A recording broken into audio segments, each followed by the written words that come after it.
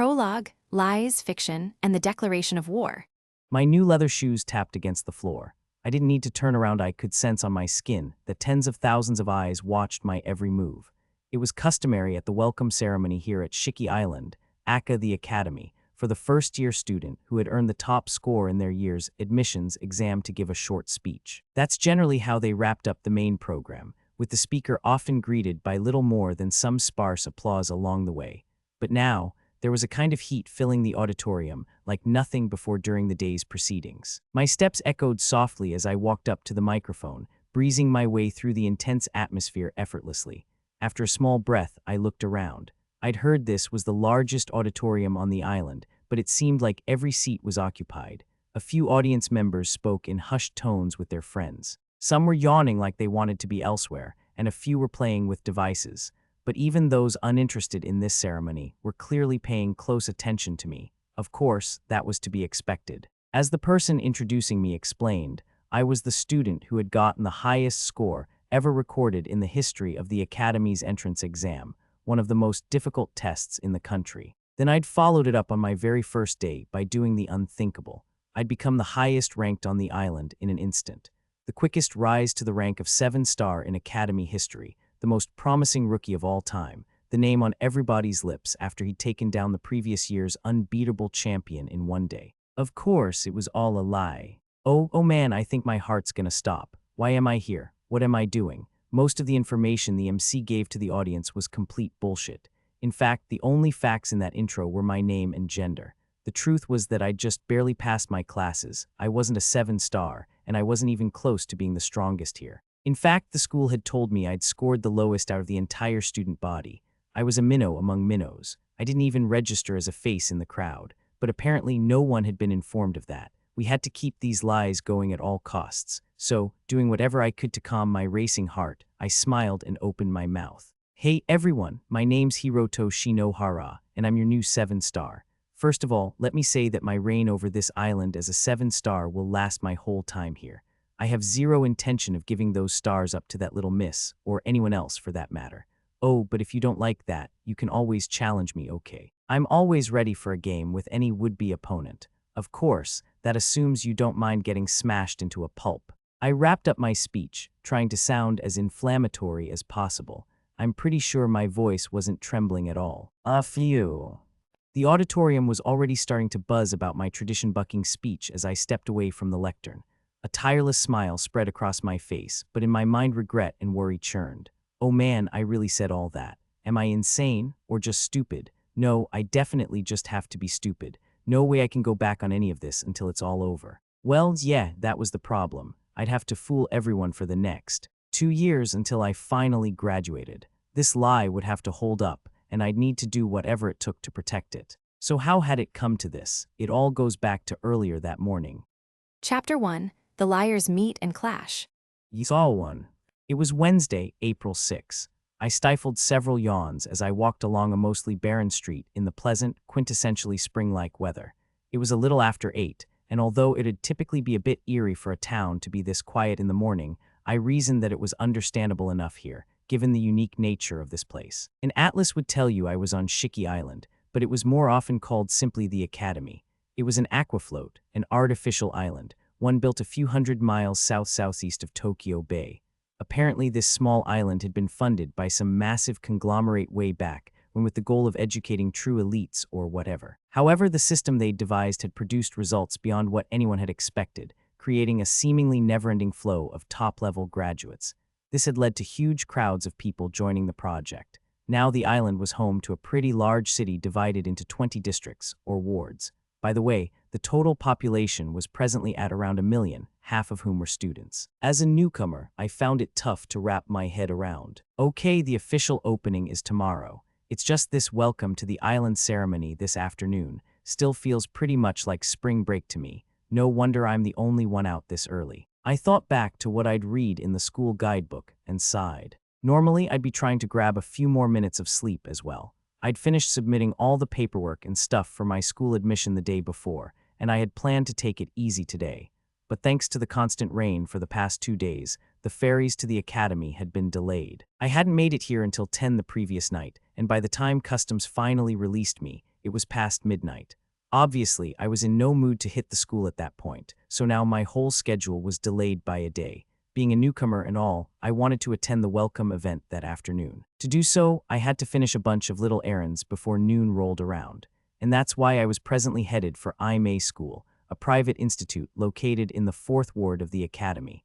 I'd actually spent the previous night at a cheap hotel in the 4th ward since I hadn't completed the move-in procedure. It was in the same district, so I had figured I'd locate the school after a little wandering, but man, I think I'm lost. Finding the school was going to take a while. This whole island wasn't even on Google Maps. Maybe there was something on the device they had given me at Island Customs. They'd mentioned it was a must-hear, I think. But I'd been so exhausted and seasick the night before that I couldn't tell you how to turn the thing on yet. Despite my age, I was like a toddler lost in the neighborhood. It was enough to make you cry, don't you think? Then just as I was hanging my head helplessly, I spied someone. A girl was walking on the other side of the road. Judging by her uniform, we didn't go to the same school. I typically would have been pretty timid in this sort of scenario, but I wasn't getting anywhere alone. Plus, the prospect of my first encounter with a local resident, or should I call them islanders, created this odd sort of excitement that pushed me on. I all but sprinted across the street as I called to her. Hey, Me. The girl turned around and raised an eyebrow at the slightly out-of-breath kid before her. That didn't make it any easier for me to breathe. I was almost gasping for air now. That's how much of a true beauty she was, like something out of a fantasy novel. She was a bit taller than average for a girl her age. Her hair, a luxuriant shade of red, ran straight down to her waist. There was an atmosphere around her that all but screamed of her upper-class roots, and her eyes, now fixed upon me, were the purest shade of ruby. Those eyes seemed to express both nobility and strength simultaneously. Just looking into them made me feel as though I might be sucked in. I'd describe her face as more gorgeous than cute, I think. 10 out of 10 people, regardless of gender, would immediately fall in love with her. Her slender figure reminded me of a fashion model, and her dazzling, amply exposed thighs seemed dizzily provocative to me, even though she wasn't sporting a miniskirt. Plus, have I seen her somewhere before? Maybe she was on the Academy's website. For a brief moment, I felt something like nostalgia. My brow furrowed. The website explanation seemed most likely to me. Anyone this captivating could be an ambassador for a tourism department. Even if her photo was stuffed into the 47th page of the travel guide, she'd still be one of the most memorable things in it. Did you need something? Because I need to get going. Oh, my bad. Sorry, I do, yes. Need something, that is. This elicited little more than a look of concern from her. Hurriedly, I banished all my less than proper thoughts. So actually, I only just got to this island last night, and I'm a little lost. Do you know how to get to May School in the 4th ward? Oh, that's all. Haha, you don't have to be so nervous about something like that. You're a second year, right? That makes you the same age as me. Odds I am. Wait, how did you know? Because there's a feature on our devices that tells us.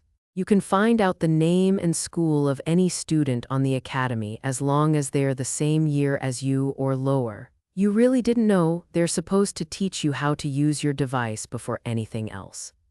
Ooh, I remember someone went over stuff, but I was pretty sick at the time. My main focus was breathing. And you know, I'm the kind of guy who skips tutorials anyway.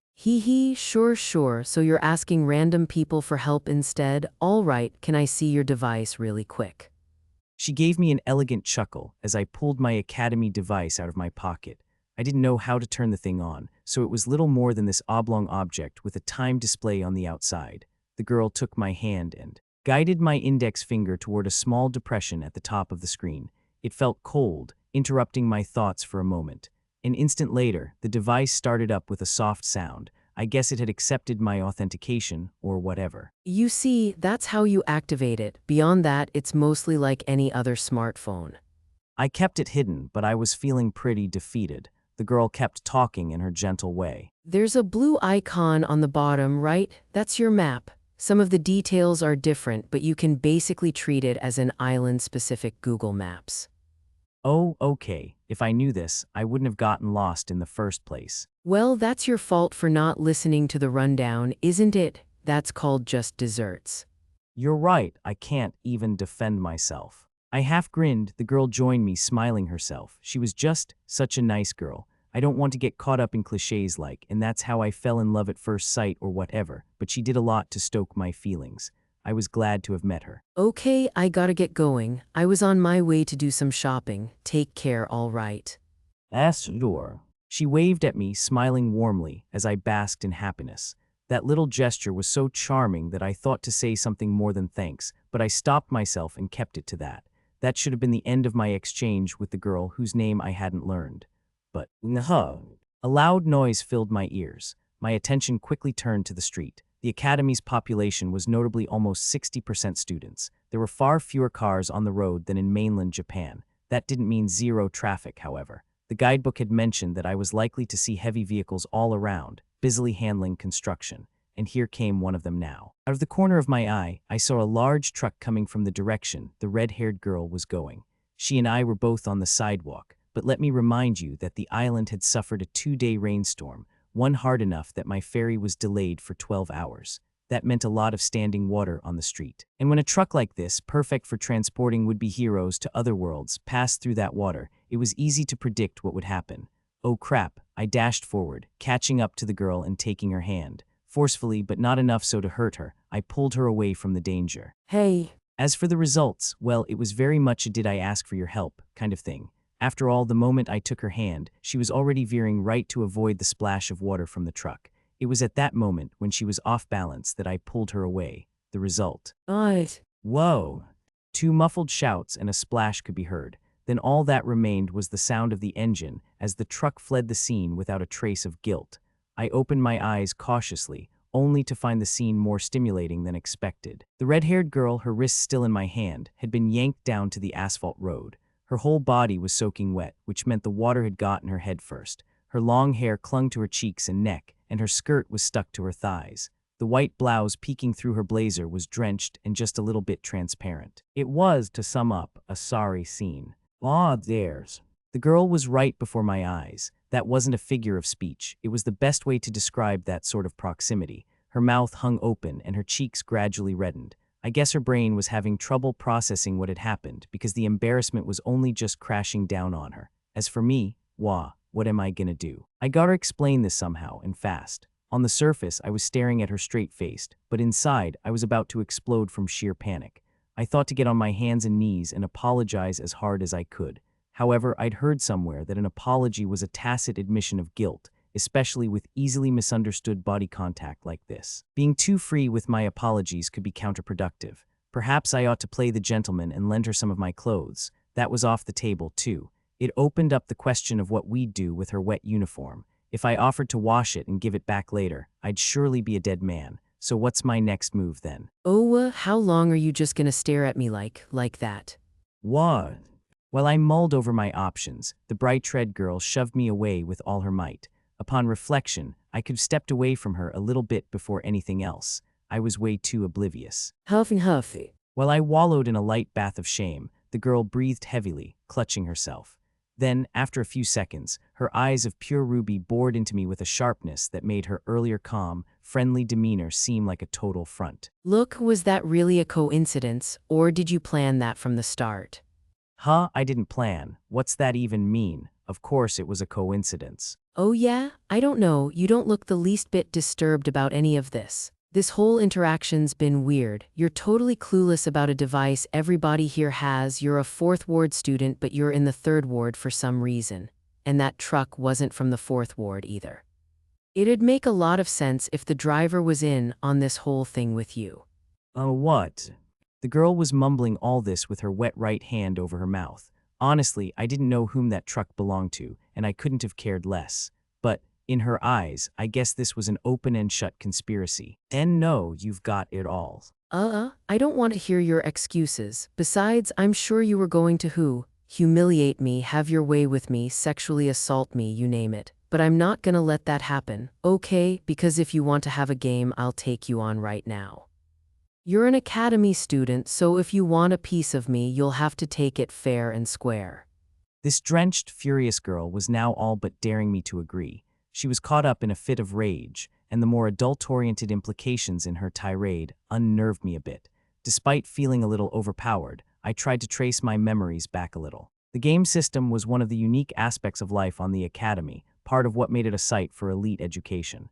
I need to cover something else first before I can explain it, though. Here on the academy, there were things called stars grades assigned to students, almighty numbers. These created a statistics-based caste system for students. Different people viewed it differently, but basically, it was an assortment of ranks. Stars were given to the high school-age students on the island, all 150,000 or so. The scale went from 1 to 7 stars, and your star count in essence, your social standing determined the sorts of benefits you received. That was the long and short of it. It was an academy-sanctioned way to discriminate among groups of students. For example, shops on the street restricted entry based on rank. Students with more stars had preferential access to public transport, and your star count even determined the stipend transferred to your account each month, which was paid in the island's exclusive e-currency. A single star was more precious than gold because it alone had a major impact on the lifestyle you enjoyed. That's basically how people saw things according to the Shiki Island guidebook. Unsurprisingly, this meant that academy students spent a lot of time obsessing over stars. That easily quantifiable number, not your looks, brains, or talent, measured your worth. Earning an extra star allowed you to rub shoulders with a higher class of student, but losing one spelled banishment to the very clique you'd looked down on previously. To be frank, it was a pretty drastic approach to instilling values like competitiveness, class consciousness, and aspiration in students. The system generated a lot of heated debate among the general public, but there was little doubt that it was an integral part of the program that produced so many outstanding graduates. Generally, there were 3 ways to obtain stars. First, your school could award them when you enrolled or went up a grade, based on academic performance, and so forth. Second, you could receive one for an excellent performance at one of the large-scale events held on the island. Third, and this was by far the most accessible and common approach, you could hold a game with someone. Winning meant stealing a star from your opponent. Given the value of stars in academy life, people placed high importance on gaming. If she's challenging me to a game right now, she must be pretty confident she can beat me, or her chances of losing are so low that she doesn't even need to worry. The thought made me take a surreptitious and deep inhalation. If she was that capable, there was no way a brand new transfer like me stood a chance. I grasped only the broadest outline of the system. I didn't even know how you challenge someone yet. This was totally hopeless, but, look, once this game is over, do you promise to at least listen to what I have to say? Huh, what you have to say? Oh, did you finally think up your excuse? Fine, sure, I'll hear you out, but I might not believe you. Okay, I'm cool with this then. With that, I casually accepted the challenge on the spot. As long as she kept that promise, I didn't really care how this turned out. She could beat me up all she liked. According to the red-haired girl, you had to have a lower rank than your opponent to challenge them to a game. I'd only just learned how to start up my device, but I immediately figured out how to kick a game off. The icon was right in the center of the home screen, as conspicuous as it could possibly be. I tapped it, then hit the request game button. It responded with a searching for nearby devices window. Not even a few seconds later, it detected a device grade unknown, owner unknown. Everything was unknown because I didn't have access to info about people ranked higher than I, but based on the position of the pin, it had to be this girl. I moved from screen to screen, following the instructions to complete the challenge. Okay, request sent. Yeah, I just accepted it. As for what we'll do, oh. She was silent for a bit, staring at her device. When she looked up, she appeared unsure. Something bothered her to the point where she wasn't speaking. Eventually, she managed to get her pink lips open. I'm sure you don't need to be told this, but it's usually up to the raider, the challenger, to decide what the game will be. It wouldn't be fair at all if the keeper, the higher-ranked player, got to choose. The raiders got an advantage in that way, but you've seriously underestimated me. Oh. Still playing dumb? You left the game details box blank when you sent your challenge. That's all but saying I'm so capable of beating you at anything that I don't even care, so we can play whatever you want. And I'll have you know, nobody's ticked me off like this in a really long time. No, I was just tapping at stuff and the screen changed. That's all. Externally, I was frozen, but inside, I piled on the excuses. Still, this girl firmly believed that I'd neglected to specify a game type to taunt her. She glared at me like I'd killed her dog. If I told her actually that was a mistake, it would only make things worse. Well, whatever. Let's roll with it. If that's how you want to interpret it, go right ahead. What are we gonna play? Why you love making fun of me, don't you? All right, give me a minute. I'll get everything set up. She all but spit the words at me, looking away, obviously provoked. A game on the academy could apparently be whatever you wanted. Our devices were equipped with constant monitoring systems that rejected anything. Judged to be unfair or overly hazardous, but virtually anything else could work. The result, most games were original inventions, designed so the raider would go in with a notable advantage, and the game the girl presented me with 3 minutes later was a classic example. Enhanced turn-based, stone-faced contest. That's right, it's a powered-up version of a kid's game. The way you normally play it, whoever laughs first loses, but here you lose if your expression changes at all. Smile, cry, laugh, scream, do anything else. If any kind of emotion appears on your face, you're out. Our devices have face sensors on them, so if the on-screen meter goes past the trigger point, you're done. Oh, okay, what does turn-based mean? Exactly what it says. You and I will take turns. On your turn, you can't lose no matter what face you make. You're free to do whatever you want with your expression to get me to break. In other words, you're on a fence during your turn. We'll switch every 60 seconds. All night. Considering how angry the girl was, this was kind of cute, or maybe interesting was the better word. During the enhanced turn-based stone-faced contest, you could make any face you liked on your turn. The goal was to make your opponent change expression as soon as possible. All right, let's get this game started then. Are you sure? I don't think you set up abilities yet. Abilities. Another piece of mystery jargon I probably should have asked, but other people were starting to pass by. My primary goal was to get this over with quickly. If I had to apologize on my hands and knees, I wanted the smallest audience possible, so I decided to shake my head. Oh, nah, that's okay. I figure I can make it through this as I am. You what? I barely got the words out before the red-haired girl reacted in the most exaggerated way. Both of her hands were shaking, and her ruby eyes drilled into me.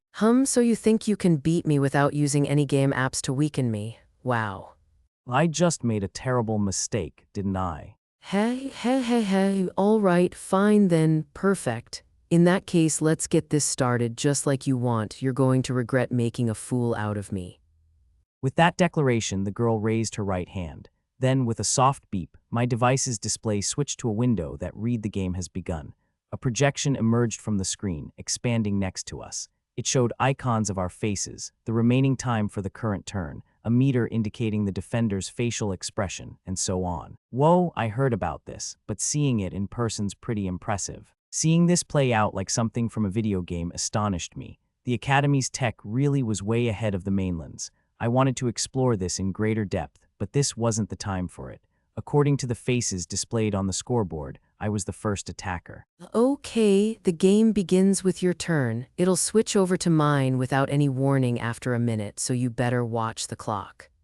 The girl had the most natural, quiet look on her face as she explained. She had chosen the game, so she was likely confident about controlling her emotions. I suppose the same could be said of me too, but if we just sat here stoic, the game would never end. While I considered my first move, the girl, now standing a couple of feet from me, suddenly spoke up again. I'm the only one who will get a full minute for my turn. Activate variable control, level 7, limit my opponent's turn to 1/10 of normal. What? Her red hair bounced as she made the declaration, and the projected display quickly reacted. There were time bars above our face icons, and mine was reduced to 6 seconds. Wait, 6. Hey, isn't that way too mean? What are you talking about? It's not mean at all. In fact, it's one of the most basic abilities you can use. I guess you didn't bother installing any, but... It was more couldn't than didn't, but I remained silent. A few seconds later, a click announced that it was now the girl's turn. She, of course, had a full minute, not 6 seconds. It was beyond unfair, but as I said earlier, controlling my emotions wasn't too much of an issue for me. I wasn't sure what would happen if this dragged on, but I felt sure I'd be able to weather a few turns. That's not all you know. Activate Creation X. Or maybe not. An unimaginable sight appeared before me. The device in the girl's hand gently vibrated, then grew and transformed. A few seconds later, there was no device left at all. Instead, there was a long, thin sword. Whoa, what's that? What's going on? I told you, it's an ability. You can transform your device to whatever patterns you program in. This one's a pretty rare type, so I can't blame you for not knowing it. You sure you don't want to run? A run. I mean with a weapon. I can do things like this. The girl smiled and charged at me. I wondered why, but ignored the question. Any change in expression would make me lose. All she had to do was make me feel something, fear, surprise, whatever. That sword couldn't actually hurt me, that's what I chose to believe anyway, but its sharp, imposing presence alone threatened to throw me off. My mind raced as I barely evaded her blade. I didn't know how sensitive my device's face detection system was, but there was a chance a mere quickened breath would knock me out of the competition. If so, I'd have only 6 seconds my turn to catch my breath. Damn, what kind of game is this? Is she some kind of super genius? Only now had I reached that conclusion, but I couldn't act on it much. The red-haired girl I'd inadvertently picked a fight with was incredibly sharp and much more accustomed to these games than I was. If I had to guess, she was probably a celebrity on this island. I could tell because the passers-by all stopped to watch, some of them looking odd and offering verbal encouragement. I was completely set up to be the villain, and that made this incredibly hard to deal with. Yeah, maybe I ought to just lose this quickly. I wanted to hold out for longer, since I reasoned the girl would get angrier upon realizing I wasn't taking this seriously, but if our audience grew any larger, it'd just be a huge embarrassment for hang on. A change stopped my train of thought. Out of nowhere, the girl's attack stopped. She had nearly 20 seconds left in her turn, but for some reason she kept her distance from me, eyes cast downward. She scanned the area around her, almost fearfully. The seconds ticked away until it was my go again. If that had been all, I might have chalked it up to her taking a moment to catch her breath. However, the anomaly didn't end there. MMMNNNNGH. She kept her face unaffected, but with all the groaning and squirming, there was clearly something amiss. She was trying her hardest to hide it, but her ears poking from her damp hair were bright red. Okay, my turn. The effects of variable control meant that my turn ended in the blink of an eye, but unlike before, I didn't feel too panicked about it. The girl was obviously feeling off. She still had that sword out, but she wasn't trying to swing it around. In fact, her right hand was over her chest, as if to guard it. Oh, could it be? It finally dawned on me. I turned my face upward. The girl was preoccupied with that. She was worried her wet clothes might reveal her skin. Rage had driven her to start a game with no one around, but now a small crowd had gathered, and the shame was setting in. The truck had passed a little while before, so I wasn't sure anything was visible to the onlookers. But and this was key, her clothes weren't dry. At the very least, they definitely felt sopping wet to her. I couldn't blame her for getting self-conscious. NH. The crowd grew with each new turn, and her embarrassment compounded every second. Before long, she was hardly doing anything on her turns. Her sword was still raised, yet she used it to conceal her upper body more than anything else. Occasionally, she rubbed her thighs together in a display of what I took to be bashfulness. People started to whisper, voicing concerns. However, they never could have guessed what was wrong unless they had seen the truck douse her. By the end of the girl's fourth turn, she just stood there, head down and shoulders visibly shaking. Unable to hold it back, she stabbed her sword into the ground, then crouched behind it as though to use it for cover. Her face burned red. NGH, I can't take this anymore. Her scream, powered by all the strength she could muster, echoed across the street.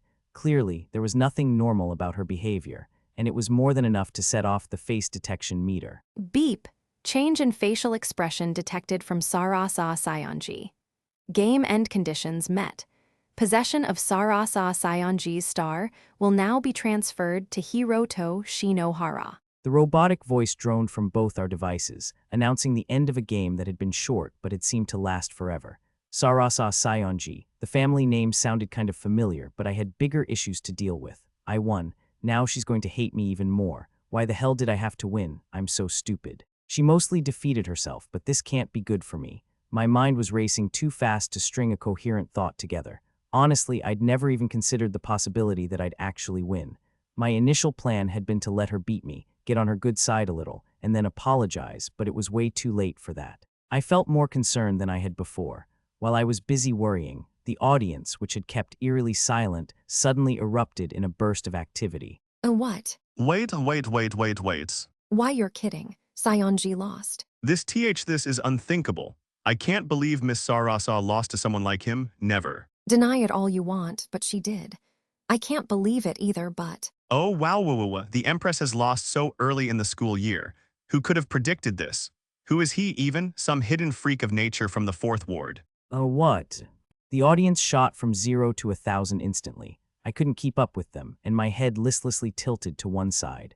By stringing together the snippets of information I heard, I worked out that the ruby-eyed girl was famous and high-ranking. Was that enough to get people so worked up? It's clearly a big deal to everyone. I might never be able to make this right. This all began as a series of misunderstandings and coincidences. If we can talk this out, maybe I can negate the match. I nodded a little, then walked up to the girl, who was still crouching down. She lifted her face and I thought she might glare again, but then I realized she was white as a sheet.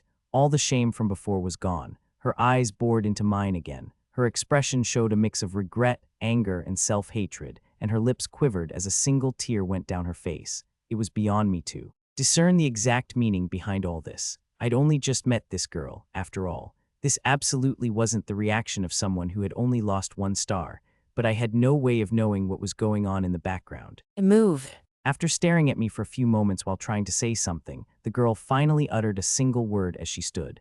Then she walked off, staggering one way, then the other like a zombie. What should I do? What should I do? What should I do? Seriously, what am I supposed to do? Judging by the situation, I was clearly at fault, but beyond that, I was utterly in the dark.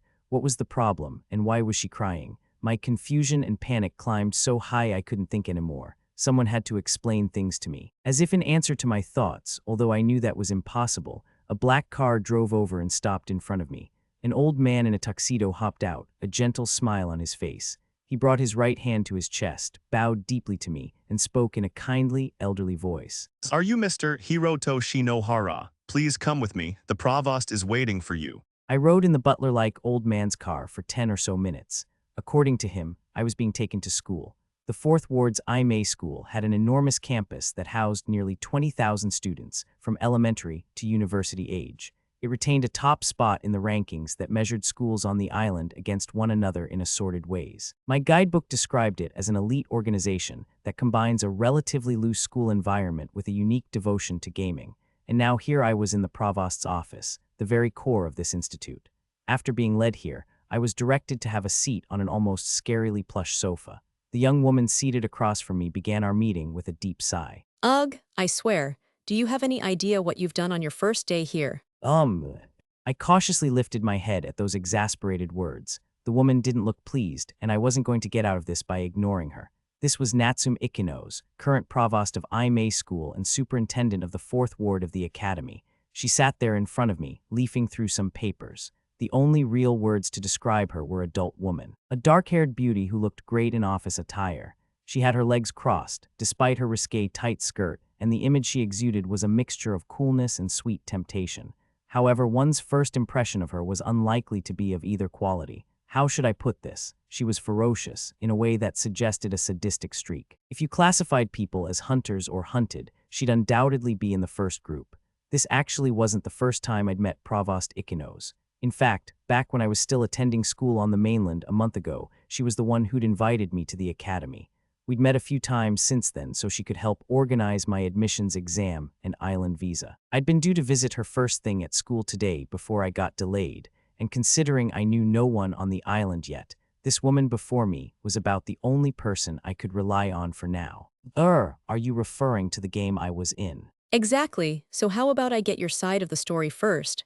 Why did you do that? I didn't do anything, it just kind of happened. But what's the big problem, exactly? I thought games took place all the time across the academy. Yes, of course. Normal games do, but this one wasn't normal. The provost gave a half smirk. Listen to me. I want you to understand that you've committed a serious taboo, and I'm talking about something beyond a little social faux pas. This was shocking enough to rock the entire island. I don't see how it. It can. Read this. Provost Ikinos slid a single sheet across the glass table at me. I looked at it, not sure what this was about, then read. Yes, it was enough to make me sweat from every pore. Provost, is this true? It sure is. You were so charmed by her sweetness that you sexually harassed her and made it look like an accident. Then you coerced her into a game you somehow managed to win.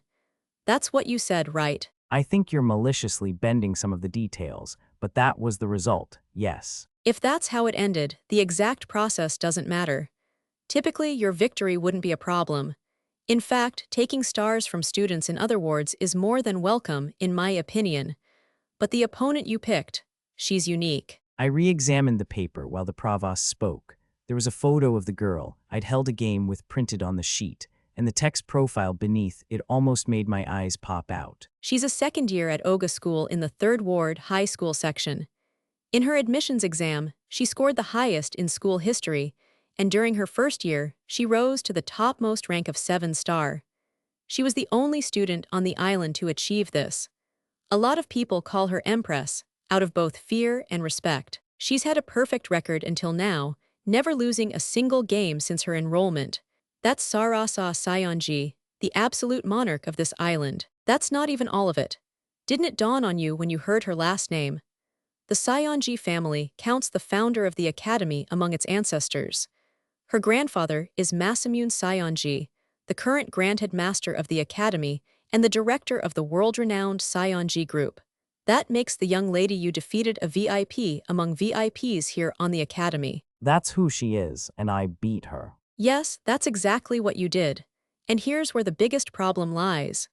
You see, Grand Headmaster Sayonji is notorious for being a very rigid man. He's got a proud streak a mile long, for all the good and bad that brings. And he's willing to do anything to save face. You still don't get it. Listen, I'm sure this isn't breaking news to you, but you're nothing by comparison a blade of grass on the lawn. You wouldn't have passed our admissions exam without me grading you on a big curve. A U-turn, really. You're such a natural-born 1-star, it almost makes me want to cry. And now a blade of grass, a total nobody, has beaten the Sayonji family heiress, ripped a star from her hands, made her run off in tears, in front of a huge crowd. Ha ha, if I report this honestly to him, it'll be a huge disaster. He'll be pissed. What? The provost calmly shifted her legs, laughing heartily for some reason. Meanwhile, I was frozen, barely able to reply. Was this truly that serious? So, am I gonna get expelled after one day? Expelled? No, not at all. Oh, right, yeah, I guess not. That's a relief at least. Oh, it's too soon to relax. What I mean is, mere expulsion isn't nearly enough to make up for this. Are you some kind of glutton for punishment? I couldn't have imagined a more frightening response. I remained frozen, unable to so much as speak, while Provost Ikenos continued, sighing here and there as she went. For one, you wouldn't believe how many dark rumors there are about the Grand Headmaster. I've lived on this island a long time, and I've had more than a few rivals lose their positions after getting on his bad side. So unless we do something, your life is over. Do you follow me? Wait a minute, what do you mean? I mean you'll face dire consequences.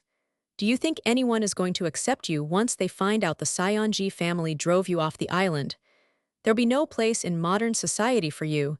You'll be completely exiled. Game over.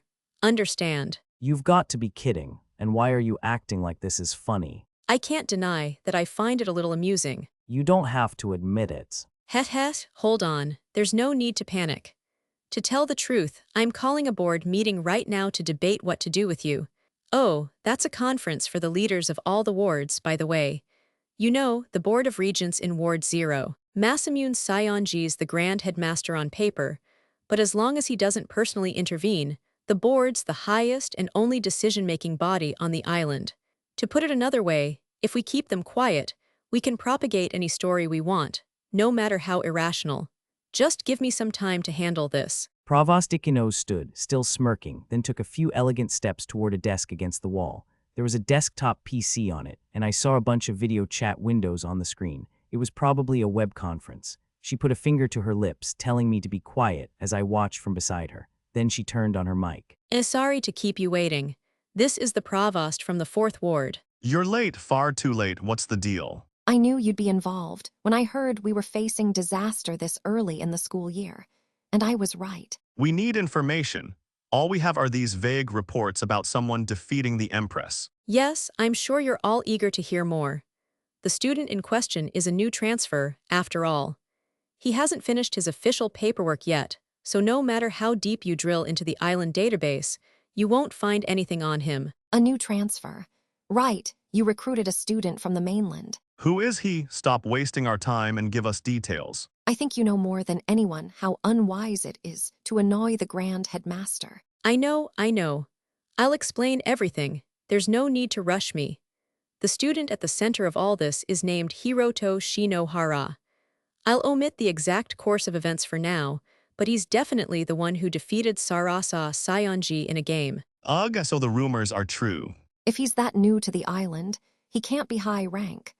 Someone dirtying the Saionji family heiress's good name is a huge problem. Word's already spreading about the fall of the Empress. I really think we need to work out how to respond. Actually, I have some good news for all of you. After stating that with a breezy smile, the provost suddenly reached out with her right hand to block the camera above her PC screen with a finger. She turned the mic off at the same time, effectively removing herself from the meeting. Then she flashed an aggressive grin at me. All right, Shinohara. I'm giving you two options. The options. Right, either of them will be good enough to calm these people down, and I can guarantee that both are completely viable. But depending on which you choose, you may find your life significantly impacted. I'm giving you the right and responsibility to make up your own mind. Say all right, go ahead. Great to hear. Okay, your first choice is to take all the blame.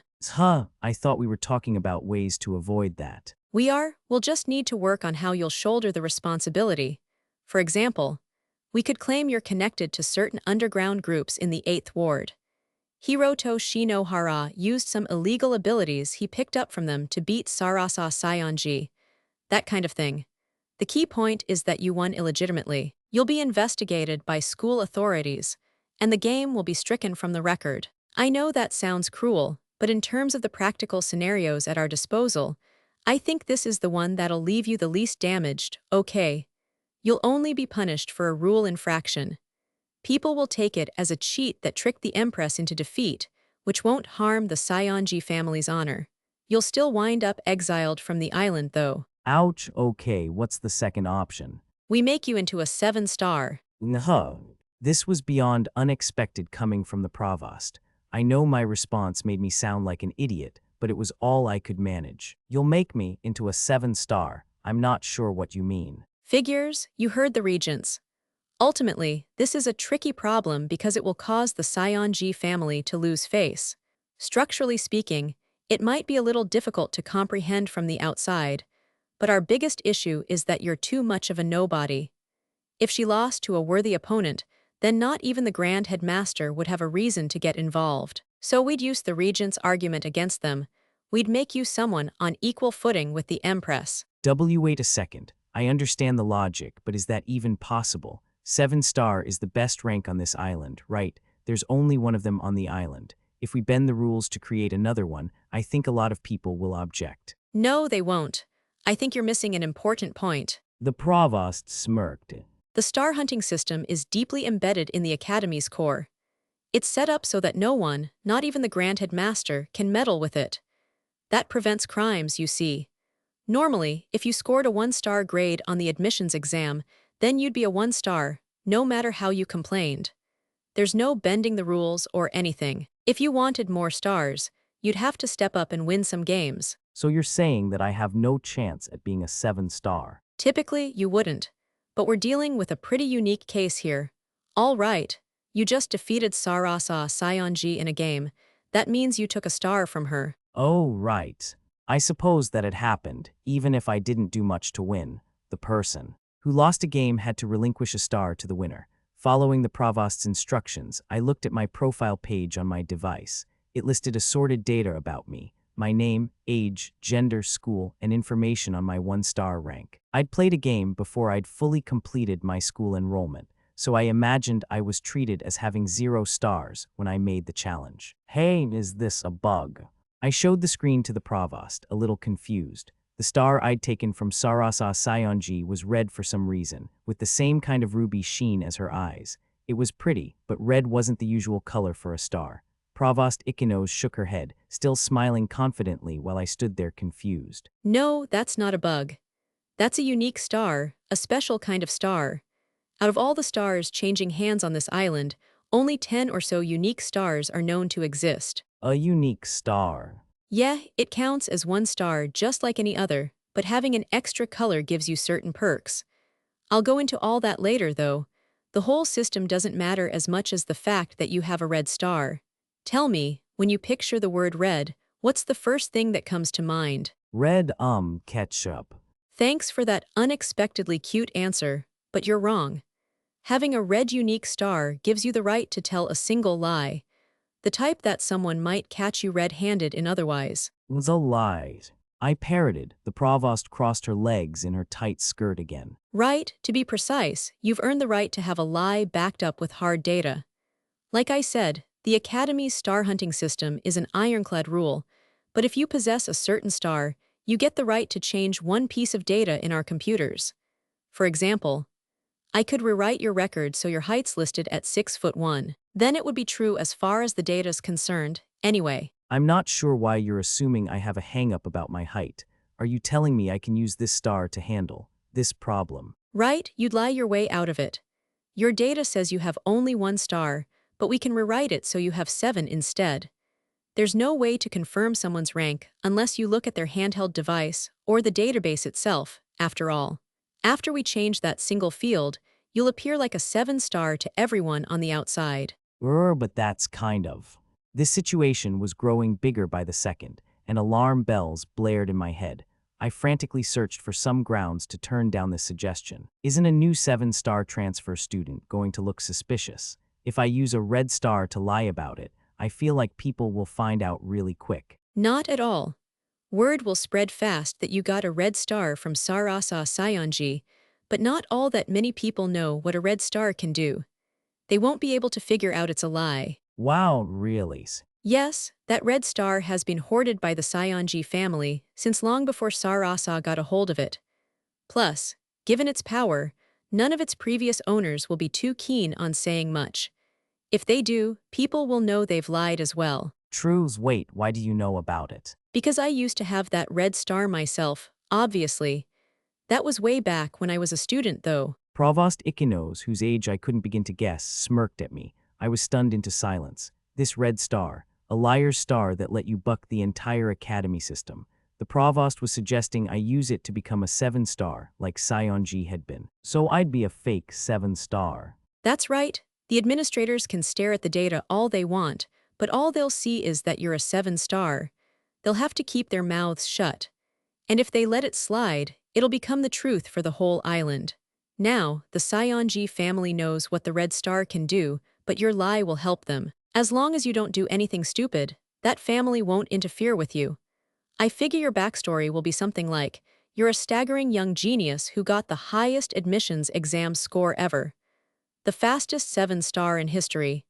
That would definitely put you in the same class as the Empress, don't you think? She looked right at me, searching for a response. I met her gaze while considering in silence. Basically, I had 2 options. As Provost Ikinos said, this was a critical life decision. The first choice would wrap everything up neatly, and I'd have a peaceful life. But in exchange, I'd never be allowed on the academy again. I'd have to say goodbye forever. The second option, on the other hand, promised change on an epic level. The academy was home to over 150,000 high school students alone, and they were all potential star hunters. The danger of having an outright faker at the top was immediately apparent.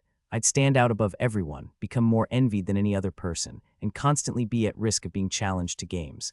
I'd have to weather it all and look completely normal doing so. Worse yet, I doubted I'd be permitted to fail a single time. Losing meant forfeiting my red star. Once it got out that I'd faked my rank, I'd be pushed even harder than if I'd done nothing. However, despite everything that's happened, you've got a goal in life, don't you?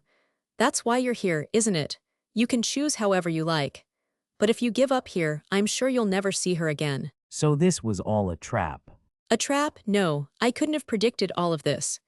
But I have a reputation as a stubborn woman. Whether it's a lie, an accident, or a random occurrence, I use everything at my disposal. It sounded like a partial joke, but she smiled all the way through it. She couldn't simply be messing with me. I knew that because everything she said was completely true. I did have a mission. There was a specific reason I'd abandoned my normal high school life to come here. I had to find someone, and the idea of being kicked out before I made any progress. I couldn't imagine a worse ending. I really don't enjoy feeling like I'm wrapped around the provost's finger, but ultimately, I decided it didn't matter. Provost Ikinos had her goals and I had mine. If she wanted to use me, then I'd use her back. Actually, it was more like I was taking advantage of the situation. For now, my remaining on the island was a plus for her, and I needed to take advantage of that. Fortunately, acting was one of my fortes. To make the most of my time here, I'd have to trick everybody on the island, and that's what I intended to do. So I took a deep breath and gave my answer to the devilish provost. She looked as though she knew my answer already. All right, if you want me to be the best out there, then I will. Ah, hi, hi, hi, hi, hi, hi, hi, hi, hi. Look at you. That was awesome. So awesome. Ah, hi, hi, hi, hi, hi, hi. The packed welcome ceremony at the first ward event hall was over. I was now firmly the highest-ranked student. After all but fleeing the auditorium, I chatted with Provost Ikenos on my device while I returned to the fourth ward. Calling it a chat was generous, though. She was just laughing her head off at me, not bothering to listen to my responses. Haha, no really, that was incredible. I never thought you'd go in with that much of a bang. I'm not sure if you're praising me or mocking me. Praising for sure. I'm singing your praises from the bottom of my heart. I know I'm the one who proposed making you a 7-star, and that I convinced the Board of Regents to accept it, but you created a whole character for yourself in a few hours. That's a real coup. Thanks. Did I really make that much of an impression? Because I thought it sounded pretty normal. If you don't like that, you can always challenge me, okay? Of course, that assumes you don't mind getting smashed into a pulp. And then that sneer. Hee hee hee. You're definitely mocking me. I brought a cupped hand to my device, softly shouting so no one would hear. Unlike the provost, I kept myself utterly calm. I was still in the middle of the first ward, after all. The ceremony had just ended, so there were plenty of people around. That meant there were eyes on me. Hey, look. Whoa, it's that guy from before. What was his name? Hiroto Shinohara. Yeah, right. That'd be the lamest name ever. It's Hiroto, I think. He beat the Empress bloody Sayonji, right? Yeah, I heard she screamed. I can't take this anymore. Whoa, what'd he do to her, creepies? Anonymous voices reached my ears. With all this attention on me, I couldn't risk making a gesture or facial expression and blowing my cover. The strongest student on the academy always kept it cool, probably. Hes, no, I'm not making fun of you at all. I mean it. Provost Ikenos assured me. It's why I recruited you in the first place. I fell in love with that aspect of you. I've got no reason to pick on you at all. In fact, you're performing exactly as I hoped you would. Well, okay, I guess. I reluctantly agreed with her. The aspect she'd mentioned was a unique trait of mine, the only one I had, really. I could completely detach my feelings from my expression. No matter how I panicked internally, I'd look utterly calm on the surface. I could laugh while sad or cry on cue even when I felt fine. The provost had called me a mental swindler. Anyway, that was what I could do. I never thought that technique would help me like this, though. Yes, neither did I. I invited you thinking it'd be neat if you found a use for it, but I never anticipated you'd get everyone going on the first day. Yeah, I'm sure you didn't. If she had foreseen all this while recruiting me, she was either a prophet or a supervillain. So why did you call me? Some kind of emergency? Oh sorry, right. You got everyone so excited it completely slipped my mind. It's just some simple business.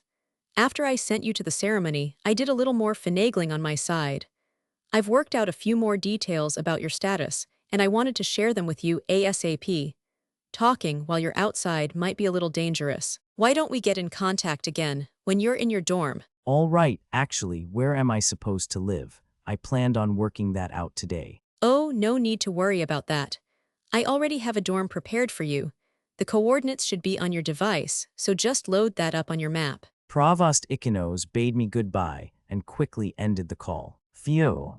I let out a small sigh and put a finger on the screen to do as she instructed. Before I could even open the map app, a notification appeared on the top half of the screen. It was a news bulletin from Stock, the island-exclusive social network. Normally, I never paid attention to notices like this, but this time, my eyes were instantly on it. This is turning into a huge deal, isn't it? Yes, it was. The news flash on my device was a special feature covering the morning's game and the speech I had given afterward. The Invincible Empress Slain. Read the headline up top, written in an embarrassingly large font. The article went on in the most sensational manner about Sarasa Sayonji's defeat and the birth of a new 7-star. It included a link to Stock Hot Words list of the most popular keywords on the site right then. By tapping that, I saw that the trends for the past hour had been Sarasa Sayonji, Empress, 7-star, and the Shinohara kid. The general timeline was full of similar phrases, too, so I decided to turn my device off. She really is that big a deal, huh? Her family and the rest of it's all true, I guess. A student body wouldn't care this much about a normal rich girl. Sarasa Sayonji was special. That's why this had ballooned into a monster topic. I realized I hadn't apologized to her yet. Contacting her would be difficult at the moment, but I resolved to see to that soon. Upon turning at an intersection and moving out of sight of the crowd, I allowed myself a deep breath, a moment in time for everything to fall into place. And that's when someone grabbed my arm and promptly yanked me into the nearest alley. My back slammed against the solid wall with a dull thud. She placed her hands against the wall on either side of me, looming before me and eclipsing my body. Her breath was ragged. A sweet citrus aroma drifted into my nose. Hell, that was a fine speech you gave. The girl, lips twitching as she spoke, was none other than that red-haired heiress Sarasa Saionji, ex-7 star and former unbeatable empress. If she'd sought me out for a rematch, I'd understand, but something told me that wasn't it. Her expression was sharper than the last time I had seen her. I instinctively kept quiet. Why was she so upset? Based on what she'd said, I figured my speech was the cause. But the lie was supposed to be convenient for the Saionji family, too. Losing to the new strongest student in school was far less of a blow to her pride than failing against someone's star idiot. Oh, trying to play innocent, huh? Saionji wasn't in any mood to see the positive side. As I listened to her voice, I realized she was putting on a front. The emotion in her ruby eyes wasn't anger, but fear. Look, what are you even after? You got dirt on me and you gave that showboating speech. Yet you haven't revealed the secret to anyone. What are you doing, trying to gather even more attention before you completely crush me? Please drop this, I'm begging you, just stop. What secret? Yes, I'm pleading merely to save my own hide, but I've got my reasons. I need to keep this lie going, all right? So please, don't say anything. I'll do anything you want. What are you talking about? You're still playing dumb. I'm being completely honest with you, all right? Stop making fun of me. Saionji shut her eyes tight, and her words turned wobbly, which only had me more stumped. She brought her hands close to my chest, all but clinging to me. You know, don't you? You know I'm not really Sarasa Saionji. Don't hummy, I made sure there's no one else here, so drop the act already. Yeah, I'm not Sarasa and you know it. My name's Rina Akabane and I've been subbing in for Sarasa for a year now. I kept winning games last year to keep the secret from being exposed and I was going to keep that streak going, but you defeated me this morning. That's why I'm begging you, all right? What are you planning to do with that info, huh? If the truth about Sarasa Saionji gets out, it'll be a huge scandal. I'm sure that info's worth a lot to you. Everybody thinks I'm a proper girl from the Saionji family, but I'm not anything like that. Heh. Everyone will feel betrayed, won't they? There'll be a huge uproar. An uproar. Yeah, but you still haven't exposed my lie, so what are you scheming? Are you waiting for the right moment to hurt the Saionji family the most? Or are you planning to demand my body in exchange? Saionji, or Akabane, I guess, had tears in the corners of her eyes as she timidly demanded an answer. Her voice sounded completely frantic, but she kept her face stoic, never giving any sign she might run. I guess that was how important this whole thing was to her. Unfortunately, she'd made several incorrect assumptions during this conversation. Look, Akabane, why do you think I know about your lie? Huh, what do you mean? Because you beat me, why else? More precisely, because you took my red star. You know what that is, right? A red star lets you tell a lie and get away with it. But if you lose the star, that lie is revealed to whoever took it from you, so you have to know. Why would some transfer student give a keynote speech like that otherwise? Oh, right, now I get it. That's how she interpreted things. I finally understood her reaction. I undoubtedly seemed like an eerie, evil menace to her. You know, Saionji, I think you've got the wrong idea about all of that. What? I had no idea about this lie until you told me. I don't know what you imagined, but I honestly only arrived on this island yesterday, and I truly didn't know how to work my device. This is the first I've heard about you using the red star, too. Wah? That's not possible. You became a 7-star after beating me, and that means you had to be a 6-star beforehand. That's not the kind of rank some new kid could earn in a day or two. Yeah, you're definitely right, but I'm not really a 7-star. What? You're not, but you said so at the ceremony. That's my lie. I used the red star. I'm actually just a 1-star. In fact, I'm so low on the ladder. The only star I have is the one I took from you. I've got some reasons for hiding the truth, just like you. Saionji looked at me as though I'd spoken to her in a foreign language. She stared at me with her mouth half open. This couldn't be easy to accept, but she must have been really sharp, because after a few seconds spent frozen, Her lips began to move again. Wait a minute, wait. So what, you're not the best on the academy, you just beat me in a game by coincidence, you didn't know my secret. Yep, that's right. In no way, so I exposed myself. Saionji hung her head, pushing it into my chest while mumbling to herself. She'd revealed her lie to me. Both of us being liars was kind of the cause of this weird, star-crossed encounter. Regardless, she'd totally just blown it. We stood pressed against each other in silence for a while. Then, after a minute or so had passed, Saionji finally lifted her face. I'm sorry, I'm gonna go back home and cool down a little. Your name's Shinohara, right? I have some time tomorrow, so maybe we can talk things over. Sounds like we're both dealing with complicated stuff, and I think it's better if we sort it out. Until we do, please don't lose to anyone. With that, Saionji walked off, using the sleeve of her uniform to wipe her tears away. Her long hair trailed after her as she disappeared from the alley. I, meanwhile, remained leaning against the wall, watching her until she was gone. My head was reeling from all the shocking information. Sarasa Saionji and Rina Akabane, a fake rich girl, a complex reason why she had to keep lying. Wait a second. She's not really a rich girl, but someone posing as one, which means she's not part of the Saionji family. Does that mean beating her wouldn't have made the Grand Headmaster angry? So I never had to be a 7-star in the first place. The realization caused me to bring a palm to my forehead. If I only knew about this a few hours ago, I thought. Unfortunately, it was far too late for that.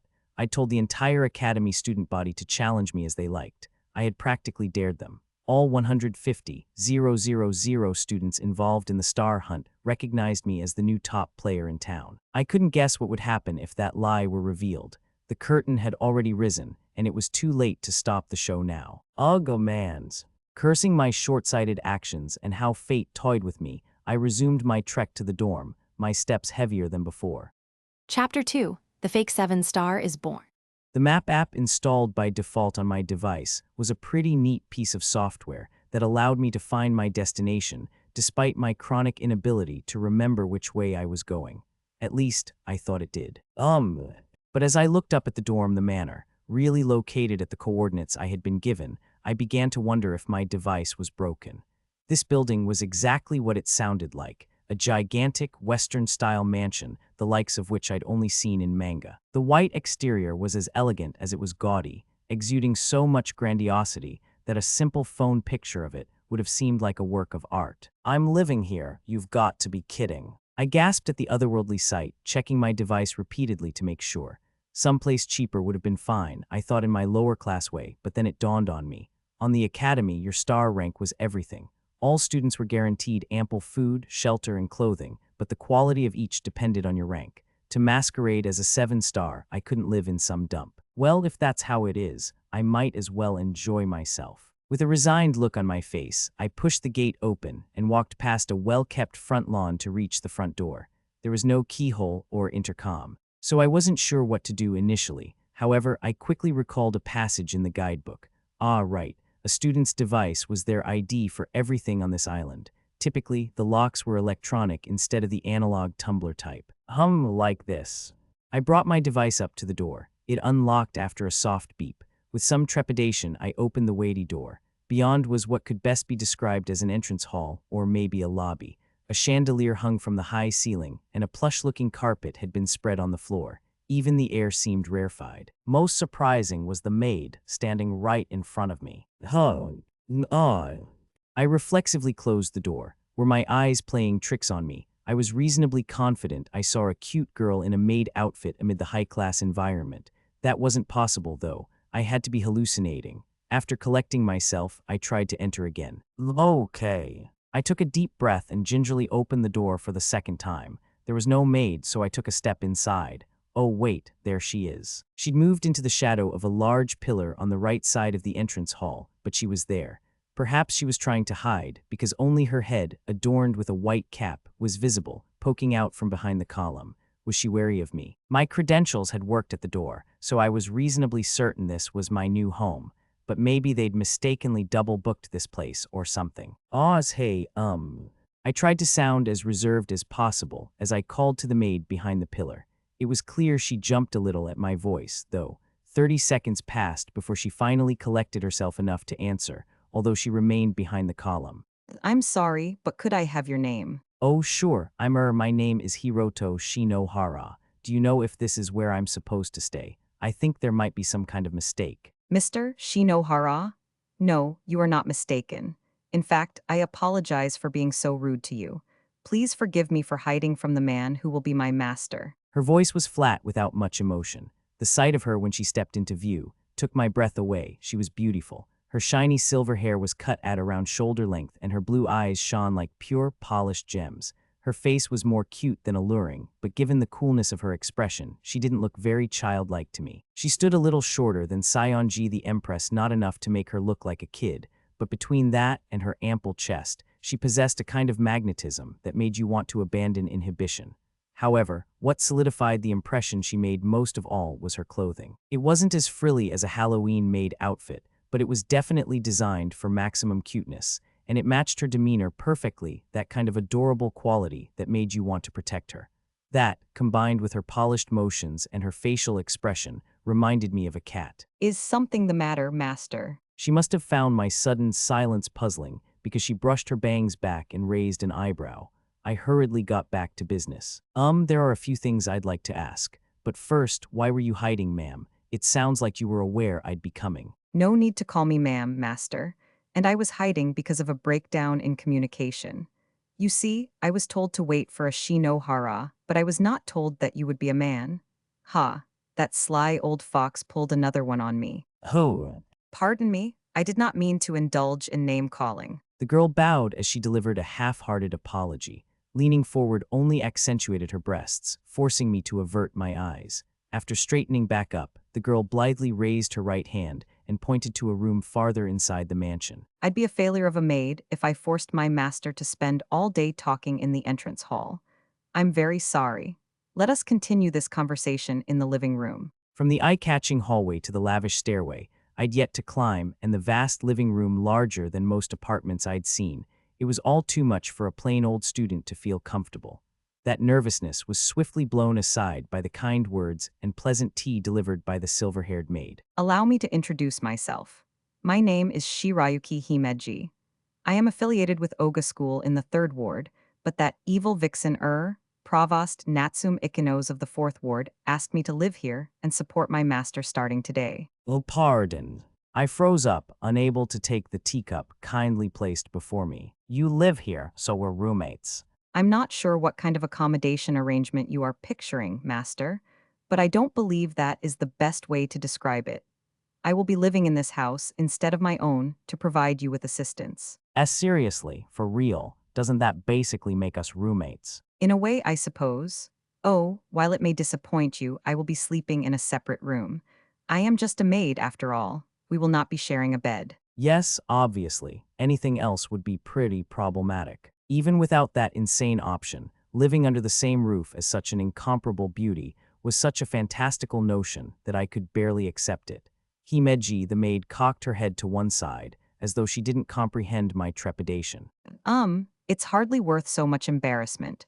Or is that a front for your disdain at the idea of living with me? How could that ever be the case? If you're cool with it, then so am I. I just thought you might not like the arrangement. I don't mind at all. Oh, well, if I may give my frank opinion, I don't like it. So you actually don't? Correct. However, it is only because I am still not accustomed to the presence of men. My disdain is directed not at you, but at that evil vixen. Himeji's voice was barely above a whisper, and her eyes were sullen. Evidently, she'd assumed her boss would be a woman, and then I'd shown up. I guess I couldn't blame her for being out of sorts. Himeji was a victim of the provost, just as I'd been sweet-talked into becoming the greatest student on the academy. Well, I can relate to you on that. I am glad to hear it. I'm starting to think we will get along quite well. Himeji didn't look happy about it, though, sighing a little. By the way, for some reason, she stood during our talk. Even after serving tea, she stood bolt upright beside me. Okay, maybe not quite that close, with the tray held to her chest. Hey, why don't you sit too? We certainly have the space. No, don't worry about me. I am your maid, master. Maid or not, it's hard for me to relax when someone's standing next to me. Besides, if the provost put you up to this, that kinda makes us part of the same group. You don't have to be so reverent of me. If you say so, master. Following a moment of consideration, Himeji nodded and sat down 3 seats away from me, a careful hand on the hem of her skirt. It was an awkward situation, to be sure. Maybe her aforementioned lack of experience with men played a role. Oh, how exactly are you supposed to support me? Given your uniform, I thought you'd just clean. However, I doubt the provost would recruit you only for that. Given that I had to act like a 7-star, I understood the need for the housing setup, but why did a maid have to live here? If it was just about keeping the place clean, she could stop by a couple of times a week to tidy. Her living here had nothing to do with the lie. Ah, so you haven't heard. Himeji's silver hair shifted as she lifted her head slightly. Well, let's see. It's a bit of a long story. How about we have dinner first? Dinner. Oh, have you eaten already? I'm sorry, pretend I said nothing. She must have misunderstood my startled response. Her expression wavered the tiniest bit. Close inspection revealed something I believed to be honest disappointment, so I hurriedly raised my hands. And no, I didn't mean it like that. With everything that's happened, I haven't eaten all afternoon. Wow, and now that I think about it, I'm really hungry. That was part truth and part me trying to be polite. I'd been too preoccupied with inventing a character for the ceremony to have lunch, and I'd only eaten some toast for breakfast. I hadn't eaten in half a day. Himeji smiled lightly, apparently relieved. All right, good. The idea of a girl cooking for me had me a little fidgety, but Himeji's culinary skills were at a professional level. She must have envisioned something like a fancy Italian prix-fixe meal for today. It began with a fancy ham appetizer, followed by a main dish of pasta with shrimp and crab. The roast beef topped with colorful vegetables was perfectly cooked, and the simple bowl of tomato soup served with it looked like it had taken a lot of effort. Did you make this all by yourself? Yes, I was working on it before you arrived. The amount of island cash in your account reserved for living expenses is rather eye-popping, Master. So I kind of let myself cut loose. Oh, okay. There was no kind of to this at all. Regardless, eating this food while it was hot was the least I could do since she'd made all of it for me. Himeji was standing at my side again, so I convinced her to sit. As before, she took a chair at a respectable distance and began eating. The moment I took a forkful of the pasta, my eyes burst open. Wow, what did you? This is too good. There's no way a mere human being came up with this. Putting it that way makes me feel like I'm being mocked. There's no need to excessively praise it, Master. You'll be eating my cuisine for a while to come. If you heap on the exaggerated acclaim now, you won't be able to keep it up. It's no exaggeration. Honestly, words can't describe this. If my vocabulary were better, I'd spend an hour or two piling on the compliments. I continued eating, moved by the experience. Himeji's creations had grabbed my stomach and wouldn't let go. She watched me, a bit perplexed by my reaction, and politely enjoyed her soup. Out of nowhere, she remarked, How do I put this? You're surprisingly honest about your feelings, Master.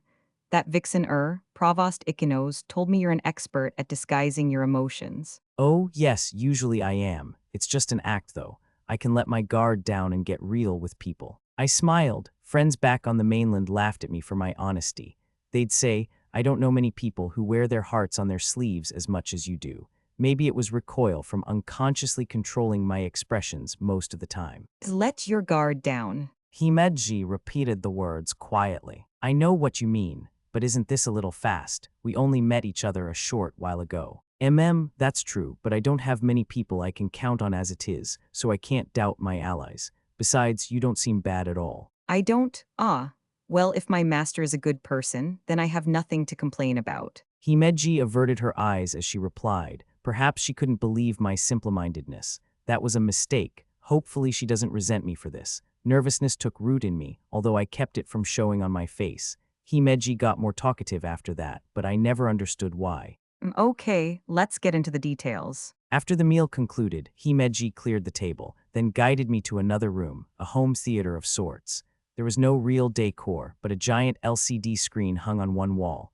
Himeji sat me on a sofa, then approached the screen, picking up a tablet and tapping it. I'm going to use this to display some relevant text and images. We could do all of this with my device as well, but that runs the risk of a hacker attack. Hacker attack? Yes, there are unsanctioned apps that steal data from other devices. We need to take every precaution, Master. It didn't sound like she was joking. I swallowed nervously. Yeah, we definitely had to be cautious. I'd essentially volunteered to commit massive fraud. When weighed on the scales of justice, I'd definitely be judged evil. If I was exposed, it'd all be over. The The darkened screen came to life. A second later, 2 photos and profiles appeared. The first was my own, and the other belonged to the Empress. Sarasa Sayonji, that is, not Rina Akabane. It's a hum. Himeji gave me a moment to read, then coughed to signal she was beginning. This morning, you conducted a game against Miss Sarasa Sayonji, the most elite student on the academy, and won virtually by accident. Upon learning of this, Provost Ikenos picked you up before things got out of hand and created a false background for you to fool the Board of Regents. She changed the transfer student, who defeated the Empress, into the most powerful person the Academy has ever seen. As Himeji spoke, a star slid from the red-haired girl's profile to mine. It was hard to think of that girl as Sarasa Sayonji anymore, but that was the power of her lie. The Provost, Himeji, the board, everybody was convinced she was the genuine article. Playing along seemed best for now. Right, that's all correct so far, but what does that have to do with you supporting me? It would be best not to get ahead of ourselves, Master. You've only just arrived on the Academy. You need to be aware of what lies at the core of these issues. Himeji tapped her tablet to change what was on the screen. The next page featured a large pyramid graph. Stars are the visualized form of the island's caste system. They form your absolute rating at your school. The more you have, the better you are treated. Additionally, as you gain more, your invisible authority also increases. Authority. Yes, as I mentioned, the special treatment the stars confer can remove some restrictions in your life. However, this authority works on a deeper level. It involves the struggle for supremacy waged between the individual schools. The Academy is home to 20 schools, one for each ward except for Ward 0. Each of these institutions is assessed against the others in a hierarchy released every year. This ranking wields a great deal of influence. It can affect a school's budget, social sway, the number of new students it can accept, and even the organization of its home ward. And the students' individual standings affect this. Yes, exactly. There are many measurements involved. How many games students win, the number of 5 stars there are at a particular school, their participation rate and record in assorted events. But the most important aspect will always be stars. The higher you are on the pyramid, the more value you carry. A 7-star school is almost guaranteed to be at the top. The mere presence of a 7-star can decide which school reigns supreme around here. No wonder people call me the strongest. I remarked. Yes, that's right. Himeji nodded, her argent hair bouncing a bit. Then she pointed a finger straight up, expression unchanged. And that's why 7-star students are targeted, incredibly often. Oh yes, I bet they are. If a 7-star was truly so priceless, then it was no surprise every school wanted one. When a 6-star student beat a 7-star, they become the new strongest person on the island. Even if they failed, holding your own was seen as a great performance and an attack that whittled down another school's forces. In other words, it was always worth it to challenge a 7-star to a game, no matter who you were. But you wager your own stars when you play a game, don't you? Yes, so nobody goes in without a plan. However, if someone believes they have even a slight chance at victory, they're still bound to try. That's how great the potential return is. Himeji took a breath, then twirled her finger. Normally, someone who makes it to 7-star status wouldn't have a problem taking on anyone. For example, over the previous year, the Empress won 117 out of 117 games, a perfect record. The more stars you have, the more ability apps are added to your device for game purposes. With the talent to employ them effectively, you can block a lot of attempts at your stars. But that assumes you have 7-star level talent. That is not something we can ascribe to you, Master. Was, how do you know? I saw your score on the admissions exam. There's no way you'd be admitted into IME or any academy high school with that kind of score. I can only assume that Vixen wanted you very badly. Jeez. Oh, I'm sorry, that was going too far. Let me phrase it this way. This score is so atrocious that I can barely stand to look at it, but maybe it's good enough for middle school. I thought you were going to put it nicer. Himeji had used her most tender voice to twist the dagger. I'd had no delusions about my success on that test, but did I really only barely qualify for middle school? Okay. I collected myself with a very fake cough. I get that I don't possess much talent, but there's more to this, right? I'm not really a 7-star after all. That's right, you will be treated as the strongest on the academy, but your true rank remains 1 star. In terms of preferential treatment and authority, you can only receive the 1-star benefits. You will also have various restrictions, and that includes your abilities. You can only install base level ones, which is a lethal blow, trust me. If there's any saving grace, it's that you took a red-colored star from the Empress. Oh, does that affect games as well? A fair amount, yes. There are several abilities that require a unique star to access. As a result, a player with a single unique star has a slight advantage over one with a colorless lineup. However, while uniques are powerful, you are obliged to give them up first upon losing. That's one of their more painful elements. Ah, so that's why I took Sionji's red star. That's correct. You are the strongest. A living legend. The return for defeating someone like you is enormous. And after that inciting speech you gave, you'll be targeted more than ever. But between my lack of talent and my lack of authority, I don't have the skills to back that up. The situation was a little complicated, but that basically summed it up. I was going to be challenged constantly, and with only 1 star, I couldn't access any strong abilities. Worse yet, I'd be done for if I lost once. It was beyond arduous. Oh, but wait, in that case, is that why you're supporting me, so I can keep winning games? I see you've gotten ahead of me. Yes, that's correct. I know that acting and performance are your strong suits, Master, but unfortunately, you need more than that to survive in a game. Thus, we've concluded that, no matter what, you will need assistance. Take a look at this. She motioned for me to look at the screen. On it were several men and women, a group with differing ages and jobs listed. Himeji was in the middle, but I didn't recognize any of the others. At the top, I saw the words "the company support team." Himeji's blue eyes were fixed upon me as I took this in. Master, for the next 2 years, or until your lie is exposed, we in the company will do everything we can to aid you. This will mainly involve help with games, but it will cover a lot of other fields as well. For example, if you're going out with friends, it wouldn't look good if you were denied entry to a 3-star and above establishment, right? And it'd be inconvenient if you couldn't access the dark social media available to high-ranking students. You'll run into a lot of situations like this on the academy. We will help you in every respect. Master, are you all right? Oh.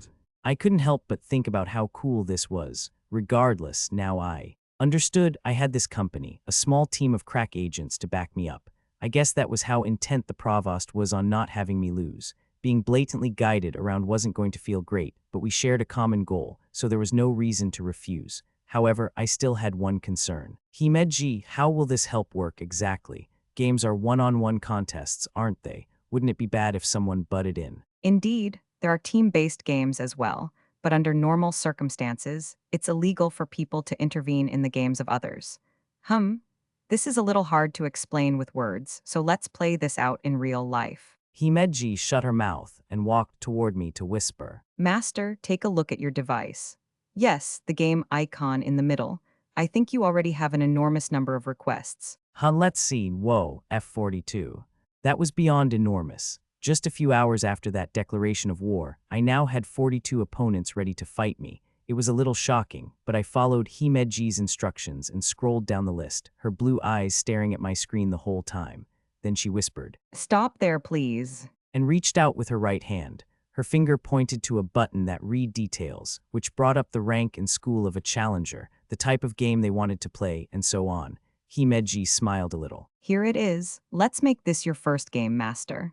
It won't be a very flashy contest, but it'll make for a perfect tutorial for your support. The game's called 50-50. The rules. You just have to guess if the card the opponent chooses is face up or face down. That's just dumb luck. It appears that way, yes. Normally, there'd be no way to formulate a strategy. It appears that way. That's bad, right? Don't I have to win this? That was what passing as a 7-star meant. Of course, even games of chance possessed a psychological element. I could use my performance skills for stuff like that. I didn't outright despise those sorts of contests. I even figured I could go in without a safety net and get through it all right. Still, the mere chance I could lose was intolerable. Fail once and it was game over. Knowing that made it impossible to take big risks. Himeji dispassionately shot down my concerns. I am aware of that. However, I think this game is the best one for you. You mean we can ensure a win? How? How do you think, Master? A way to guarantee victory, despite your lack of talent or authority. Surely there's at least one method. After a bit of casual condescension, Himeji locked eyes with me. Then she brought her right hand up and pressed her index finger to my lips. With that ever-so-devilish motion, she breathed. We cheat. The next morning, oh man, so many more people than I thought. I'd accepted the game Himeji chose for me, and now I was at the appointed location not long after sunrise. We'd agreed to meet at a bus roundabout attached to School Gate Station, the closest train station to Imei School, basically an oval-shaped piece of asphalt surrounded by streets. I looked around, playing it cool, and swiftly spotted an audience of close to 200. They were mostly Imei students like me, but a few were from elsewhere. They formed a ring around me, watching intently. Naturally, I felt like my cheeks were going to cramp up with all the anxiety. However, this scene wasn't completely an accident. In fact, it was more than half by design. Last night, when I agreed to the game, Himeji had instructed me to set it to public, meaning that information on the game's location and time would be posted on the stock social network. That, I'm sure, was where the crowd had come from. As for what Himeji expected of me today. Listen, Master, you're looking to make an impact. Beating the Empress garnered a lot of attention, but so far, that's little more than idle curiosity. I'm sure many people doubt your true abilities, so we're going to be proactive and shut them up while we can. Basically, this is meant to prove my position. I get that, but I let out a deep exhalation as I mulled over the plan. The game was one thing, but the more people I had crowded around me, the greater the risk of my lie being exposed. I had to stay on guard until the game was over. Hey, sorry if I made you wait. A male student waded through the throng while I mentally prepared myself. His hair was a light shade of brown, and his well-broken-in uniform indicated he wasn't from Imei School. He walked up to me and waved casually. Apologies, man. The prep time took longer than I thought. I'm Shibata Hibiki Shibata from Kagurazuki School in the 9th Ward. I just made it up to 2-star. I can't believe I'm going to play a game against the current biggest name out there. Good to meet you. You seem pretty confident, considering you're about to take on the best. Yeah, I guess so. There's a big difference in our stats, but I'm still wagering one of my precious stars. I'm not planning on losing. Shibata raised his fists like a boxer. His mind-blowing boast that he'd take down a 7-star elicited a wave of cheers from the crowd. This was precisely what I wanted. Beating someone who expected to lose wouldn't help spread my reputation. My lips quirked up at the corners. Great, all right. Go ahead and give me your best shot. Just know you're going to pay for it. I tried to sound as tough as possible while kicking things off. Games on the island had a common set of rules. First, you could only request a game with someone who had more stars than you. That was the root of the star hunting system. You could only challenge higher-ranked students, and a star changed hands depending on the results. A win got you a star, and a loss meant relinquishing one. It was pretty simple. But there were several rules for less common circumstances. For example, if a 1-star lost a game, they'd be penalized with a fine in island currency instead of losing a star, and players ranked 5-star or higher weren't awarded stars if they beat someone of equal or lesser level. Second, the person requesting the game decided the challenge. This preserved the integrity of the star hunting system. If the keeper, the defender, got to pick the game, it could bring star exchanges to a total standstill. Thus, the challenger was given this key advantage to work with, and it was for the same reason that keepers didn't have the right to refuse a game. To be exact, if you had a challenge waiting and went a week without playing a game, you'd be demoted 1 rank, barring special circumstances. Third and last, a player could bring up to 3 abilities with them to a game. I'd heard about abilities a few times already. They were these apps built to give someone an advantage in games. It was possible to have 3 installed on your device at once. Once a game began, your roster of abilities couldn't be changed. Put all this together, and I, a 7-star, as far as the database was concerned, never had the right to decide on a game's rules. I gained no stars from beating anyone despite actually being a 1-star. That also meant I only possessed the weakest abilities. What kind of unbalanced game was this? Okay, I'm all set. Now let's go over the rules one more time, okay? I groaned internally as Shibata, having finished preparing his abilities, pointed a finger at me. He made an exaggerated motion out of everything he did. I was hardly one to talk, but he clearly enjoyed this action manga-style setup of the underdog taking on the strongest player. He lifted his hand high, and as he did, his device's screen was projected for all to see. The game is 50-50. It's really simple. First, we decide at random who plays first. Whoever does will have a card shown on their device. They decide whether to play it face up or face down, and the other person must guess the orientation. One of 2 choices. We do this 3 times, and then the turn shifts to the other player, who gets 3 rounds too. If one player's ahead of the other, the game ends there. If we're tied, the game starts over. Simple, right? I could hear the crowd getting more excited after Shibata finished explaining. Most people criticized Shibata and expressed disappointment, however. I couldn't blame them. His challenging me to a coin toss after all that bravado was pretty baffling. Still, Shibata smiled, looking totally confident. Yeah, I know what all of you want to say. You think this is a game of luck, right? Well, I set this game up so almost no abilities will be of use. Changing probabilities won't work, neither will controlling any variables involved. It's totally down to luck. Oh, so you made it this way deliberately. Of course I did, Mr. Academy Boss. Listen, some 2-star chump like me would never win under normal circumstances. The difference between a 2-star and a 7-star is way too high. But luck, I have 0 chance of beating you in a normal game, but probability guarantees me a 50% shot. That's overwhelmingly better, man. So if you win, you'll chalk it up to luck, that's all. Haha, you make me sound so naive. This isn't just a one-off thing with me. I'll start a movement. Even if I lose, people will see how valid the probability-based approach is, and they'll all challenge you to games like mine, and it won't stop with you. There's a chance of beating anyone this way. My reputation will skyrocket. Ha ha ha ha ha. That's why it's worth betting a star on this dude. Damn, he's put a lot of thought into this. This brown-haired dude was a lot cleverer than he looked. He was doubly prepared for this match. Even if he lost a star, he was positioned to reap the benefits later. It was an off-the-wall strategy, the sort only a low-ranking player would attempt. He's a little too optimistic about this, though. Himeji explained to me that an ability available to 5 stars and above allowed them to peek at an opponent's device. There was a whole family of useful abilities like that one. Typically, a 7-star would have access to so much useful info that this game wouldn't be much of a contest at all. Unfortunately, I wasn't really a 7-star. I had no unfair powers installed. As a matter of fact, I hadn't bothered choosing any that day. This was honestly going to be a coin flip, and since I couldn't afford to lose, that was an awful disadvantage. When I'd brought that up to Himeji the night before, she had given me a devious snicker. That's what we're here to assist with. She'd whispered in my ear. A soft sound came through the earpiece in my right ear. Hello, can you hear me, Master? Put your hand on the back of your neck if so. If a gesture would suffice for confirmation, she had to be observing from somewhere. Perhaps she was in the crowd. I brought my right hand to my neck, eyes focused straight ahead. All right, acknowledged. Now, on to business. I'm sorry we're late, Master.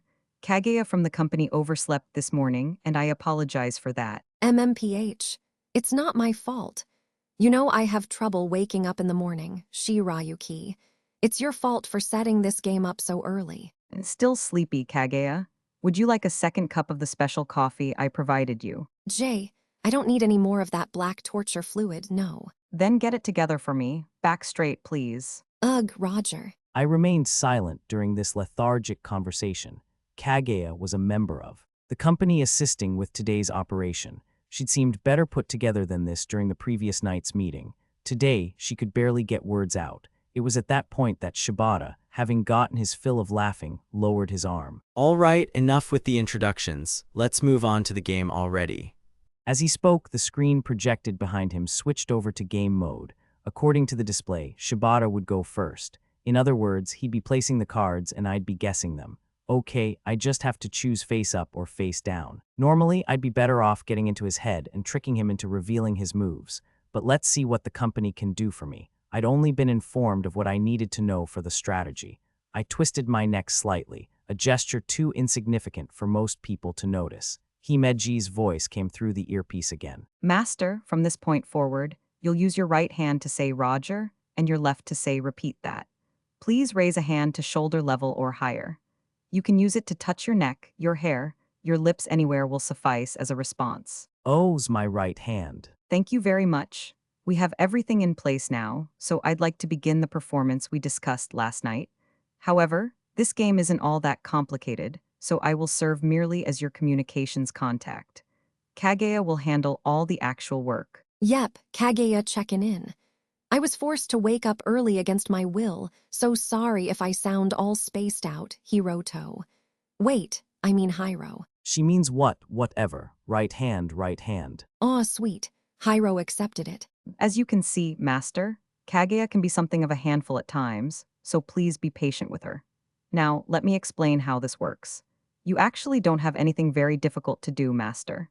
Kaguya has hacked into your opponent's device to ensure that all 3 of the cards he chooses will be face down, so say, face down when it's time to guess. And present yourself in a way that doesn't draw suspicion of cheating, please. What? The words in my ear made my brain seize up, and I was unable to raise either hand in response.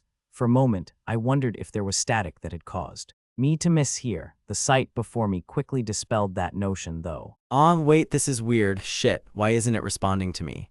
Shibata was jabbing at his device with a finger, a look of deep concern on his face.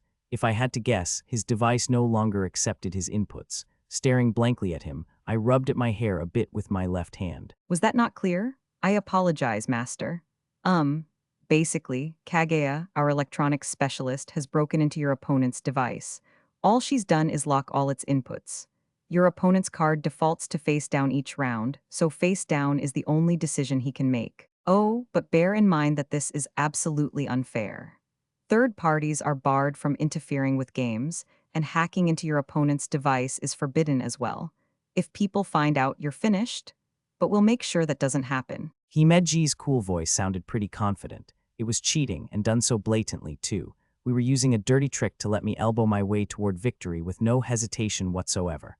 Oh, right, now I get it. I wasn't distraught over any moral quandary. It was just hard to believe at first. Upon hearing it explained again, I realized that I truly was guaranteed to win. There was no room for luck at all. This game's winner had been decided before it began. There was no way it had been easy, though. Stars and games played a vital role in daily life here. Undoubtedly, thousands of students had tried cheating their way to victory, and I was sure these games were carefully monitored to prevent that. No matter how much advanced tech the company employed, the whole environment was arranged to make cheating as discouragingly difficult as possible. But if you somehow manage to pull it off, all you have to do is make sure nobody suspects you. I was in no position to welcome an investigation. Thus, my only choice was to ensure no one ever doubted me. I had to play the role of a 7-star so perfectly that it left no room for doubt. After a quick breath to prepare myself, I curled up the right corner of my lips. Hey, what's the matter? Can't make a move. And no, it's not that. My device just broke out of nowhere. Your device? Come on, how is that possible? The game's proceeding like normal. How could it be broken? That's a pretty flimsy excuse. The excuse? Why would I lie? I know why. You're scared. I took a single threatening step toward Shibata, then twisted my expression into a grin large enough for the whole crowd to see. Cruelly, luridly, I tried to strike as much terror as possible, calmly stringing words together to create the inscrutable atmosphere the Academy's very best would exude. You were terrified from the start, weren't you? I defeated the Empress, and you can't help but find me incredibly creepy. You don't want to be brought to your knees in the lamest way possible in front of all these people. That's why you kept the excitement going with that fake bluster, right? It's obvious. You were so against meeting me that you arrived late. No, you're wrong. I'm here to drag you down. Oh, really? Because I think your shaking hands and legs tell another story. It's no wonder you can't even work your device. No, that's not it. Shibata tried his hardest to refute my words while working to make his device respond. His shaking hands weren't the real culprit, of course. It was the hacker. There was nothing he could do. Time ran out, and I had to give an answer. I knew exactly what to say. Face down. There was no possible way I could fail. Shibata, face white as a sheet, had to pick his second card now. However, he wasn't moving as frantically as he had moments before. Once again, we proceeded to the answer phase without him making any choice at all, and I declared, face down, to earn my second point. Oh, pretty good showing, Hiro. Yes, this is the first time I've seen it in person. It's very impressive. Despite the audience, you aren't revealing anything. I can see why that old vixen showers so much attention on you. I kept going, an easy smile on my face. There was no need to acknowledge the voices in my ear. After 3 straight rounds of guessing Shibata's card, it was my turn to make picks, but Shibata suddenly dropped to one knee. I can't just stop. I can't put up with any more of this. I'll take the loss. I'll take the loss. Just let me out. His voice ripped through the air. Apparently, his fear had ballooned beyond his limit. Given the situation, forfeiting was probably the smart choice. Regardless, with Shibata admitting defeat, the noise from the crowd ratcheted up a level. He had a good tactic too. Someone lamented. Wait, what just happened? Another onlooker asked, and a few more echoed the sentiment. 2 in a row now, Huz. Remarked an excited person. The reactions ran the gamut, but I felt like the percentage voicing doubts about my ability had decreased significantly. This is the impact we wanted, I guess. A pretty drastic way of doing it, but yeah, I think it worked. After breathing an internal sigh of relief, I decided to leave before anyone tried to stop me. I pushed through the crowd, left the roundabout, and hurried to the main street to quickly duck to a vacant side path. I leaned against the wall only after checking my surroundings. Once I knew it was safe, I brought a hand to my forehead, mentally spent. That was so scary. I didn't say it out loud, but that's what my heart was screaming. Seriously, I'd thought I was going to lose my mind. I'd egged Shibata on, accusing him of cowardice with a straight face, but I was the greater coward for sure. All those eyes on me the whole time had kept my heart racing from start to finish.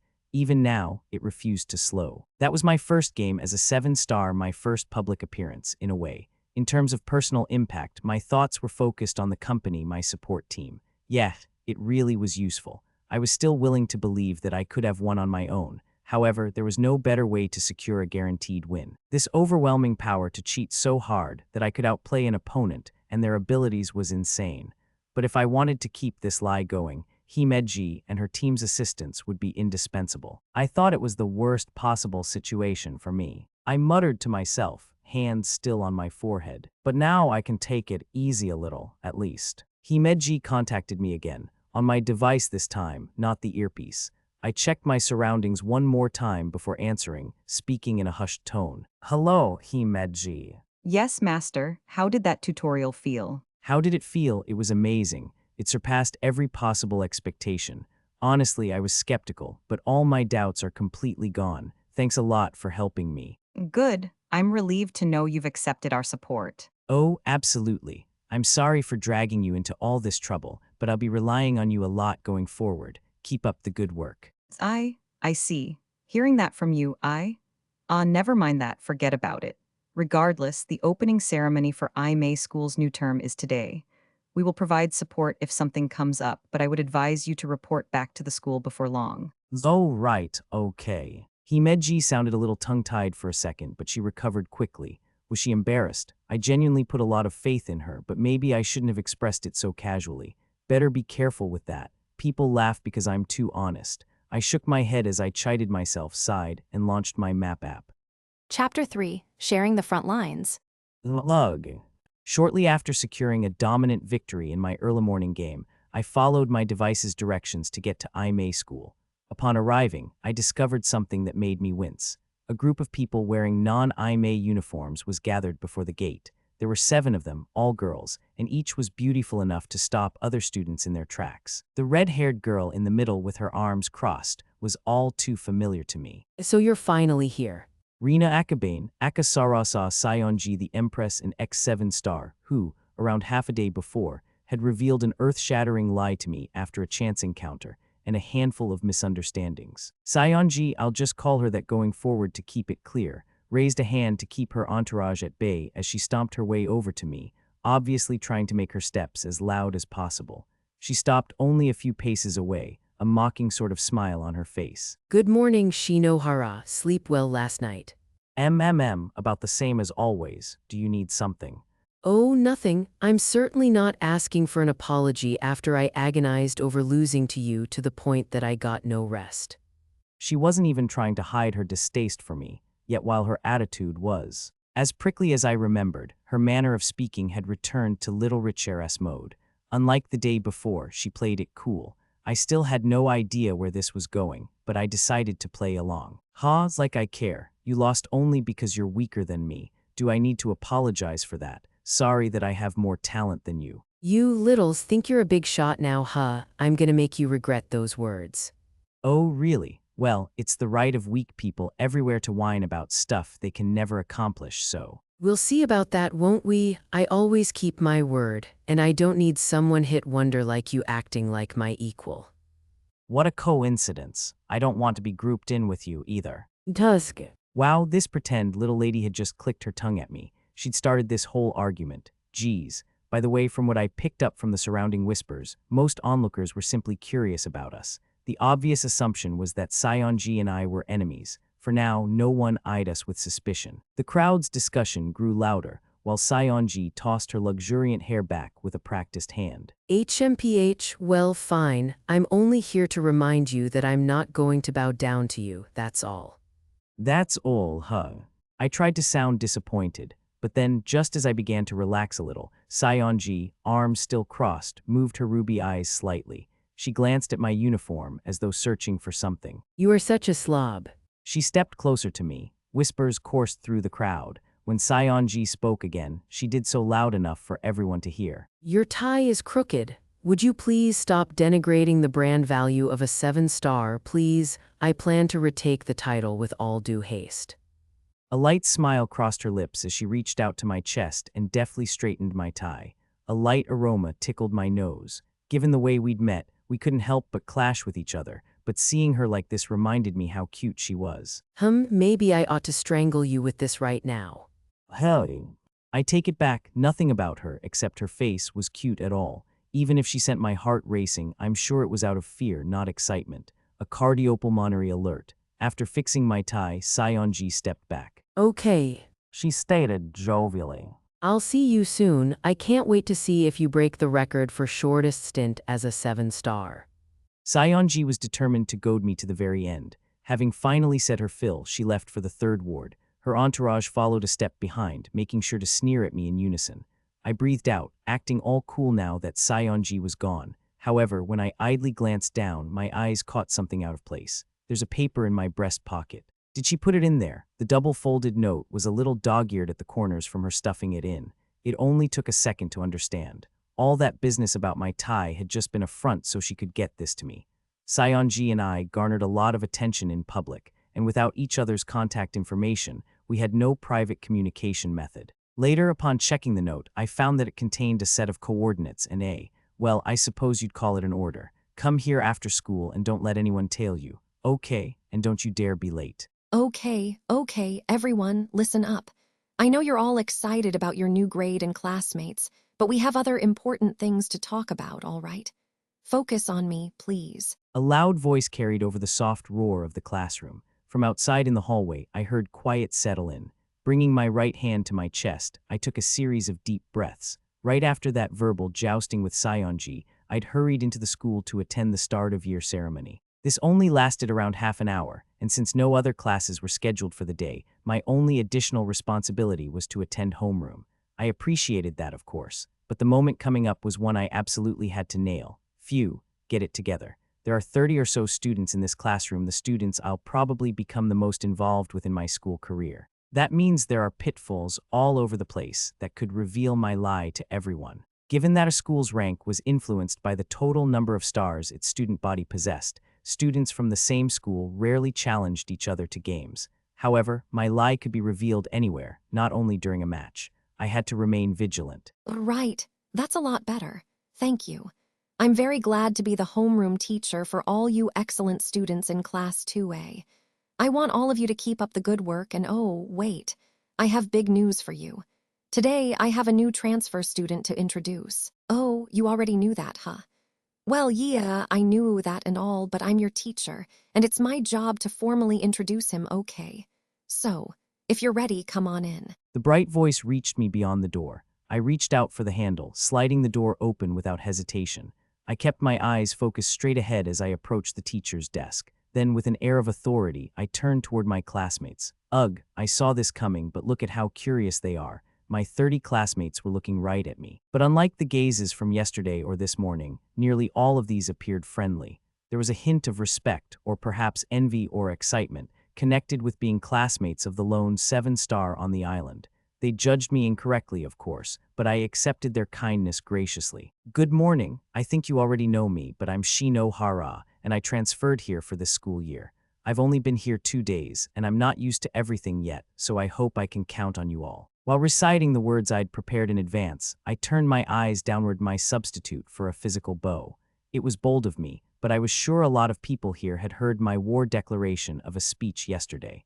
I kept the intensity much lower for this intro, and it seemed to be received pretty normally. Thank you, Shinohara. The teacher, a young woman, said while smiling from her podium. Her chestnut hair, cut short into a bob, had a fluffy wave applied to it, giving her a college student kind of image. She turned toward her students, waving her pointer finger around. That's right. Our new transfer student is Hiroto Shinohara, just as you expected. Shinohara, if you run into any problems, don't be afraid to rely on us, all right? Right. And don't let his presence distract you all, okay? I want this to be an inspiration for both him and us as we bring Class 2A to even greater heights. Team on 3. 1, 2, 3. Team. The teacher thrust her right hand high at the call-end response. Not all the students played along, but a fair amount of them did, and I don't think it was merely because of the moment's excitement. This was the second-year Class 2A. May School organized its classes by star count, and this one had the most talented students in our grade. According to Himeji's research, the average star count for this class was 297. Given that nearly 60% of all students on the island were 1 or 2 stars, a mean that high was astonishing, which means that, well, normally they'd all outrank me. However, some of my peers eyed me with clear respect. Others gave off a mix of curiosity and competitiveness. I braced myself for the year ahead. I had to avoid the worst case at all costs. Letting the lie fall apart and exposing myself to ridicule wasn't an option. The academy differed from elsewhere in many ways, but this opening homeroom session proceeded as it would anywhere in Japan. We reviewed some relevant topics, received our class schedules, and spent some time introducing ourselves to one another. Once all that was taken care of, things got a bit different though. There was discussion about showing me, the new transfer, around the school. That much was typical, yet for some reason the other students elected to hold a tournament, a series of pseudo-games, to decide who'd get the honor. The entire rest of the class participated, including our teacher. Honestly, the scene was kind of off-putting, although I played it super cool, saying, "Let's see who's worthy of me." An hour later, the tournament finally concluded. Okay, let me introduce myself again. My name's Fuka Tatara. I'm the president of Class 2A, so feel free to just call me president if you owe. Oh, wait, we haven't picked a president for this school year yet. Okay, future president then, okay, if all goes well. It's not like our class changed all that much. Besides, Tatara, you're about the only person who wants to take on such an annoying job, but whatever. I'm Tsuji Tsuji. If you could stick to my last name, I'd appreciate it. With my first name alone, people mistake me for a girl sometimes. Sure, I'll keep that in mind. I took pains to memorize all this as these 2 classmates walked ahead of me in the hallway. Himeji had reminded me that I could look up the stats of anyone ranked lower than I. I'd have to study up on the other students, or they'd question why a 7-star didn't know the basics about them. Fuka Tatara seemed like a cheerful enough sort of girl. She was energetic, bright, friendly, and cute. Smiles suited her perfectly. She didn't seem shy about being expressive because her ponytail regularly leaped up whenever she had a big reaction. Then there was Yuuki Tsuji, a handsome, androgynous young man. As I'm sure he knew, his face was so beautiful that he could easily be mistaken for female without his male uniform. He was also a little shorter than Tatara. I bet he was a hit with the older girls. Boy, I sure am glad though. Tatara said suddenly, happily clasping her hands behind her back. Being president and all, I looked forward to teaching you all kinds of stuff since this morning, but everyone in class tried to horn in on my territory. I was shocked. I wouldn't call it horning in, really. He's the guy who defeated Sarasa Sayonji on his first day here. People assumed the Empress would stay unbeaten until graduation. It makes sense everyone's interested in him. Do you think, well, maybe. I didn't do anything bad, did I? Why are you getting all down about it now? It's fine, you beat everyone. We've got a duty to live up to Shinohara's expectations. Yeah, that's true. Okay. In that case, Shinohara, if you have any questions, we're ready to answer them all. Tatara looked supremely confident as she crossed her arms around her well-developed breasts. That led my eyes down to her chest, and I hurriedly pulled them back up before I nodded. Okay, is it all right to get a rundown of the core basics here? The core basics? I know. Shinohara, when the galaxy was first created, it was really, really small.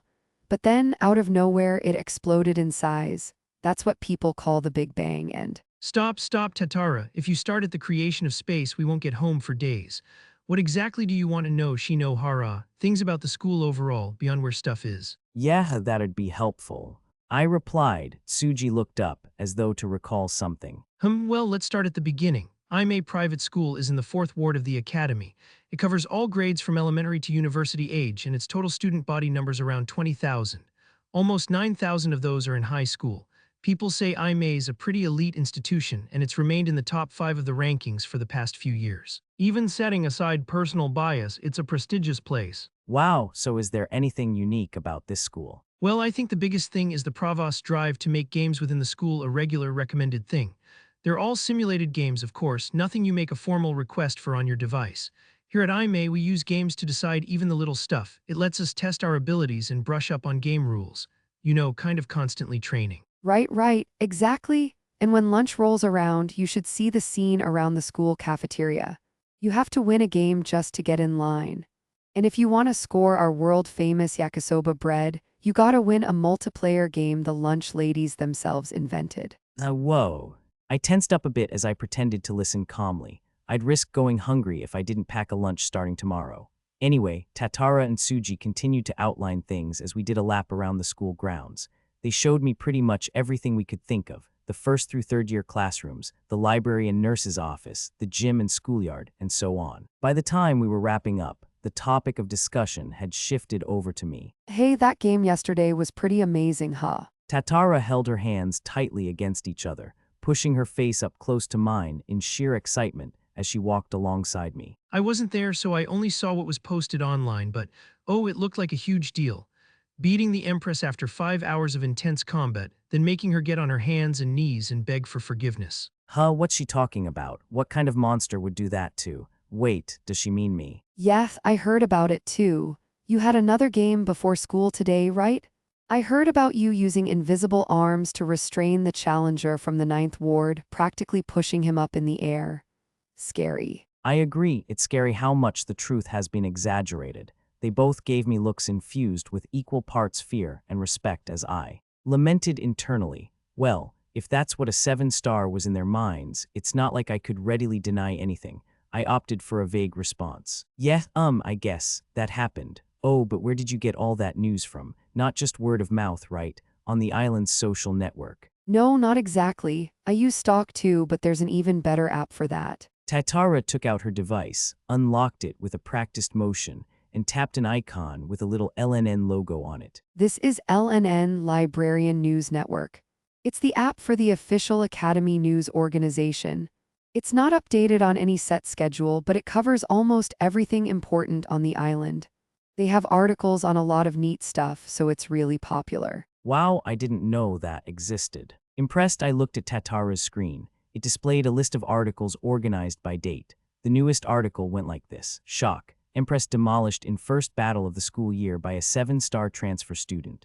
Early in the morning of April 6, a climactic battle took place in the Academy's 3rd Ward, rocking the history of the island. Oga School's Empress, Sarasa Sayonji, had her winning streak brought to an end at the hands of a king for the next generation. It's fair to say that nobody lucky enough to witness the event could fully comprehend exactly how the match unfolded. Such were the nimble, faster-than-light moves of Hiroto Shinohara as he cornered the Empress before snatching his victory. This reporter could hardly believe his own eyes at first. However, the tears that shone in the eyes of Sarasa Sayonji as she crumpled to the ground told the entire story behind her defeat. But he hasn't been resting on his laurels, defeating another student in a game held early this morning. I was so scared it was like all my senses went numb. The challenger, who asked not to be named, told LNN in an exclusive interview. I literally couldn't move, that's how afraid I was. I couldn't tell if I had my hand on my device or not. LNN is still receiving conflicting reports on this new transfer student. Some rumors indicate he's the son of a family as illustrious as the Sayonjis, while others claim he's a spy sent by a foreign nation or a rogue who made his name in the underground games of urban legend. Despite all this conjecture, much remains unknown about Shinohara. We will continue to investigate and report on this new, earth-shattering figure in the Academy scene. I froze for a bit staring at this beyond sensational news article. Then I sighed and cursed myself. This is insane. What the hell? Who was this article supposed to be describing? There was so much exaggeration and dramatization to this piece that it didn't even make sense. If people thought this told them everything they needed to know, it was no wonder Tatara and the others beheld me with so much awe. However, when I thought about it, none of this was necessarily bad for me. It was a tailwind, if anything. All this aggrandizing would bring me even more attention, but it would do wonders for establishing me as the strongest on the island. So it was probably best to accept it. I just sighed and shook my head slowly, hiding the swirl of complex emotions raging inside. You'd like to go offline for a little while. After school and the freewheeling tour Tsuji and Tatara gave me, I reached out to Himeji as I made my way to the 3rd Ward. Yes, you're still picking up all my audio, aren't you? That is correct, Master. I keep the connection live in case something happens to you. In fact, I'm by your side right now. I'm currently looking at your back. Oh, okay, then that too. Would you mind leaving me alone for a bit? Himeji fell silent. Honestly, it was beyond painful for me. She devoted so much of herself to this, and I ordered her to leave me alone. I didn't want to, but I couldn't have Himeji join the conversation I was about to take part in. I'm really sorry. I can't explain why in detail, but I promise I won't do anything weird. All right, I suppose there's nothing to do but accept. Why you'll do it? I will. I am a perceptive maid, after all. But, well, as far as I am aware, you will not find any prostitutes in the 4th ward. For services along those lines, I would recommend the 5th ward, but if you're simply looking for a cheap hotel, there should be some nearby. That's not what this is, seriously. I'm not just denying it. This is nothing like that. Stop bullying me. It's all right then. Sorry. I said again, instinctively sensing Himeji pouting on the other end of the line. The word was greeted with a few silent breaths. Very well, I will do it for real this time. But please be careful, all right? You are detaching yourself from all available support. Yes, of course, and you be careful on the way back, Himeji. A pause, perhaps indicative of surprise. Oh, right, thank you. Himeji hung up. I could only assume she stopped tailing me and listening in over the earpiece. I lacked any way to confirm that, but there was no reason to doubt Himeji. After gathering myself, I launched the map on my device. Finding the place Saionji had indicated in her note was difficult. The coordinates placed it close to the border between the 3rd and 4th wards, a remote part of the academy with scarce public transit and even less foot traffic. The precise destination wasn't even on a main road. I had to navigate back alleys, find a used bookstore in one of them, enter, and then descend a staircase hidden behind a bookshelf to reach the entrance. It was insane. As I worked my way down the steps, I quickly began to regret ever accepting the invitation. Crap, this might have been a mistake. I'm in enemy territory and was told to come with no eyes on me. It's got to be a trap. All her friends are going to be there in the basement, aren't they? Oh man, what am I going to do? Maybe I should send an SOS to Himeji, or would running be better? But what if the guy behind the counter upstairs is in on this? Useless thoughts turned around in my mind. Despite my reluctance, I wound up at the bottom of the stairs. A heavy, imposing door stood in the otherwise empty room. This had to be Saionji's hideout. This is so creepy. But I've made it this far. I gotta go on. I steeled my resolve and gingerly reached for the door. It opened with a loud click. Surprisingly, there was no grinning mob with lead pipes in their hands waiting to meet me. No. It was a cafe, a pretty fancy-looking one. I hadn't expected this at all. Had the idea been to create a secret hideout cafe or something, the area was lit dimly, yet an array of colorful scented candles dotted the room, giving it a slightly sweet aroma that made all the nerves in my body relax. It was a really unique atmosphere that made me feel like I'd wandered into another world. A young girl in a uniform, a server, appeared from the darkness. Hello, are you by yourself today? No, I'm with someone, but I think she's already here. Maybe. Oh, I see. In that case, follow me, please. The server's airy voice guided me deeper in. I never gave my name, but perhaps there was no need. It looked like there was only one other customer here anyway. The server brought me to a table for two at the far end of the cafe. With a practiced bow, she said, Enjoy. And left. My attention shifted from her to the girl sighing across from me. You're late, you idiot. Sarasa Saionji sipped an iced coffee, looking very pouty. For a while, we didn't say anything. I faced her silently and peered down at my cup. I got some lemon tea. When I looked up, I saw Saionji using a finger to play with her straw. This place, there are no rank restrictions at the door, but it's pretty much a secret hideout that nobody knows about. People won't find us here, and the girl up front will tell us if someone shows up. Plus, devices don't get service in here. Yeah, I can see how that's useful. Right, it's the perfect place for a secret meeting, ahem. Saionji coughed, evidently preparing to say something, or maybe she expected me to say something. I was confused but decided to remain quiet. After our two encounters the day before and the verbal sparring that morning, our relationship was awkward at best. I'm sure she felt the same, hence why we were sitting here, silently probing each other. We sat there for 5 minutes, occasionally stealing glances before looking away. Saionji wound up being the first to give in. NNGH, all right, why are you giving me the silent treatment, Shinohara? I set up this whole thing for us, you should have the courtesy to go first. Go first how? You're the one who wanted to talk. Why are you phrasing it like that? How dare you say that after leaving a girl to wait for so long? So long were you here for a while before I arrived. Sorry about. Yes, you should apologize, all right. Making me wait 7.5 minutes is a serious crime. That's barely a blip. All you said was after school. I think this kind of falls in the range of that still. It obviously doesn't. Besides, it's your fault I got here late. My fault? What's that supposed to mean? It means that I went through hell today thanks to you. No matter where I went or who I saw, it was you lost a star yesterday, your first loss ever.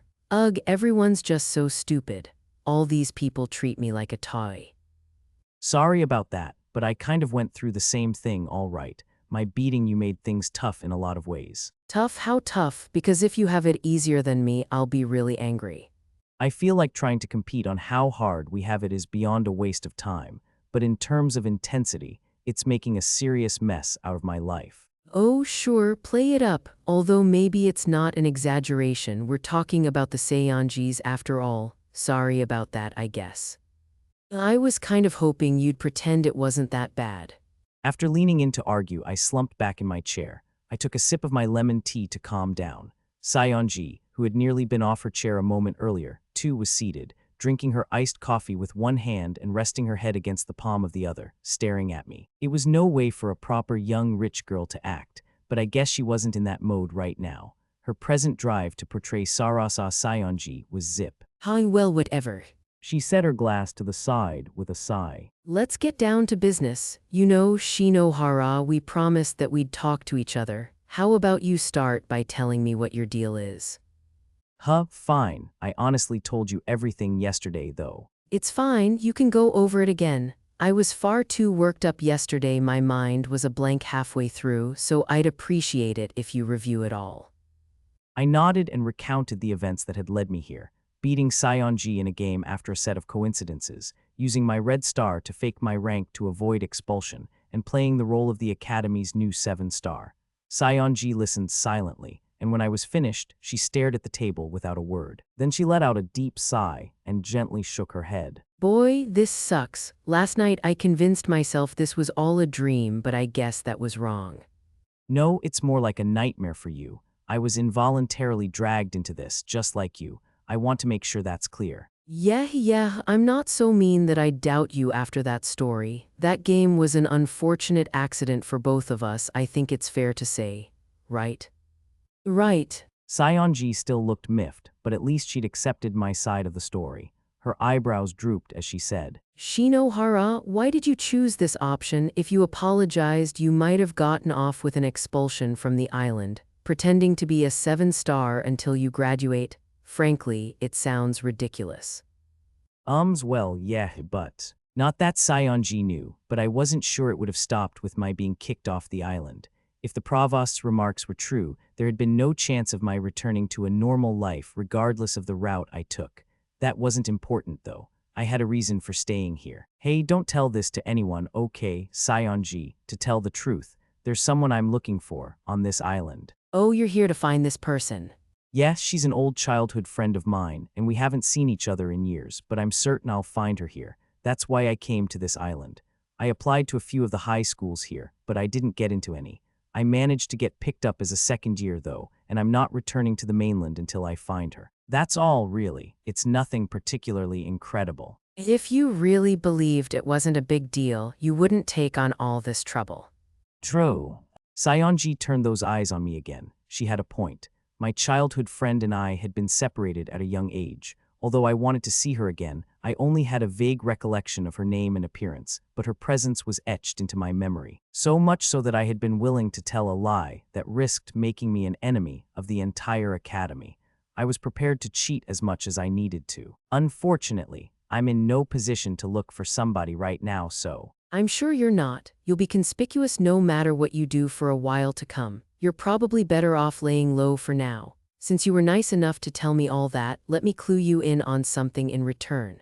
If you ever manage to become a real 7-star, that'll give you access to every single piece of data on the island. That includes the student database. Then your search will be over instantly, won't it? A real one, come on.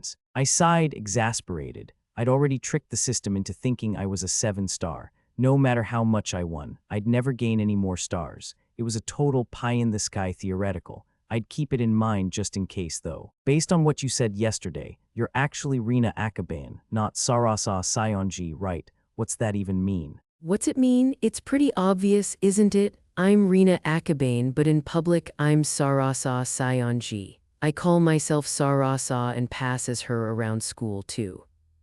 Yes, but why? And more importantly, how? Even if you use the red star to rewrite your data, replacing somebody can't be easy. Normally, no, but Sarasa's a unique case. For generations, the Sayonji family has kept its children away from the wider world. I don't know if they want to keep them sheltered or whatever, but that's the rule in that family. Whereas? Yup, and Sarasa's no exception. She's barely left the family premises, and only other Sayonji family members know what she looks like. I'm talking a tiny handful of people. Her family, their closest servants, and the friend pool she's been permitted. Her friend pool, what's that? The term was unfamiliar to me. Maybe it was something standard among the upper class. I'm not exactly clear on it either. But it'd be weird if they raised her with zero idea of how kids her age think and feel about stuff. Oh, yes, I get what you mean. You do? Great. So yeah, the Sayonjis were looking for friends the same age as Sarasa and I got selected. I was super exceptional even back then. HMPH. She held her not too ample chest out as she boasted. She went on to explain that she had been admitted to the academy as an academic prodigy. With her brains, she'd already graduated from a normal high school during her elementary years. So instead of taking regular classes, she'd participated in a skills development program run online by a university in Ward 0. She'd graduated valedictorian, too, claiming the maximum possible score at the age of 10 and causing all her crestfallen peers in the program to delete their accounts. It had since become a legendary piece of academy lore. Wow, that's crazy. Heh, isn't it? You think so too, right? I guess you have some awareness after all, Shinohara. You're free to praise me more if you want, don't be shy. No, it's great, but the way you act so smug about it annoys me. Oh, WL, can you blame me? Typically when people praise me, they're talking about Sarasa. I'm hardly ever recognized for my own achievements anymore. Plus, I've been trained to be humble about it. Oh, it's nothing special, or I'm just glad my effort paid off. All delivered with my trademark angelic smile, of course. I think I see why that would upset you. I was new at this. It was only my second day as a lying fraud. Yet between my persona during games and how I acted around classmates, I had started feeling something like Sayonji described. She seemed a lot more relatable than before, even sitting across from me pouting like she was. I shook my head before I got too off course. You said you were friends with the real Miss Sarasa Sayonji, but how'd all this happen? It's simple. Nobody knows what Sarasa looks like, so anyone could claim to be her as long as the Sayonji family plays along. I never went to a normal school before this, so hardly anyone knows Rina Akaban either. Oh, then I guess the next question is why. The Sayonji family is on board with your lie, right? Why would they do all this? Well. It seemed like a perfectly valid inquiry, yet Sayonji appeared oddly reluctant to answer. She stared down at her fingers, eyebrows bunched up as she worked out what to say. A few seconds later, her ruby eyes returned to me. Her reply almost knocked me out of my seat. The thing is, Sarasa's been kidnapped. Her explanation, given in the gloomiest of tones, went like this. The real Sarasa Sayonji was missing. It had happened a little over a year before. The young lady had simply vanished. Upon realizing this, the servants banded together to look for her, yet there was no sign of the girl. According to the Sayonji family's investigators, she was most likely the victim of a kidnapping plot, but no criminal or group ever claimed responsibility or sent a ransom note. So the case quickly reached a dead end.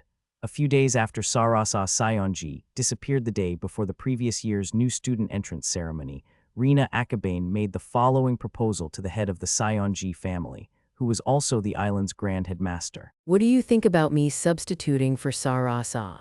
She'd never leave without saying anything to me. In all probability, we're dealing with a kidnapping, but if the kidnappers take no action, there's nothing we can do. So why don't we take action to unnerve them? I will attend school as Sarasa. The Saionji family will keep its daughter's disappearance a secret, and they'll secure consensus for the deception across the academy. No matter what they're after, the kidnappers are bound to panic and make some kind of move. Please allow me to do this. I'm Sarasa's best friend after all. Rina delivered the proposal with a shaky voice, but her eyes and resolve were firm and clear. After considerable thought, Chairman Masamune Saionji accepted. Unfortunately, it wound up not achieving very much. 1 year later, and there's still no sign of Sarasa. That's how Saionji, voice laced with ennui, finished the story. She put on a sardonic smile and peered at me, gauging my reaction. Well, that's why I've been living a lie and no one can find out. I share this deception with the Saionji family. If it's ever revealed, my name and the Saionjis will be tarnished. Sarasa was kidnapped, and her family sat idle for over a year instead of trying to get her back. The Saionjis will be raked over the coals, I'm sure. Plus, we can't forget that the Japanese government gives the Academy special self-rule status because the Saionjis wield enough power to make that work. If the family loses respect, it could endanger the entire island. Shinohara, why aren't you saying anything? Saionji leaned in, sounding a little unnerved. She watched me with obvious annoyance. I'm sure that after having revealed the backstory this whole meeting was meant to discuss, she expected me to act more surprised or sympathetic. At the very least, I understood her motivation. It was more of a crisis than I'd thought. Now I felt awful for beating her in that game. I truly did. However, I vocalized a completely different thought. Like you. What? Sorry, I couldn't hear you. What did you say? I said, it's unlike you. Saionji had definitely been expecting a different response because my remark stunned her into silence. Well, hang on, I said. I'm not trying to provoke you. I've been wondering about your situation since yesterday, and honestly, I'm pretty freaked over how much worse it is than I imagined. But seeing you talk like this, all serious, it's kind of weird, I guess. What? You don't even know me. She seemed on the verge of tearing up. I didn't know her well, that was true. However, given that she'd acted worse after each encounter with me, I don't think my reaction was unwarranted. Plus, her story led to more questions. Had she taken this role to lure the kidnappers out? Was any of it even true? This girl didn't seem like the sort who'd do something so selfless. I decided to put emotion aside for a moment. If I believed her version of events, then 1 year earlier, the Saionjis had made this girl a substitute for their missing daughter in hopes of rescuing her. It was a wild idea, one that worked only because of the Saionji family's support and the red unique star. That explained why this Saionji had needed to protect her 7-star status at all costs. If she lost a game, after all, she'd lose that special star first. What's more, whoever took the red star from you would learn about your lie. That was its downside. Basically, Saionji had fought for a year under the constant threat of being exposed. So you thought I knew your lie, came after me to keep me quiet, and then wound up revealing it all. NGH, I didn't have a choice. Your speech at the welcome event sure didn't sound like a performance to me. But here you are, this new guy who barely knows how to work his device. If I only knew that sooner, I never would have done any of that crap. Saionji took the straw from her glass and downed the remainder of her coffee. MMPH, cough, cough. Either the bitterness or the sheer volume of the coffee gave her a short coughing fit. I reluctantly offered her my half-consumed lemon tea. Saionji peered into my eyes, perplexed for a moment. She still took the glass, though. Replacing the straw in it with her own, she took a few sips, gaze now lowered to the table. By the time the amber liquid was gone, she was all better. Thank you. It's fine. And right after that exchange, we found ourselves in awkward waters again. If the goal of today's meeting was to learn more about each other, then we'd already succeeded. Saionji gave no indication of leaving, but I thought it was about time to wrap up. I decided to linger for a bit, however. I still wanted to know what she'd meant when she said, "Please don't lose to anyone." Admittedly, I had some inkling, but I wanted to be sure before we parted ways. Saionji, I think I've realized something. You have, what? You've lost the red star's protection. If someone pulled up your profile, they'd learn you're not Sarasa Saionji. However, you're still a 6-star. The Academy's star management system can't be meddled with by external sources, and the only person who can see a 6-star's personal info is a 7-star. Right now, I'm the only one. That's why your cover hasn't been blown. Am I right? Not blown to anyone except you, but yeah. Okay, so basically, you're safe for now. Exposing you doesn't do anything for me, and I have no reason to change my mind on that. However, if I lose to someone and my lie is revealed, what will happen to you? Oh, that. About time you caught on. Saionji snorted a little. It was an odd sound that made her seem more exhausted with everything than resentful of me in particular. Well, you're right. When you lose 7-star status, that red star will go to someone else and they'll learn the truth about both of us. That's how the red star's side effect coming clean works. It reveals every lie to its new owner. I see. Man, that's a harsh penalty. That applies to you too, you know. Do you really understand the stakes here, Shinohara? Because let me tell you, the opposite is true as well. It's the opposite. Yes, the opposite. Because if my lie gets outed, it doesn't bode well for you. If the whole island finds out I'm not really the Saionji family's daughter, then the provost of the 4th ward will have no reason to protect you. You need to remain a 7-star because I'm Sarasa Saionji. Get it? You're right. Provost Ikenos was more using and abusing me than protecting me. Either way, Saionji was correct. I only called myself a 7-star to keep the Saionji family's eyes off me. If that was no longer on the table, the provost would lack a reason to aid me. It's just, why? The resentment in Saionji's voice as she rested her head against the table matched my thoughts perfectly. Our lives were now irrevocably tied to each other. If I went down, so did Saionji, and vice versa. That wasn't the only reason for our frustrated expressions, though. No, we both knew full well how to best solve this crisis. So if we put all of this together, it's pretty obvious, right? Things can't get much worse for us, but we're both still barely in this, by the skin of our teeth. We've both skirted the lethal blow. You're right. I think the Saionji family will keep its mouth shut while you're a 7-star, but if either of us loses a game, we're done. And that's assuming our lies aren't uncovered some other way. But most aggravating of all, our lies are connected to each other. Looks that way, yeah.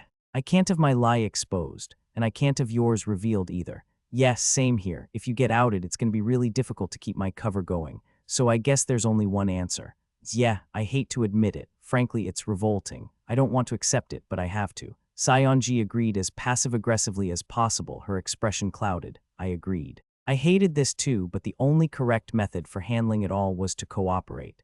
I was faking my star count. Saionji was faking her very existence, and neither of us could afford to be revealed. That made us partners in crime. We weren't friends or teammates, but we couldn't afford to remain enemies. It was an alliance of absolute necessity. I looked at Saionji defeatedly. She appeared to share the sentiment. We watched each other for 10 seconds before Saionji let out a dejected sigh. Ugh, none of this would have happened if you didn't show up.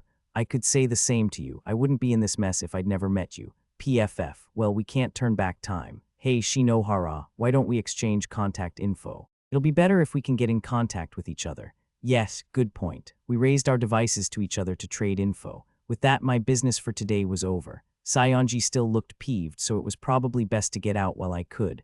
Oh, however, right when I got out of my seat, Saionji spoke up from hers. Did you say something? It's no big deal. There's just something I feel obligated to say. Yeah, I'm counting on you, okay. Her face was turned away from mine. The elbow of one arm rested against her knee, while the hand waved listlessly. It was a cute gesture, and I watched it for a moment before chuckling. Yeah. Same here. By the time I left Saionji and the bookstore, the sun was already setting. I was right on the border of the 4th ward, but it was a decent trek back to my dorm, so I didn't return until 7 in the evening. Himeji, who by some amazing coincidence just happened to be cleaning around the front door when I showed up, gave me a relieved smile that almost had me mistake her for an angel. After dinner, still awash in the joy of the excellent meal, I kicked back and relaxed. Himeji sat on a chair diagonally across from me in her maid outfit, reading some textbook. I was preoccupied with my device. Something the matter, master? That sounded like a plea for attention. No, I didn't mean it like that. I'm just trying to focus. Focus on what? Himeji's voice was cold even as her silver hair stirred. I gave her a nod, suddenly nervous about continuing. I found my voice before long, though. I'm, searching for myself online. The time-honored tradition of looking up your own name on the internet. That your nickname or titles ascribed to you. Creators and artists generally search for themselves for advertising purposes or to gauge audience response. Neither of those purposes applied to me, but if I had to pick, my motivations were closer to the latter. Initially, I was too nervous to look, but after a gulp, I finally got my eyes open. There were a seemingly infinite number of results beneath the search box with Hiroto Shinohara entered 471 to be exact. When I tried other keywords like Shinohara by itself or transfer student, the results quickly shot past 10,000. There was no way I was going to check every hit, but here are some excerpts from the text results. Who's that transfer student? He's working way too hard at the start of the semester. It's insane. This Hiroto Shinohara guy is way too much of an asshole. It's not even funny. Who does he think he is? Whoa, did you hear? Shinohara's got his second win. Wow, suddenly, all the idiots saying Hiroto Shinohara's a wimp have gone quiet. You all watching. Whether he's a wimp or the best out there, he still pisses me off. The social media app was overflowing with opinions that ranged from glowing to hateful. My reason for searching myself was to gauge thoughts on me. I wanted the raw data that intellectual knowledge alone provides, and stock was the best means of getting it. Unfortunately, I could hide my emotions, but that ability wasn't a superhuman mental fortitude that shielded me from everything hurtful. I forget his name, but I'm rooting for the new 7-star. It's such a video game story. That's not too bad. I hate how that Shinohara dude laughs like some cartoon villain. I gotta mute his name. Okay, that one wasn't great. The new transfer's got a real aura to him. I think he could conquer us all this year. Hiroto Shinohara is so full of shit. That's so mean. He bothered to remember my name, and that's what he wrote. Ah, now I get what you're doing, master. I understand why you'd want to get a handle on your public image. We'll see to manipulating popular opinion of you later. Oh, there's a poll. Who's a better fit as a 7-star Hiroto Shinohara or Sarasa Sayonji? Oh, what are the results? Oh, I'm sorry, master. I should have looked at them first before telling you. Damn it. Himeji softly averted her eyes and apologized while I yelled at the ceiling. You know, not to make excuses or anything, but the Empress did spend an entire year at the top without a single loss. She was a subject of respect and admiration across the island. I was sure she'd enjoy a ton of support no matter what I did.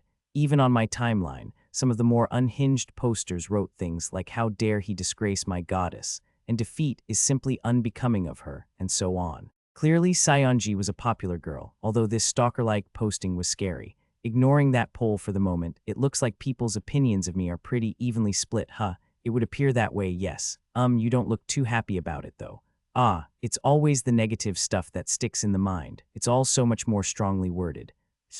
Maybe you shouldn't have looked then. Perhaps Himeji was trying to look out for me, or maybe she'd grown tired of this topic. I appreciated her words either way, but still shook my head. Nah, I'm sure that I'll keep receiving at least this much criticism going forward. I want to get used to it as soon as I can. I can't run from it forever.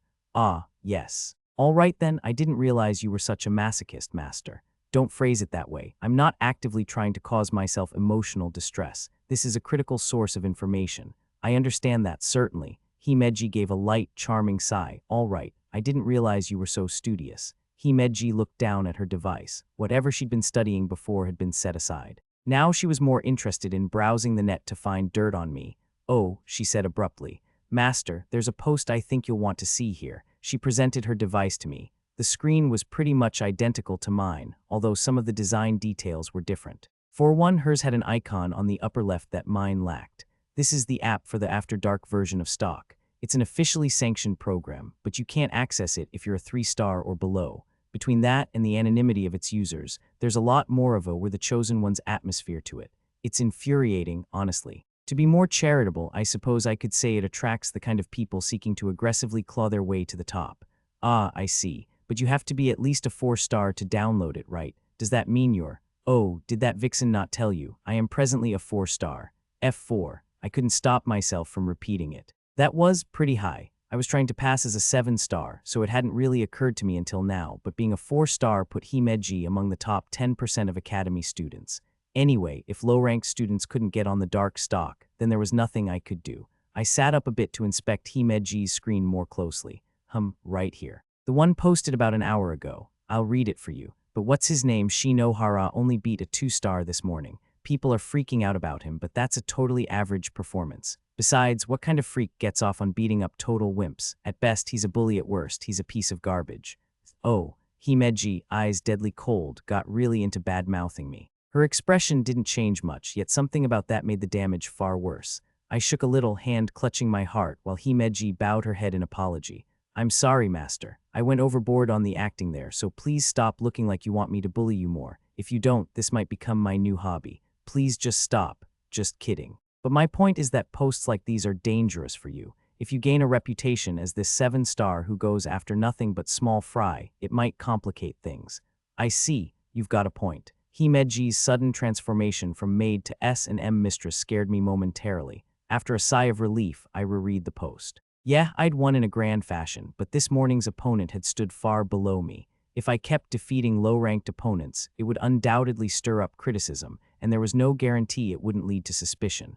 For reference, what sort of ranks did Sayonji play against last year? The Empress. In terms of what's publicly known, her average opponent was at least a 4-star.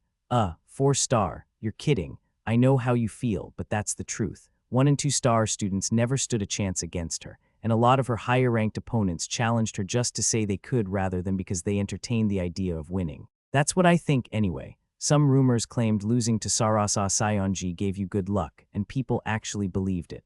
Wow, scary. It was almost like she was worshipped as some kind of living deity. And, well, yeah, I'm sure her cute face helped with that. Plus, when she acted like a proper lady, her personality framed her looks perfectly. No wonder people went gaga over her. Phew, at any rate. While I marveled at the legend of Sayonji, Himeji returned to her chair and exhaled. She turned her head toward me, that almost transparent silver hair flowing after the gesture, and fixed me with her blue eyes. It's safe to assume that all of the Empress's stats will look like errors to you for how absurd they are. She far surpassed every 7-star before her. However, there's no need to feel like you have to follow her lead, master. Sprinkle in a game with a 4-star or higher every now and then. That should be enough. You think, but wouldn't that look kind of disappointing? Pardon, you've seen the comments on stock. I'm going to be compared to the Empress whether I like it or not. You say that I shouldn't worry about it, but you know people are going to bring up stats when they talk about me. If I can't match Sayonji in quality, then I'll make up for it with quantity instead. So if it's all right with you, Himeji, how about I accept another game for tomorrow? Hee. I'm very glad to hear that, master. I never thought you'd suggest that tactic. I think it's a fine idea. Landing on this island and immediately scoring 3 wins in 3 days will greatly impact people. It'd definitely put you in step with the Empress. Give me one moment, please. I'll select a game for you right now. Himeji visibly relaxed as she spoke. This was unusually proactive behavior for her. I'd noticed it the night before as well, but whenever the topic turned to a game, she got excited. Or maybe the right word was tense, that S&M mistress side of her, you could say. Don't get me wrong, I appreciated her help, but now she's humming, like unconsciously. Wow, this is getting a little frightening. I'll just pretend I didn't notice. Besides, it's kind of cute. First, she just sat there, calmly looking at her device. The next moment, she wriggled around in her frilly maid outfit, moving to a rhythm only she knew. It was silly, but she was having fun, and that was all that mattered. After I accepted the game Himeji found for me, we decided to save the details, including our strategy meeting, for the next day. Later that night, my mind wandered while I was in bed. A lot happened today. My game early in the morning, the run-in with Sayonji, going to school and meeting my classmates, the little meeting in that mysterious cafe, the torture of reading social media posts about me, selecting a game, tons of stuff. What stuck with me the most was my interactions with Sayonji. I feel like she's still hiding something, and now we're co-conspirators, huh? I sighed, eyes closed. It was, how to put it, a very delicate relationship. Sayonji, the girl who had dominated all last year, and I, the new strongest student on the island who had beaten her so handily. We had to be bitter rivals in public, sparks flying between us. However, in private, we needed to work together to keep each other's lies a secret. Ugh, oh right. I sat back up with a sigh. It occurred to me that although Sayonji and I had traded contact info, I had yet to send her a message. There was no immediate reason to, but she was going to be my ally more or less, so there was no harm in reaching out a bit. Hi, it's Shinohara. Just saying hello. By the way, how free are we to talk on here? I added a question to flesh out the message. Then, thinking that was too plain by itself, I considered sending a sticker too. A check mark appeared by my text, indicating Sayonji had read it. Oh, I blinked, a bit surprised. A moment later, I received Sayonji's response. About damn time, what have you been doing? After getting my info, it's only common sense that you'd contact me right when you get home, I swear. Also, you don't need to worry about using this app. The system protects all the records, and this is just a dummy account anyway. But try to avoid using my name, all right? Just you or whatever is fine. Okay, so why are you so angry? It doesn't matter when I contact you. It does matter. I spent all night fretting over when you'd finally contact me. I waited for so long. Waiting, why? Is there some kind of urgent business? Wait, no, forget about that, I take it back. No, I was watching a movie and just kind of waiting for you on the side. Way on the side. That's still no reason to get so angry at me. Should you even be up this late anyway? You can't play the spoiled rich girl if you're late for school.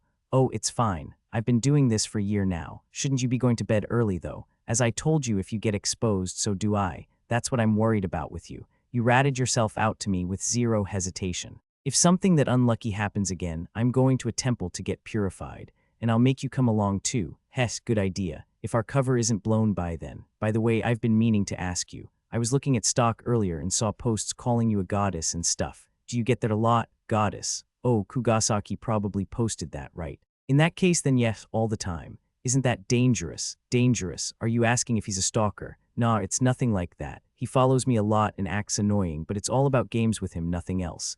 Are you worried about me? Ha ha, I bet you are. I totally get why you're concerned about someone as cute as me. Wrong. I just feel bad for all your rabid fans if they found out what you're really like. Hey, what's that supposed to mean? I think it's pretty clear. Okay, I'm going to bed. Don't stay up too late. Huh, all right. I'm getting sleepy too. Sweet dreams, Shinohara. Saionji added a sticker after her last message and then went silent. I tossed my device aside, sighed, and brought my hand to my forehead. Phew, it's like trench warfare, 1,000,000 people against 2. I hope it works out. It was a useless thought, but it served to keep me occupied until I fell asleep. Chapter 4. Rashness, Recklessness, and Uncontrolled Mayhem. Friday morning came all too soon. Today's game was scheduled for after class, so I headed right for school, only to be stopped by the exact same crowd in front of the gate again. I recognized everybody in the group, the high-ranking girls in Oga school uniforms, led by Sarasa Saionji. She stood in the middle, shining brighter than the rest. Haha, what a coincidence, Shinohara. She walked right over upon spotting me, her arms crossed. The other students on the scene watched nervously while chatting with one another. I was already starting to get used to that. Yeah, I'm sure it is, Saionji. This is 2 days in a row, you know. You're obviously doing it on purpose. Oh, I wouldn't be so sure. Oga school is nearby. Taking this street isn't much of a detour. Heh heh, so stop acting so full of yourself, okay? Yeah, sure. Anyway, I should get going. Wait a second, you really should listen. Of course, I have no business with you, but I still don't think you should be in such a hurry. Saionji reflexively grabbed my arm as I attempted to leave, pulling it with a notable amount of force. This unexpected move made both of us lose our balance, bringing our faces so close that we almost butted heads. Judging by how she blushed all the way to her ears, I figured she hadn't expected this to happen. However, Saionji and I were supposed to be perfect, as far as the public was concerned. Making a mistake like that, and then acting so embarrassed about it didn't fit Saionji's image. TSSH. I did my best to ignore Saionji's aroma, even as it threatened to dizzy me with its sweetness, and I glared at her. Saionji caught on immediately, dropping her embarrassment and laughing. That's when the verbal sparring began. Heh heh heh, you know, Shinohara, I heard you're playing another game today. Gee, get away from me a little more, you're too close. I sure am, and are you scared that I'll beat your win streak from last year? And no, I can't. You've got me by the arm. Oh, not really. I don't care about records anyway. But if I have a chance to see you wallow in pathetic defeat, I'll gladly take it. I'll be in the audience during the game later. You better treat that as an honor. Ugh, all right, but don't touch me anywhere weird or I'll be real mad.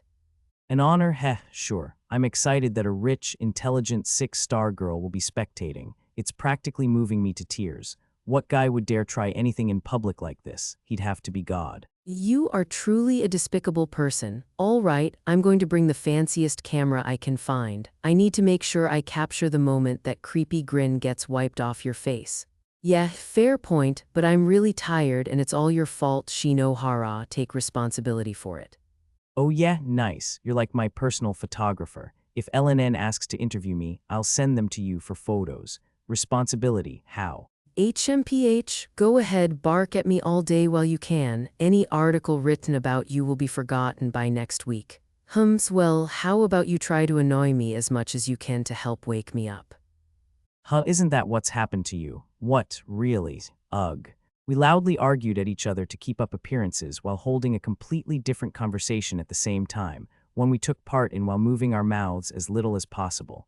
That much, at least, wasn't a problem. But annoy her as much as I can. She sure isn't making this easy. I glanced at Saionji's face. She wore an excited grin, and it was obvious she looked forward to what I'd say next. One corner of her pink lips curled up, and her arms were crossed in front of her, which accentuated a certain part of her anatomy.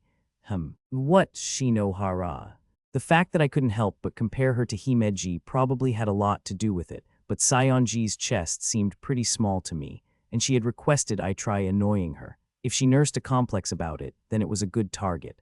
I guess I might as well try. Well, I'm a 7-star, so it doesn't matter to me, but if you want to get back in the news, you better start drinking your milk every morning. Your breasts could use the help. The moment I voiced the words, Saionji's entire body went rigid. At least, that's how it seemed initially. Close inspection revealed that her arms were trembling. She still had a smile on her face. We were still before an audience. After all but resentful hatred burned in her eyes. I am in the news every single day, and I actually pad these out a bit already. Saionji. Never mind, it's nothing, I promise, but thanks for that lovely morning greeting, Shinohara. I think I'm going to have a great day now. Great, that's good, I guess. It is. Saionji replied with a snort. She turned around, waving a spiteful arm at me. She turned her attention to the audience for a moment, looking resentful, or perhaps the way her brow was furrowed suggested concern. She'd asked me to provoke her, but maybe I had gone too far. What was I supposed to do? I was left thoroughly confused. All I'd done was follow Saionji's instructions. She'd had no right to attack me. Setting that aside, I looked where she'd glanced at for a moment before leaving.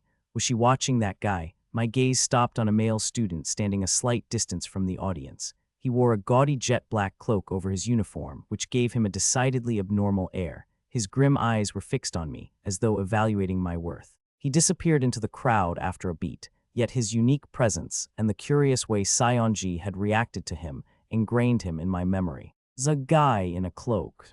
Class 2 was between periods, so I decided to inquire with Tatara about the boy I'd seen earlier. Yes, a black cloak. I spotted him earlier today. It seems like an unusual thing to wear around town. Oh, right, yeah, Kugasaki does stick out a lot. Kugasaki, so that's him, huh? Do you know him, Tatara? No, not at all, but Kugasaki's notorious. Saren Kugasaki's his full name. He's a high school third year at Ottawa School in the 8th Ward. Just about everyone on the island knows him. Wow, why's he so famous? Well, Because he's a 5-star with a unique star too. Tsuji had sidled up to us when I wasn't paying attention, and he answered before Tatara could. Tatara scowled at him, but it didn't stop Tsuji from continuing. Kugasaki's known around the island as the best Ottawa school has to offer. He doesn't stand out as much as you do Shinohara, but even a 5-star is a 1 in 1,000 elite. He picked up a blue unique star a couple of months ago. A lot of people place him equal to a 6-star now. Plus, there's a lot of stories about him. Legends, more like. oh, totally. For example, I heard he's achieved perfect scores on every single test he's taken since entering Ottawa. Oh, and he's supposed to be the leader of an unsanctioned city patrol group. Yeah, the self-styled Holy Knights. It's a group Kugasaki founded during his first year of high school. It was nothing big at first, but now it's got over 300 members. That's likely one of the biggest of the unofficial student groups. That Kugasaki practically breathes charisma. Yeah, he looks like a weirdo, but he's pretty popular. Oh, also, he's got a pretty funny nickname. They call him the Phoenix. Well, the Phoenix. I raised an eyebrow. Tsuji chuckled. Yeah, the Phoenix. Like I said, Kugasaki's incredibly sharp, so he's always had a fan base. However, something happened that made his popularity skyrocket. Around this time last year, Sarasa Saionji, who was brand new to the island back then, picked him as her first game opponent. He was the first guy to lose to her, and ever since, he's been madly in love with her. Huh, even though he lost. Actually, it's because he lost. It was a first for him, and he got totally addicted to the feeling. You know how every genius has a weird habit? Well, that's his. Anyway, he's totally obsessed with the Empress. So much so that despite all of Kugasaki's achievements, rumor has it that he's not very well liked at his own school. Yeah, and it's probably true. Since last April, he's really only played games against the Empress. He knows his star total goes down when he loses too. Right? If he just picked someone else now and then, he'd be a 6-star for sure. He's completely fixated. He doesn't know when to give up, and that's what earned him his Phoenix nickname. After hearing all that, you'd probably think Kugasaki's a nutcase, yet he hasn't dropped in rank. Why? Because every time he loses to the Empress and goes down to 4-star status, he immediately wins in another game to return to 5. Ha, I feel bad for the Empress having a freak like him hounding her. Tsuji shrugged and laughed at the insanity. Yeah, I said with a smile. That sure sounds rough. Internally, I was thinking something else entirely. Saren Kugasaki's that talented. That post he'd made, his obsession with the Empress. Saren Kugasaki was so in love with Saionji's strength that he repeatedly challenged her to games. That wasn't exactly wrong on its own, but I couldn't let this slide considering the relationship Saionji and I had. If she lost, I'd be done for too. Plus, I'm sure Saionji's a lot more vulnerable without the red star. That's on me, so I'd like to do something about it. But what? I fell into deep, silent thought. I could leverage my current position in some way. That wasn't the kind of action I should take lightly, yet I couldn't shake the memory of Saionji's anxious look from that morning. Well, we're partners now. It's a hassle, but I guess I should be proactive. I retrieved my device from my pocket and got to work setting things up. I received a voice chat request from Himeji partway through my lunch break. Following her instructions through my earpiece, I left the classroom for the roof to escape the public eye. The roof was typically closed off. She'd hacked the lock on the door, so we'd be able to speak undisturbed while I was up there. First, Master, allow me to outline the upcoming event. The game you'll be playing today is called Sturm und Drang. Right, it's a 100-meter race, you said. That is correct. The two players start at the same time, and whoever reaches the finish line first wins. It's very simple, but there's a twist. There are no rules about how you transport yourself to the goal. No rules, so I can use a car or a skateboard or whatever else I want. I'm assuming there's more to it than that, but... Very observant, Master. The record time for this game is in the 1-second range. What? 1 second? That's impossible. It makes sense that you are surprised, Master. You haven't been on this island for very long.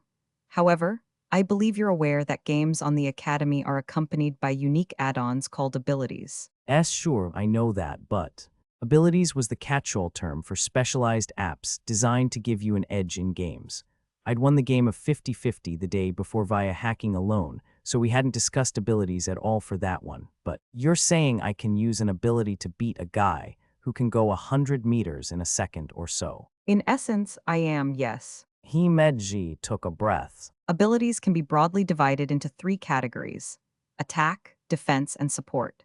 Attack abilities can function as the core of your offensive strategy or interfere with your opponent's moves. Defense abilities prevent your opponent from getting in your way, and support abilities rewrite game-oriented data or aid your attack abilities. Players must decide in advance which abilities they'll bring to a game. Okay, and I can have up to 3 per game, right? Right. For example, your opponent today will likely use 2 attack and 1 support ability to orient herself entirely for speed. That's not guaranteed, of course, but we have no record of her using any other ability set, so I think it's safe to count on that. You did all the analysis work for me, and I guess that's what we're basing our tactics on. Exactly, Master. It will be a choice between prioritizing blocking your opponent or improving your race time. Coming up with the most suitable mix of abilities for the situation lies at the very core of games.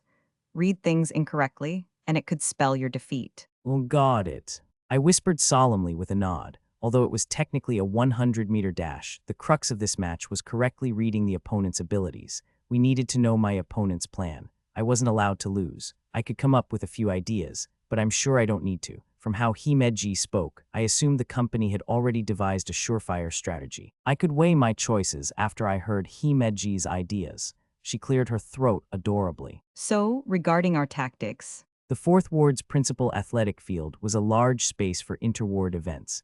2,000 or so passionate spectators occupied the stadium around it. There were enough seats for 5,000, so it could hardly be called a full house, but having so many show up for a single game was a good indication of how invested people were. Judging by the uniforms I saw, a lot of people had come from other wards to catch this event. I stood on the field, encircled by the massive audience, facing down another student. 3210 times up. Yeah, so... The announcement rose into the sunny sky, answered by an incredibly enthusiastic audience. My opponent wasn't talking, and I certainly wasn't. I sighed a bit as I turned toward the source of the voice, a cheerful student with a hand on her headset mic. The moment is finally here. It's time to dive into the main event. But before we do, I want to talk to you guys for just a little bit longer. Is that all right? Yeah. Thanks for that enthusiastic reply. Okay, in that case, it's time for some introductions. I'm Suzerain Kazami, part of the Academy-sanctioned Libra organization. This mysterious girl formed a sideways peace sign with her fingers as she gave her name, then she waved in all directions. The Libra organization she'd mentioned was a large group governed by LNN, the news app Tatara had introduced me to. It was mainly involved in gathering news covering all the assorted events around the island and providing daily reports. But Libra had another purpose as well, namely, pitching in during events like this. Large-scale games often required referees and support staffers, depending on the challenge. Normally, the participants would be responsible for finding aid, but Libra occasionally stepped in as well. Since its members helped staff and run an event, They had on-the-field reporting access without anyone getting in their way. And with games like this grabbing lots of attention, the LIBOR reporters who worked the mics at these events could apparently become celebrities in their own right. Thank you, heh. You're making me so ticklish from all the good vibes you're giving me. The girl carrying on in front of me commanded the crowd's attention expertly. Suzerain Kazami was a 3-star from the 3rd ward, just like Saionji, and thus she wore an Oga school uniform, at least in theory. It was so rumpled and worn that it was initially difficult to tell. Her thighs were on full display beneath a skirt cut as short as possible, and there was a band pinned to the top of her right arm that had ACE Reporter written on it. Her chestnut brown hair came down below her shoulders and sprang out at the bottom, undoubtedly because of the cap she was wearing. Her voice and mannerisms were super contrived, but all the dynamic gimmickry worked so well that it was almost miraculous. After warming up the audience some more, Kazami gave my opponent and me a broad smile. Now for the moment you've been waiting for, let's meet our 2 competitors. Kazami walked past me and up to my opponent. A camera crew adjusted its aim, following her lead. That's right, given the size of the arena, a full video crew had been deployed for this event. Our game was being broadcast on the screens placed here and there in the stands, and it was apparently streaming in real time on iTube, short for Island Tube, LIBOR's official app. Knowing this, I went in without my earpiece, just in case. I'm not a fan of being cut off from Himeji. I better brace myself. I nodded slightly while securing my resolve. Meanwhile, Kazami introduced the challenger. First, the Raider, a 3rd-year student from the 11th ward. Here's Haru Urasaka. She's a 3-star whose hobbies include visual K music bands and road tripping, and she's bringing that punk rock style to the field today. Hey. The girl across from me hesitated a bit before answering, perhaps overwhelmed by Kazami's sheer energy. She was dressed, well, dark. Her short black hair had red-dyed streaks, presumably a nod to her visual K fandom. Instead of a school uniform, she was dressed in a stylish all-black outfit that would fit perfectly in a music venue. Kazami spoke at length about Urasaka's bio, eliciting applause from the audience. Then she turned around with crazy, dynamic flair and ran over to me. And over here is today's keeper, the guy who reached 7-star status in record time, Hiroto Shinohara. He's a 2nd-year high schooler at IME and a new face on the island who only arrived 3 days ago. He's won 2 games in 2 days, setting the entire academy ablaze with excitement. Will we see more magic from this almighty king today? All right, Shinohara, tell us how you're approaching today's game. How I'm approaching it, Kazami thrust the mic dangerously close to my mouth and awaited my response. I quietly shook my head and tried to look as serious as possible. I don't need an approach. I'm going to win no matter what. Oh, so in his element, so much confidence. The kind of my way or the highway arrogance that epitomizes a 7-star, Shinohara's not going to disappoint us today. Kazami kept on ranting and raving, the excitement making her cheeks red. I cast my eyes aside, acting like I didn't care at all, although internally I suffered from how embarrassing this was. I knew I'd regret what I'd said for the rest of my life. This lie forced me to act like a jerk in public. At least nobody's making fun of me for it. All right, now I'd like to introduce today's special guest. As if in response to my foolish thought, Kazami raised her hand. One of the doors opened to reveal a female student. She scowled upon catching sight of me, but once she was closer to the mic, she gave us an elegant bow. Hello, I'm Sarasa Saionji. I bet a lot of people think it's a given that Shinohara will win, but as far as I know, there's no such thing as a true given in this sport. It's a hollow statement, so I'm looking forward to seeing the result of today's match just like everyone else. Heh, make it a good one, please. The excitement was almost frightening. Saionji cut an imposing, charming figure. It was easy to understand why she was so popular. Strangely, she kept her gaze trained on me. I'm sure her speech was meant to deride me. In fact, she looked ready to laugh in my face at any moment, that girl. Okay, my classmate Sarasa Saionji will be joining me, Suzerain Kazami, in the broadcast booth today. Kazami, oblivious to the tension between Saionji and me, gave a signal to the crew filming us, then walked toward my opponent. All right, Urasaka, remind the audience what game we're playing. Sure. I challenged Shinohara to a Sturm und Drang today. At that, the screens around the arena displayed the game title, accompanied by a loud booming sound. Kazami looked at them, then turned back to Urasaka. Sturm und Drang, so cool, and what kind of game is it? Well, basically, it's a short-distance race. We'll use the track here, and me and Shinohara will stage a 100-meter dash. That's all. So simple, and sometimes simplicity is the best policy. Doesn't that give you a physical disadvantage, though, Urasaka? Not necessarily, because, in this 100-meter race, anything goes. She smirked a bit, and a moment later, our devices and the screens around us displayed the rules for Sturm und Drang. Both players must travel the 100 meters between the start and finish lines.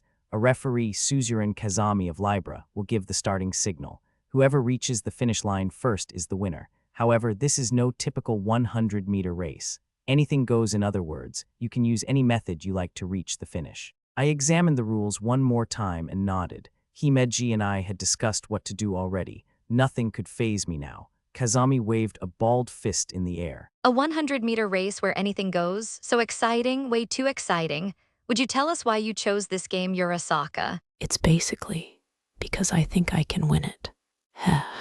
And Shinohara probably knows this, but I'll say it anyway.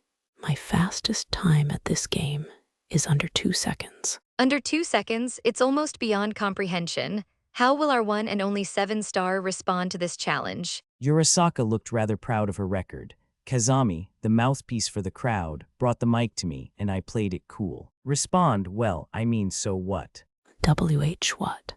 So you're saying you're faster than me? I guess, why even bother asking? You'll find out soon enough. Oh, okay. Stick to your act, I guess.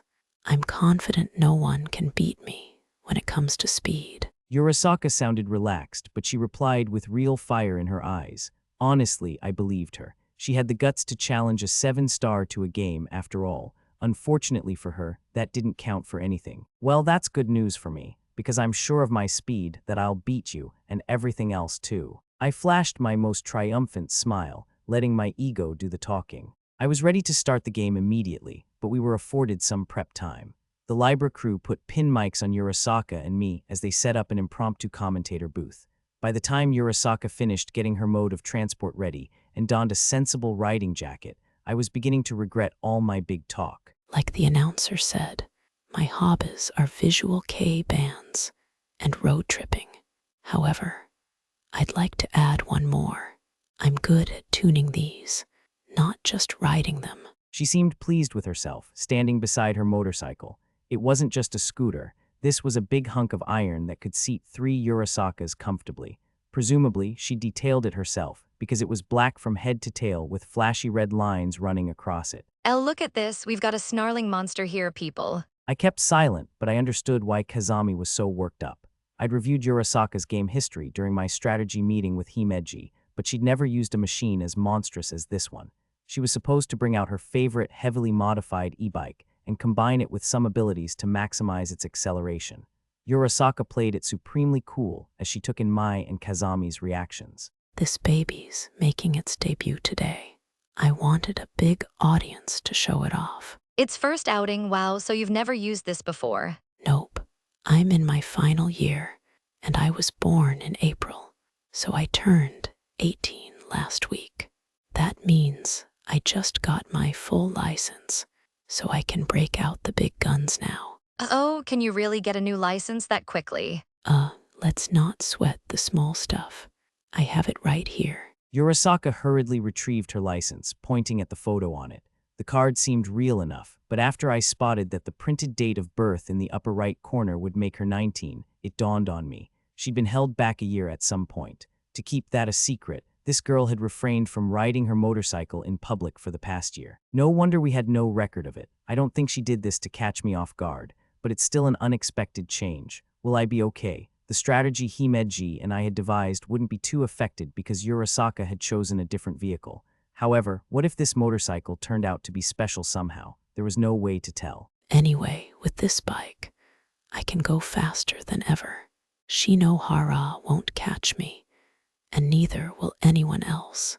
Today, I'm gonna be the wind. With that, Urasaka mounted her motorcycle. She placed her device into a small slot between the handlebars, then popped on her helmet. Let me get this warmed up, she said before driving around the track. To fill time, Kazami took up the mic again. All right, we'll be going into the game very soon. How's it looking to you, Sarasa? Well, I think that bike tells the whole story. In a battle of pure speed, Urasaka has a clear advantage. We'll have to wait and see what abilities Shinohara will use to counter, but we'll just have to be patient. If someone challenged me to this game, I'd definitely install an ability that interfered with my opponent. That would be the best bet, and I think it would make it easier to win. Still, I have a bad feeling about this game. Clearly stating that anything goes is a little suspicious to me. It's like we're being led on. Maybe that's just me, though. I've never thought too hard about this game before. I see, so we might bear witness to a double cross of some sort. Now things are getting interesting. Kazami met Sayonji's cold analysis with her usual bubbly excitement. I couldn't tell how interesting this would get, but Sayonji's commentary was perfectly sensible. The phrase anything goes suggested messing with the opponent. If this was Urasaka's way of baiting me into trying something, then I had to anticipate she'd respond with a counter. Despite knowing that, I approached the starting line calmly and on my own 2 feet. He's walking. Is this Shinohara attempting to beat a motorcycle on foot? I would compete with no vehicle whatsoever, confusing the commentators and the crowd. I offered them no reaction, instead watching Urasaka drive around and rev her engine. According to the company's analysis, Urasaka mainly relied on an ability called Unlock Speed Limit. As the name suggested, it shut off all limiters, allowing her to ignore the top speeds of any car or bike, so she could accelerate as much as she wanted.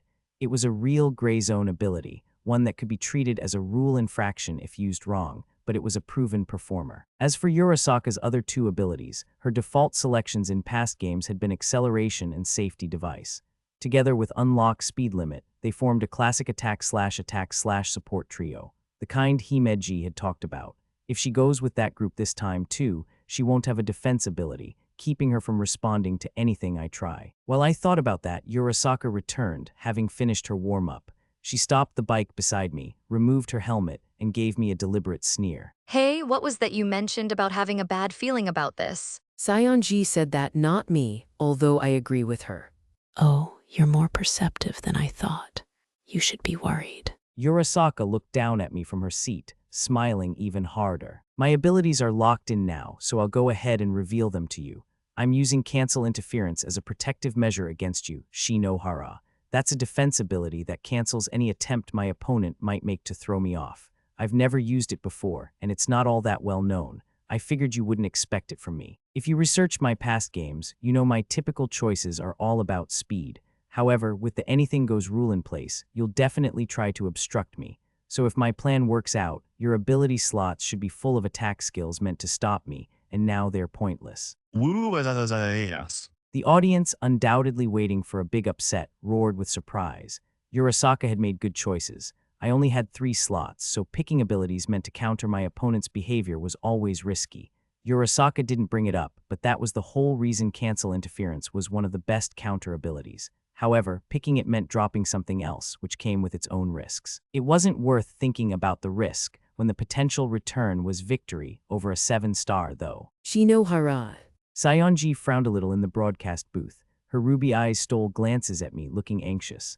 I understood why, of course. Just sit tight and watch, okay, Sayonji. I faced Urasaka with a smile, and when I spoke, I tried to sound as mocking as possible. Those are your choices, huh? Okay. Are we done talking yet? Let's get this started already. I've been waiting so long that I'm getting tired. You'll TCH. Urasaka fell silent for a bit before clicking her tongue and shoving her helmet back on.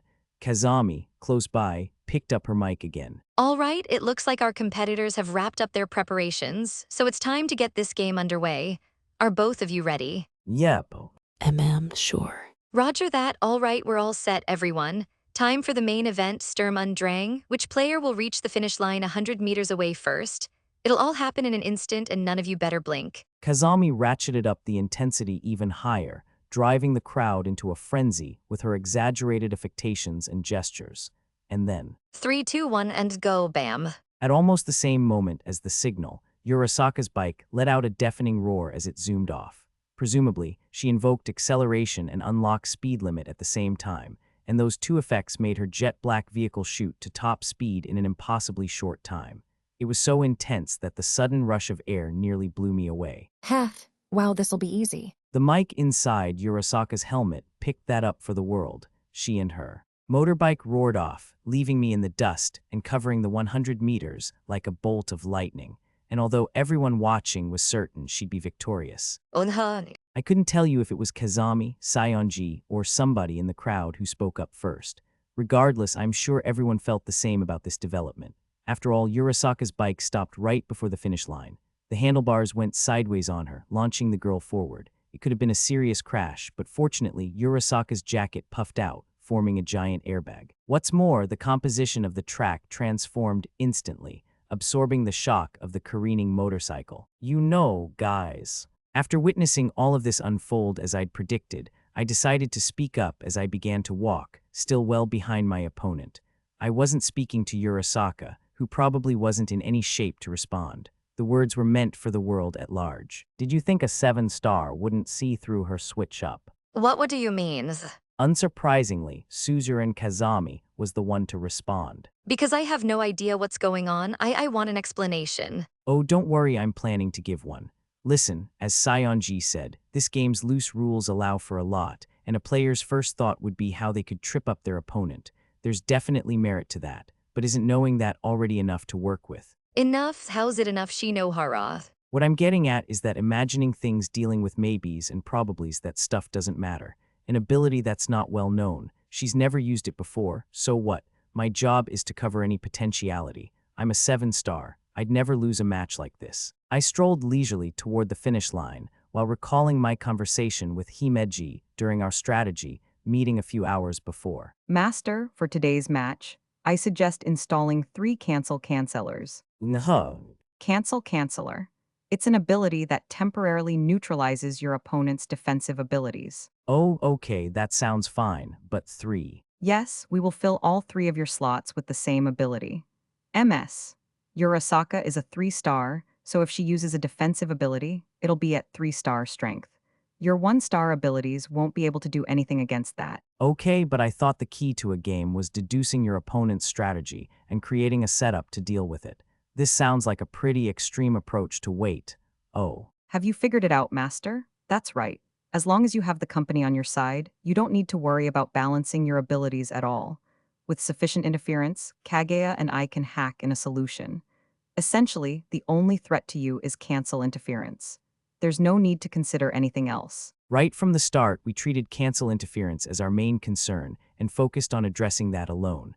Whether Urasaka was likely to use that ability or not didn't really matter. If we shut that down, all our company-engineered cheating would work. Thus, I placed Canceller, level 1, in all my ability slots. That sealed our victory, more or less, but that alone wasn't going to be quite enough. Just like last time, if I wanted to establish my lie as the truth, I needed a perfect cheating method and a performance that ensured nobody suspected a thing.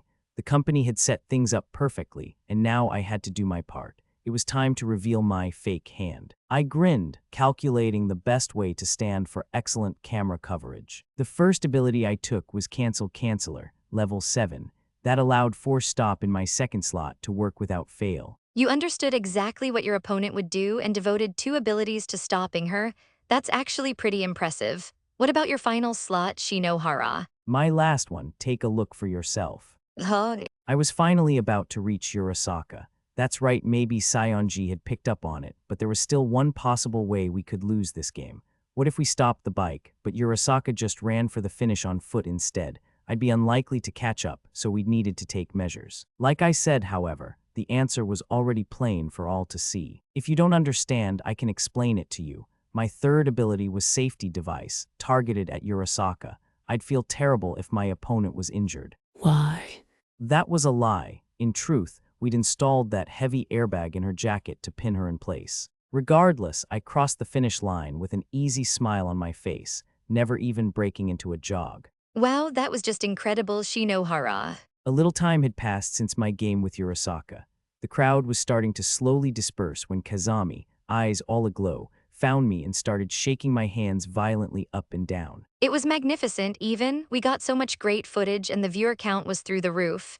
This was such a success, I'm about to have a nosebleed just thinking about it. I love you, Shinohara. Thanks, it was a given that I'd win a game like this one. So cool. Hey, can I use that quote in our coverage? He declared that his win was guaranteed, his unflappable smile providing the perfect look for the man atop the lofty peak.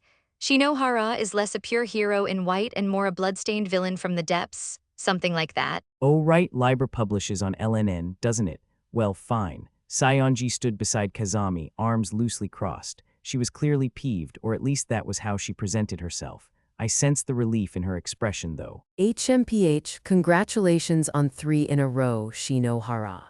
You don't look very glad for me. Because I'm not. In fact, I'd hoped Urasaka would run you over and end it right there. You could at least respond, Shinohara, it was a joke, you know.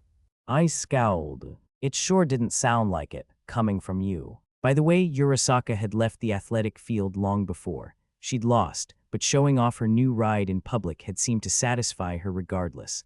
I was just about done with my post-game responsibilities, so it was about time I returned. To my dorm, however, a loud, high-pitched laugh ripped across the no-silent field. A large plume of smoke jetted from one end of the stands, and a silhouette leaped from them to land on the ground. While the smoke cleared, the figure threw his cloak back and approached. I recognized this guy. I'd seen him that morning.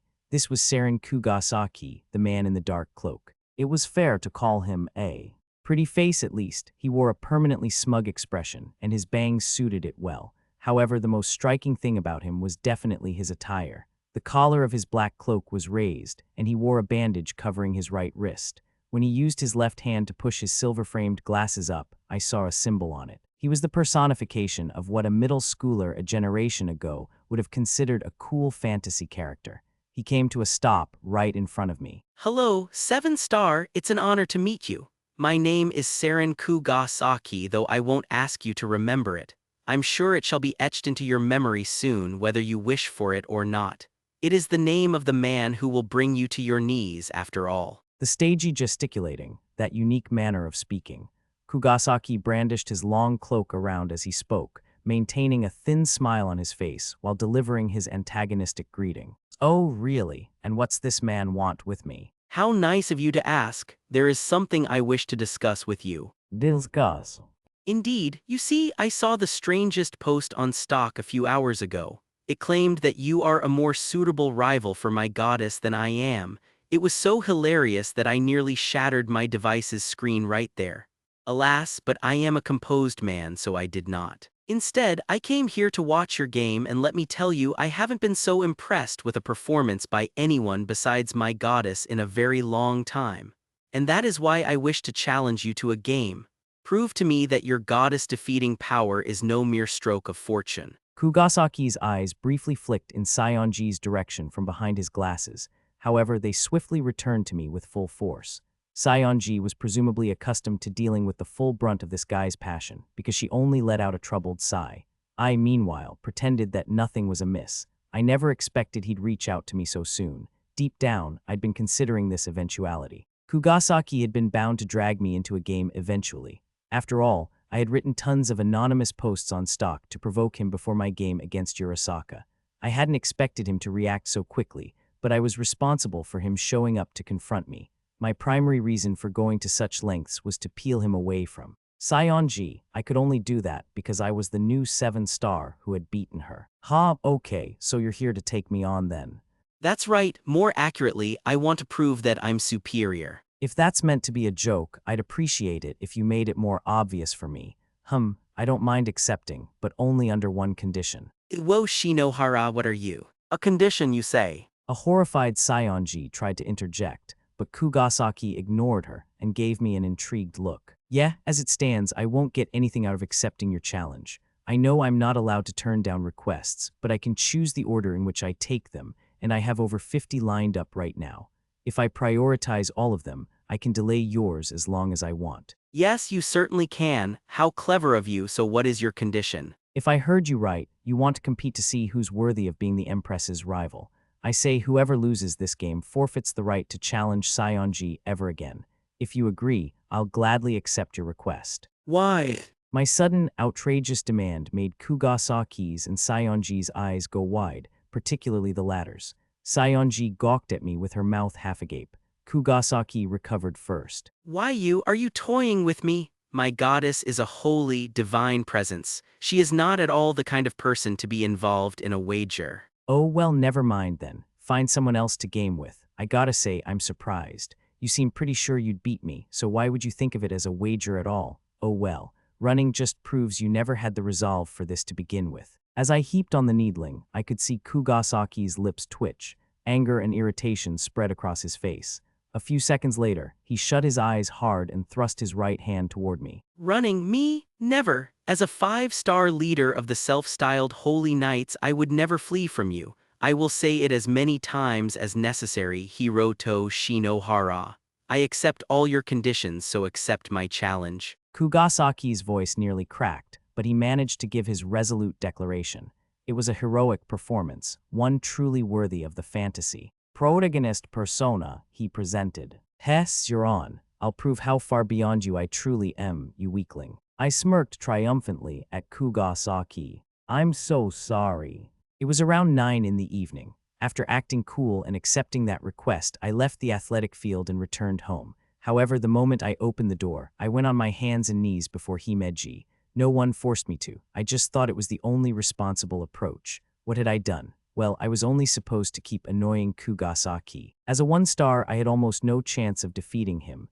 Basically, I'd accepted a game against him without Himeji's permission, and our match was on Sunday, 2 days from now. I wouldn't be surprised if this was the final straw for her. Himeji eyed me without a word. I was too busy pressing my head against the floor to see her facial expression, but I'm sure it was full of disappointment, perhaps with anger a close second. Making Himeji feel that way filled me with regret. Then, without warning, I heard footsteps. I raised my head a little, only to find Himeji closer than before, staring at me. I would like to ask you a question, Master. Sure. Ask as many as you like. Thank you very much. So, you've had your head against the floor for a while now. Why are you apologizing? I would like to know the reason. The reason isn't it obvious? No, it's not. This is a very, very important point. Himeji looked more serious than I'd ever seen her. She wasn't asking why I'd picked a fight with Kugasaki or why I'd added the condition with Sayonji to the game.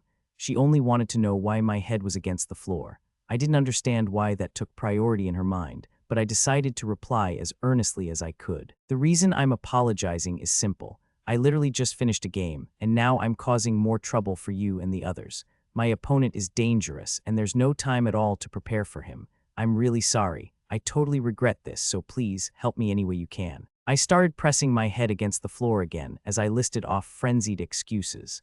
I was already using the company for my own ends, but I didn't want to give its members more work than necessary. I had no grudge against Himeji and the rest of the team. But I was still the one who had agreed to go through with this. I was the one who wanted to keep Kugasaki away from Sayonji to protect our lives, and I was the one who had taken action to that end. There was no walking away from it now. I had to do all I could. Everything, including. I'll make dinner tonight, okay? Dinner is ready to be served already, Master. I prepared a Japanese menu tonight. Thank you then's the cleaning. Let me do the cleaning. I have already completed that. The floors will remain spotless, no matter where you decide to grovel. You're too perfect. Okay, I know. I bet you're tired and stuff, so I'll give you a shoulder massage. No, I'm used to this. Besides, a maid can hardly ask for that from her master. I do appreciate the thought, however. Ugh, is there nothing I can do? I'll lick your shoes if I have to. Oh, but we leave our shoes at the front door. Then, maybe I can lick your socks. That's a little too deviant, Master. I'd like you to end this line of conversation immediately, please. Himeji blushed and took a step back, rubbing her thighs against each other. Yes, a male high school student licking a maid's knee-high socks would be pretty messed up. In fact, it would probably be worse than licking her shoes. Himeji pouted, but her eyes remained on me. Both hands gripped her skirt. I'm sorry, Master, but do you know what the term pride means? Sure, but pride won't let me keep this lie going. My head had come off the floor, but I was still on my hands and knees. I was plenty serious about what I'd said, too. I still had some pride, of course, but there were too many things at risk to bother with that. Himeji let out a quiet exhalation. Ignoring your deviant ways for the time being, this is something of a relief to me. A relief? How so? If you were apologizing because you'd given up on your next game, if you came to me saying sorry because you'd lose in 2 days despite all our help, I would have abandoned all hope for you. I might have grown angry or cursed myself for not being able to help, but that wasn't the reason you gave. If this hands and knees groveling is merely shamelessly, selfishly asking for our help despite all the trouble it'll cause, then my response is a given. Himeji looked at me with her clear blue eyes. Then she brought her right hand to her chest, bowing in an almost breathtakingly refined motion. There is no need to apologize. I am here, my master, to make you win. So. Yes, there is no need to cook dinner, or lick my socks, or whatever else. I will always be with you, master. However, I do need you to understand that your next game will be incomparably more difficult than any you've played so far. No matter how much we prepare, I doubt I'll be able to guarantee victory for you in advance. Are you still willing to believe in me? What? Himeji inclined her head, her silver hair swaying a little. Not to copy what she said, but my response was a given. And yes, of course. The next morning, I waited for someone at the roundabout near School Gate Station. It was early on a Saturday, but this was still the largest rail station in the ward, and there were a decent number of people around. Most were weekend travelers or just those looking for distraction. No one paid attention to me. I guess the disguise is working. Himeji had given me something of a makeover. Nothing too intricate really, but my hairstyle was a lot wilder, and I had a pair of designer sunglasses on. My plain jacket was something I'd brought from mainland Japan. I'd been sticking to my uniform recently, so this hopefully made me look pretty different. I always thought a disguise was more about glasses and a mask, though. That might have worked in Tokyo, but it'd only make me more conspicuous on the academy, so Himeji had tossed it out, and she had probably been right to do so. There was no better evidence than the guy walking by me with his hoodie zipped all the way up and the hood pulled completely over his head. Only his mouth was visible. People were bound to pick that guy out in a crowd immediate. Shinohara. When the hoodie guy got close to me, I heard a whisper in my ear. It was a familiar voice, Sayonji's. She must have been trying to go incognito like me. That gray hood concealed her red hair and ruby eyes pretty well. Her sweatshirt was nearly longer than the shorts she had on. Passers-by might think it was the only thing she had on. Oh good, it is you. She lifted her hood a bit to reveal her face. I wasn't sure what I'd do if I got the wrong person. Why would that happen? I told you where I'd be. Yes, but your hair's all different. You don't look like Shinohara at all. It wouldn't be a very good disguise if I did. I didn't recognize you at all, either. You seem far more different than usual compared to me. Oh, you think so? Haha. Do you like girls in hoodies? No, I think you look more like a criminal than anything. HMPH, no wonder you can't get a girlfriend, Shinohara. Evidently, Sayonji didn't appreciate my response because she turned away and began to walk off. That felt a little unfair. How could I call her cute when her face was almost totally obscured? She looked fine under the hood, but that had nothing to do with the sweatshirt. Regardless, I followed her. Sayonji's bare legs were more visible than when she wore her skirt. The image of them burned itself into my mind, despite my attempt to banish the evil thoughts. Hey! Sayonji called, her voice nearly a whisper. Shinohara, yesterday, did you do that for me? What are you talking about? You got Kugasaki to challenge you to a game and added that condition. Oh, nothing like that. I goaded him into it, but only to protect my lie. It doesn't have anything to do with you. Well, I guess that's fine, You seriously just do whatever you want. Sayonji sounded as though she didn't believe me one bit. Her voice and that sigh indicated she was more exasperated than angry. Don't you know how talented Kugasaki is? I assumed you wanted to help me out of danger. If you lose, then all of this will be a wasted effort. You're really stupid, Shinohara, really stupid. I was so surprised yesterday that I couldn't even say anything. I have nothing to counter that with. I'm sure you don't. Bet you regret it now, don't you? Heh. As I hung my head apologetically, Sayonji's voice softened a little. Suspicious, I looked up and found she was peering at me. She kept her hands behind her back, and an impish grin peeked from underneath her hood. I was stunned. I thought you were stupid for agreeing to the game. I even told myself I was done with you, but I was also just a tiny bit glad, so, thank you, okay. This was a surprising amount of honesty for Sayonji. She prodded my chest with a finger. The point of contact turned hot. I was too preoccupied with worrying if she'd sense my pounding heartbeat to look her in the face. You don't need to thank me. I already told you that I agreed to Kugasaki's challenge for me. When you're in danger, I'm in danger too. You know, when you beat around the bush like that, it almost sounds like you're trying to propose. What? That's just your arbitrary interpretation. Don't throw it back at me, so is that what you want for us? This out-of-the-blue question almost made me forget to breathe. Saionji's cheeks were red when I looked at her, yet she kept her ruby eyes pointed straight at me. Anyways. I couldn't stand the tense atmosphere around us after a moment, so I shouted to steer our runaway conversation back on course. I resented doing so because it felt like I'd lost some kind of competition. Saionji was fanning her face with both hands, though, so the heat must have gotten to her. Perhaps this could be judged a tie, whatever it was. Regardless, why was I going to the trouble of meeting with Saionji, even disguising myself to do so, this early in the morning, the day before my fateful game with Kugasaki? Well, naturally, it was so she could help with my strategy. Our entangled lies meant we had a strong co-conspirator thing going, which was no doubt why she'd agreed to see me today. Shinohara, you're not working out your tactics alone, are you? You've definitely got some kind of cheating team helping, right? It's a support team, not a cheating team. It's called the company. Same thing, that team's a problem for me. I don't want the truth of my lie spreading around so easily. Saionji restrained her words a little, but I understood her worry. The company devised the strategies for my games, and Saionji, cooperating with me, all but revealed her true self to them. I lightly shook my head. Actually, I don't know very much about them, either, but their leader told me something. What? It was something like, Master, are you in contact with Miss Sarasa Saionji? If so, please bring her home tomorrow. I'll make sure the other members of the company aren't around. Wow, the fact you make your team call you master is so mind-blowing, I've already forgotten whatever it was you said. I don't make her do it, she does it voluntarily. It still felt weird, honestly. I wasn't sure I'd ever get used to it. I've never actually talked about you with her. She was the one who suggested out of nowhere that I should bring the Empress over. We need a device with at least 6-star access to get any information on a 5-star like Kugasaki, and you've definitely competed with him more than anyone else. I definitely understand your reasoning and all, but why does this servant of yours know that you and I are connected? Did you? I didn't tell her, I'm never telling her any of that, but she knows somehow. I don't know a lot about the company. The way she explained it, I think she'll tell us once you come over. If I come over, you mean, but all right. Saionji sighed, making her exasperation with me evident. Then she pointed her right index finger at me. I'll join you at your place, all right, but, and I'm sorry for this, I'm not taking this disguise off and I won't do any talking.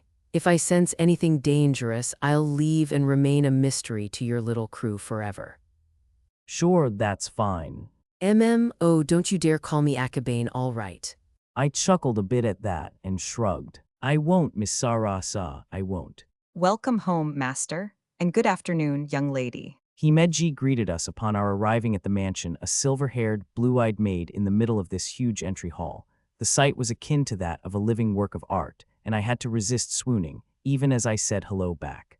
I took a peek at Saionji beside me. I still wasn't really sure what was going to happen. Himeji had told me she'd explain everything once Saionji was here, but I was totally lost for now. My maid wore her usual cold, detached expression, and Saionji stood trembling, face concealed beneath her hood.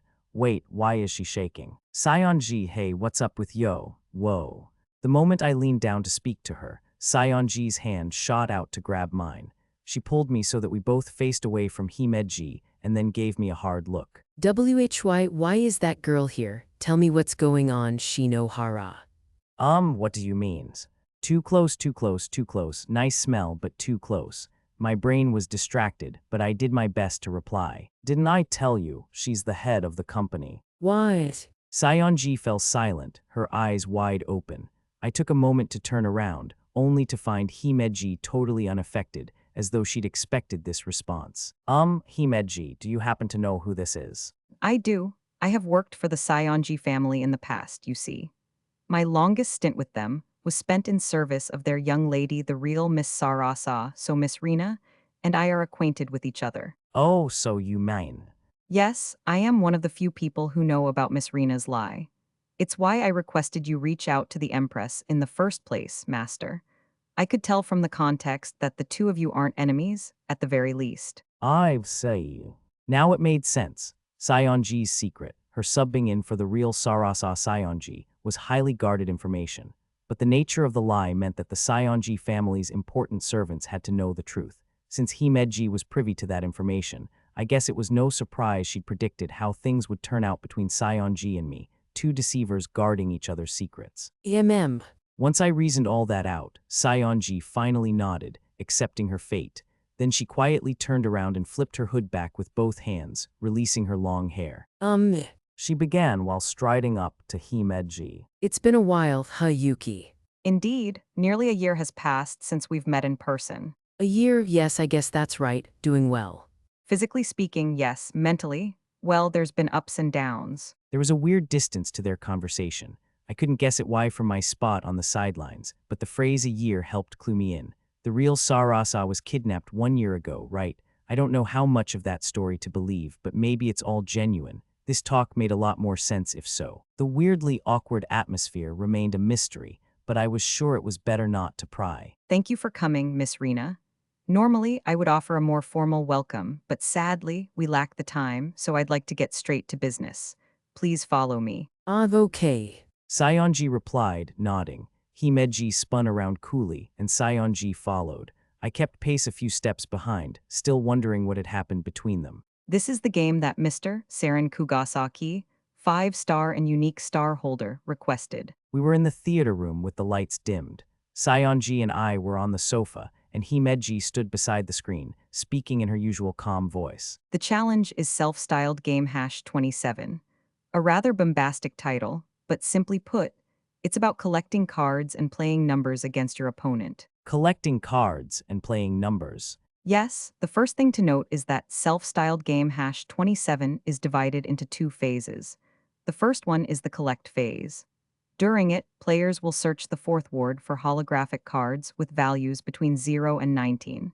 The object is to build a hand of up to 5 cards. All around the ward, so we'll be physically walking around, looking for cards. That is right, you'll be using the map app on your device. Once the game begins, card locations will be shown on your map. When a player travels to that location, they will obtain that card. Himeji's explanation was accompanied by a simple animation on the screen.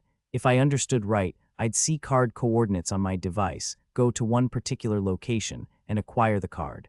That sounded simple enough. Okay, what's the other phase? The second phase of self-styled game, #27, is called the reveal phase, where you use the cards you earned in the collect phase to battle your opponent. Each player will select a card from their hand, and whoever plays the one with the higher number wins the round. This will continue until both players run out of cards. Since your hand maximum is 5, you must win at least 3 times to beat Mr. Saren Kugasaki. I gathered my thoughts as I listened to Himeji. Basically, the game involved collecting cards around the ward, then using them in a number-based battle. The rules didn't sound all that tricky. What if both of us go after the same card? Whoever reaches it first earns it. That is correct. A card disappears once obtained by a player. Now for some further detail. There are 20 cards in total, numbered from 0 to 19, but not all the numbers and locations will be revealed at the start of the game. At first, only a random 5 will be shown, and then one more will appear every 5 minutes. This means it will take over an hour before we'll know where every card is. So it's that kind of setup. Speed's going to count for a lot, I guess. Saionji said, speaking up before I could. She was right. Only a few cards were visible at a time, and each was first come, first served. Kugasaki and I were bound to run into each other. All right. Himeji continued. I've covered all the rules, but before we commence our strategy meeting, there's one thing I need to tell you. This game will pit a 5-star against a 1-star, and while games between these ranks have occurred before, no 1-star has ever defeated a 5-star. Not ever. Not even once, but the Academy's been around for over 20 years. Not even once. That serves to demonstrate how absolute the ranking system is on this island. It's set up to reward talented players with better weapons. When 2 competitors are separated by 4 ranks, there are no miraculous underdog wins. I get that, but still. Yuki's right. Before I could give much of an objection, Saionji cut in, sighing. She fixed me with her ruby eyes and went on in a calm voice. Do you remember variable control, Shinohara? I used it in your first game. Oh, sure. You used it to cut my turn time down to 1/10.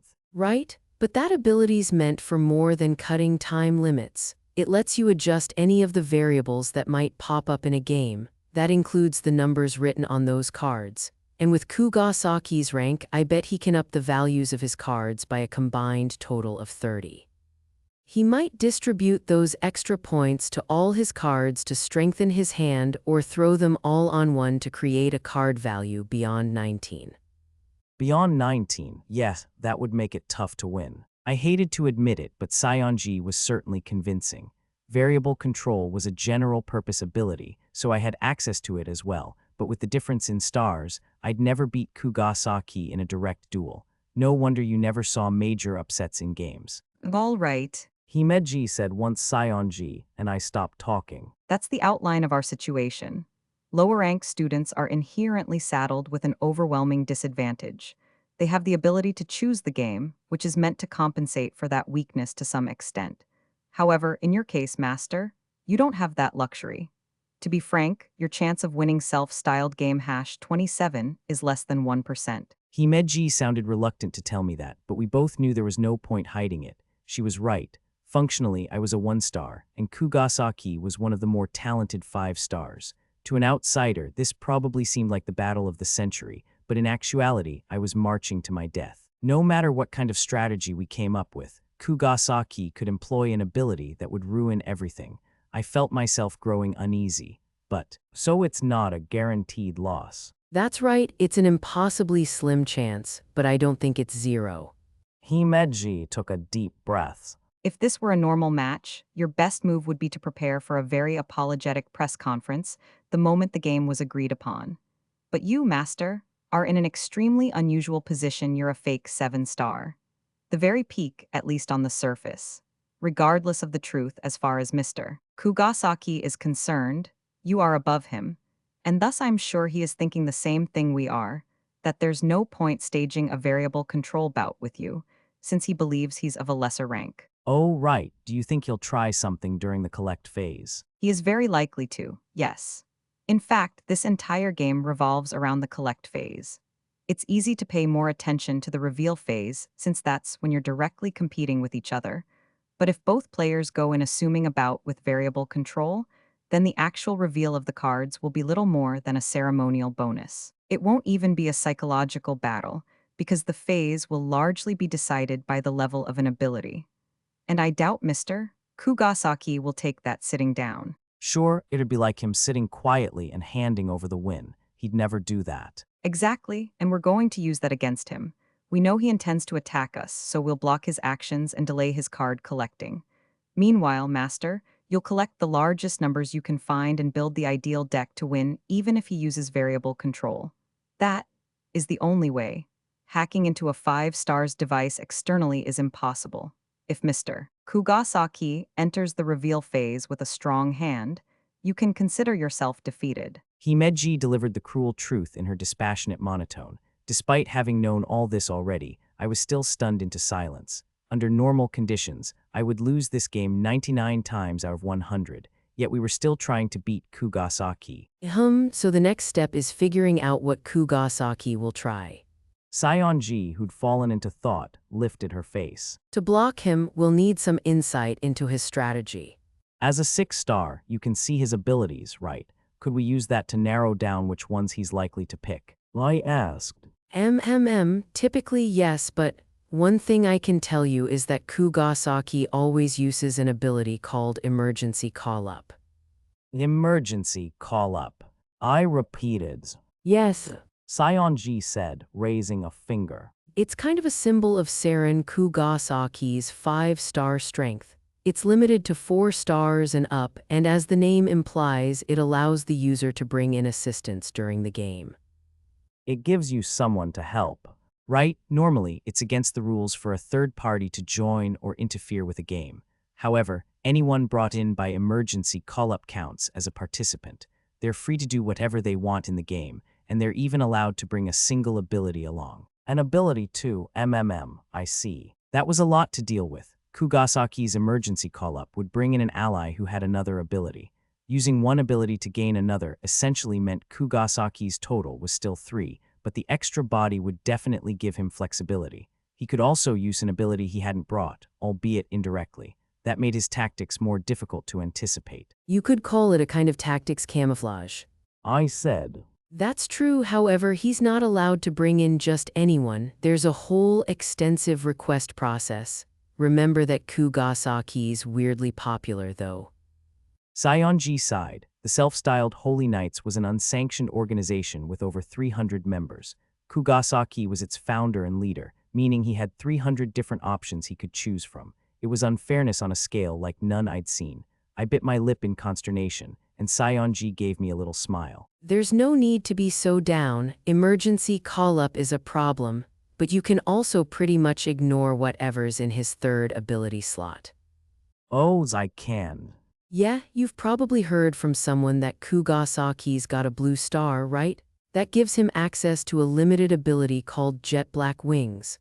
And I don't know if he likes it a lot or just can't get rid of it, but ever since he obtained that color star, he's always slotted Jet Black Wings in.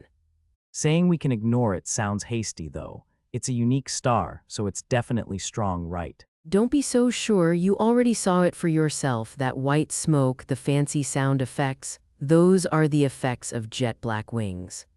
I understand if you're wondering how such a buffoon could be a strong opponent, but he is, and there's no helping that. It's better not to think too deeply about it at all. Saionji's expression was hard to gauge. It sounded like she had a lot of experience with this skill. Undoubtedly, it had given her trouble in the past. It's safe to say which abilities Kugasaki will use. Variable control, Jet Black Wings, and then something else via emergency call-up. As Yuki said, winning means dominating the collect phase, so I'm sure that something else will be an attack ability to help him during that portion. We can count on all of that, I think. Hey, what would you do if you were going up against Kugasaki? I asked. I put some thought into that earlier. A GPS spoofer might come in handy. A GPS spoofer? Yeah, in this game you obtain cards by traveling to specified coordinates, right? So I'd probably install control position data. It can change the perceived location of your device to anywhere you like. Set it to a card's coordinates and you can pick up high numbers without actually going anywhere. That's a real ability. It's restricted to 5 stars and up, but yeah. And I think you can only invoke it 5 times per game. However, your deck's limited to 5 cards anyway, so that's fine. Kugasaki prefers simple approaches to his victories. He'll definitely try something like that. As an alternative, he might employ a search ability to learn where all the cards are right away, although that might not be too realistic. Knowing the placement of each card and its value would be one thing, but a search ability would only tell you the former. And that's bad. Knowing where all the cards are sounds like a pretty key advantage. But the game field is too large. Remember, it covers the entire 4th ward. You could spend all day walking and still not cover it all. Traveling from card to card without knowing where the strong ones are is super inefficient. The cards go up to 19, so the ones from 0 to 9 are essentially worthless. I figure both sides will wait until the numbers are revealed on the map. That being the case, a competitor would prefer an ability to get to a card the moment it pops up. Oh. I let out a deep breath regarding Saionji with awe. She seemed so standoffish when we spoke in public, but once she entered Empress mode, she became so weirdly cool that I couldn't help but be charmed. There was something unfair about it. Anyway, we knew Kugasaki was liable to pick an offensive ability like control position data or something similar. If he did, it would leave him no room for defensive abilities. He couldn't prevent us from interfering with him, so attacking him, even if only a little, was a good plan. Himeji, are there any attack abilities available to 1 stars that would be useful? Well, Himeji lowered her head. When she lifted it after a moment, her silver hair bounced slightly. in these conditions, She said quietly, I think your best option is Display Bug. Display bug, can it mess up Kugasaki's screen somehow? Could we change the card numbers on his display or feed him fake coordinates? That falls into the realm of its intended purpose. Yes, but you can't expect performance like that at level 1. At best, you could do something like change the final number in a set of coordinates. That would be enough to trip up our opponent's plans, however. I see. I could tweak the displayed card locations on Kugasaki's screen. If he tried invoking an ability like control position data, he wouldn't find any cards, at least not for a little while. Buying some extra time didn't sound bad to me. I nodded in understanding, and Himeji's clear blue eyes fixed themselves on me. As for the rest of your ability set, it's a standard move, but I think adding luck is a good idea. That will make it more likely for larger numbers to pop up close to you. It won't be incredibly effective since you're technically a 1-star, but it matches up well enough with our strategy. That makes sense, and then we round it out with variable control in the third slot, right? Asked Sion-ji. It won't perform as well as his, but it'll still boost your hand a little. But unlike luck, it'll show precisely what values were changed, so it could expose the fact that your abilities are really weak. Well, I think I can talk my way out of that. Some onlookers might doubt me, but I could cover for that with an adequate performance. We didn't have any better ideas anyway. All right, now let's go over the process we'll use. Things were finally starting to fall into place in my mind when Himeji raised a finger to get my attention. During the collect phase of self-styled game #27 tomorrow, I and the rest of the company will make every effort to support you. In the meantime, Master, you need to invoke Display Bug to block Mr. Kugasaki's moves and luck to hopefully collect as many high-number cards as you can, with the level difference in variable control. Honestly, it'd be best if you could acquire all cards with a value of 15 or higher. All of them, I understand why you'd say that, but it sounds Impossible. Do you think it isn't? We'll have to see. I just told you that we'll make every effort to support you. And when I say every effort, I mean we'll show no mercy or discreetness. For example, tonight I'm going to contact Kagea, our electronics expert, and have her break into the map app to replace the data with a fake map. Users won't be able to tell, but we'll move all coordinates slightly out of place. No one will find any cards by simply following the map. We can't hack into a 5-stars device, but the app itself is run by the island staff. We can use the Sion-ji family's influence to break in. Mr. Kugasaki won't be able to rely on control position data. He'll need to physically search for cards instead. The coordinates will only be slightly off, so he'll still obtain the cards if he gets close enough to their locations. However, self-styled game #27 is played across a vast field. Mr. Kugasaki doesn't have a driver's license. He'll need to rely on public transit. Unfortunately, all the buses and trains he'll take tomorrow will be offline for inspection. For some reason, they'll all be out of service. Himeji's expression hardly changed at all as she wove this incredibly complex web of underhandedness. Her clear blue eyes shone 50% brighter than usual. She seemed so vibrant, yet she hesitated after giving her plan outline. I'm sorry, Master. Is this troubling for you? What are you talking about? I know what I like, but I also understand that cheating is generally frowned upon.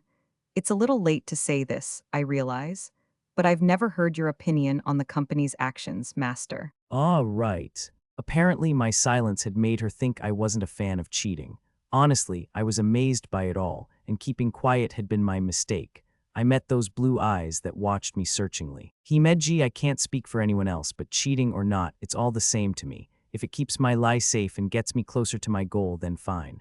I've got no issues with you at all. You always help me out, and your whole rundown was seriously cool. Anyway, that's how I feel. So, all right, good. Himeji smiled a bit, looking more confident. Beside me, Sion-ji whined. Who calls a girl cool when they're trying to compliment her? But I'd meant every word of it, so I didn't care. Himeji cleared her throat. Regardless, that's how tomorrow will go. I'm afraid that even if everything proceeds well, our chances are still worse than a coin flip. But there is a possibility for us to win. Right, variable control, luck, and display bug. I think that's a good combo. Probably about the best Shinohara has right now. Sion-ji's affirmation came as a relief. Really? That puts my mind at ease a little. Can I say something, Himeji? Display bug is a general-purpose ability officially released by the Academy. Would it be possible for the company to create an ability with the same effect? Then it might be able to help during the reveal phase, too. It's certainly possible, but I'm not sure it would amount to much. Like I said, self-styled game #27 is mainly fought in the collect phase. Right, but a little extra insurance couldn't hurt. All right, if you say so, Master. Himeji sounded doubtful, but she accepted. She closed her eyes for a bit, mulling over my request, then approached me as though remembering something. She stopped before my spot on the sofa, toying with a lock of hair with a finger as she leaned down. When we were in such close proximity, my heart would race no matter what happened. Himeji's face practically touched mine as she whispered. By the way, Master, you haven't installed your general purpose abilities yet, have you? Zen, no, I haven't dealt with them yet. In that case, please take out your device. You can access the Academy's official store via the bottom left icon on your home screen. Himeji brought a finger near my screen to lead me through the specifics. She was standing over me and looking down at such an angle that our foreheads nearly met. Her hair tickled my arm. If I looked up, her chest, wrapped in that maid uniform, would be right there to greet me. There was no way I could risk lifting my eyes. Master, are you listening? Why, yes, no, I wasn't. Please try to. I'll start at the beginning again. Himeji frowned slightly as she reviewed the installation process for general-purpose abilities. Banishing all distractions from my mind, for real this time, I successfully followed along. All right, Master, that's perfect. I'll work on your display bug request later. At most, it should only require a few hours. I think that rounds out our strategy. Himeji's smile lasted only a moment. By the time she stood and moved away from me, it was gone. She bowed gracefully. I will report back to Kaguya and the others about what we discussed. It wouldn't do to risk them overhearing Miss Rina's voice, so I will go to another room. Himeji left, my device in her hands. I was just about to stand up and stretch when Sayonji grabbed my arm. Curiously, her cheeks were red. Hey, wait a minute, Shinohara, what was that? Whoa, you scared me. What was what? That thing just now, your exchange with Yuki, it felt so dirty to me. Is that the kind of relationship you have with her? Wah, don't be stupid. Of course not. She was just teaching me how to use my device. But she was so close to you, she wouldn't even go near a man before, and now she's getting so close. It was practically like you were kissing. It's not practically anything. I protested, feeling heat rise to my cheeks. If I had to guess, she's just trying to get over that fear because she's supposed to serve me. There's nothing inappropriate like what you're suggesting. I admit we've gotten closer since my first day, but… There you see, exactly as I suspected. Ugh, you're always like this, Shinohara. Why are you so upset over it? I'm not. Sayonji shouted, broadcasting her foul mood. I'd like to mention that all her arm grabbing had her a lot closer to me than Himeji had ever been. It was a pretty big sofa, but she sat right next to me, so we were constantly touching. She really needed to pay more attention to what she was doing. I was acting calm, but my heart was racing. HMPH, you know Shinohara. Sayonji had been pouting a moment earlier, but now there was something different to her voice. I know you've got a lot to consider right now, but, are you mad? Mad at you, wise. Well, I mean, if I wasn't around, you'd never have to compete in a game against Kugasaki, right? It's mostly you getting what you deserved, but I think I'm just a tiny bit at fault too, so I wanted to ask. She stared at me with those ruby eyes, anxiety plain in them. I felt obligated to shake my head, though not because of her worry. I'm not angry at all. Besides, we're partners in crime, and Kugasaki's our common enemy. It's only natural that I'd want to eliminate him. Okay, but how do I say this? Sayonji was considering her words far more than usual. She looked pretty lost. I had seen her this way during our secret meeting 3 days before, too, that little detectable sense of conflict before she revealed her whole story, that slight hesitation. I'm sorry, never mind. After a good half-minute of ruminating to herself, Sayonji opted to keep her mouth shut. That worried me somewhat, but trying to pry the words out of her wasn't worth it. I just said, "All right," and left it at that. Shortly after that, Himeji returned. I've finished speaking with the company. I will work out your transport and how we'll stay in contact during the game with Kaguya later. For now, we have our outline for tomorrow. Thus, I think we've reached the end of what Miss Rina can contribute, however. What? Well, it's 5:30. Admittedly, that's a little early, but since you're here, would you care to join us for dinner, Miss Rina? When it came to cuisine, there was no denying Himeji's talents in both quality and speed of preparation. Has Miss Rina fallen asleep? Approximately half an hour after Himeji began cooking, Sayonji went to the dining room with me and promptly passed out in her chair, head on the table. Yes, I guess all this thinking tired her out. Are you ready? I can wake her up. Himeji quietly shook her head. No, that's all right. It'll take a while longer. She watched Sayonji with something like conflict on her face. After wavering about whether to ask, I decided to go for it. Himeji, why did you avoid her? You're acquainted but haven't met in a year. Ah, sorry. You don't have to answer that if you don't want. Himeji said nothing for a few seconds. Instead, she circled around the table to Sionji. No, I'm not the one avoiding her. It's more Miss Rina. Actually, I suppose I should just call her Rina. You two were that close. Yes, Rina and I are the same age, and we used to see each other daily. We were best friends. She, Sarasa, and I. But she started avoiding you. That's right, it began a year ago. When Sarasa disappeared, Rina suddenly became distant. She wouldn't even look at me when we talked. I couldn't detect any anger or sadness in the tone of Himeji's voice. I didn't know if she was bottling it up or if that was just how things were now. It still felt sad to me, though. It's just a feeling, but I think Rina is hiding something. A secret other than her posing as Sarasa, one she's keeping from the Sionji family and me. Rina's a smart girl, so I can't figure out what's going through her mind. I can't help, and that's a little frustrating.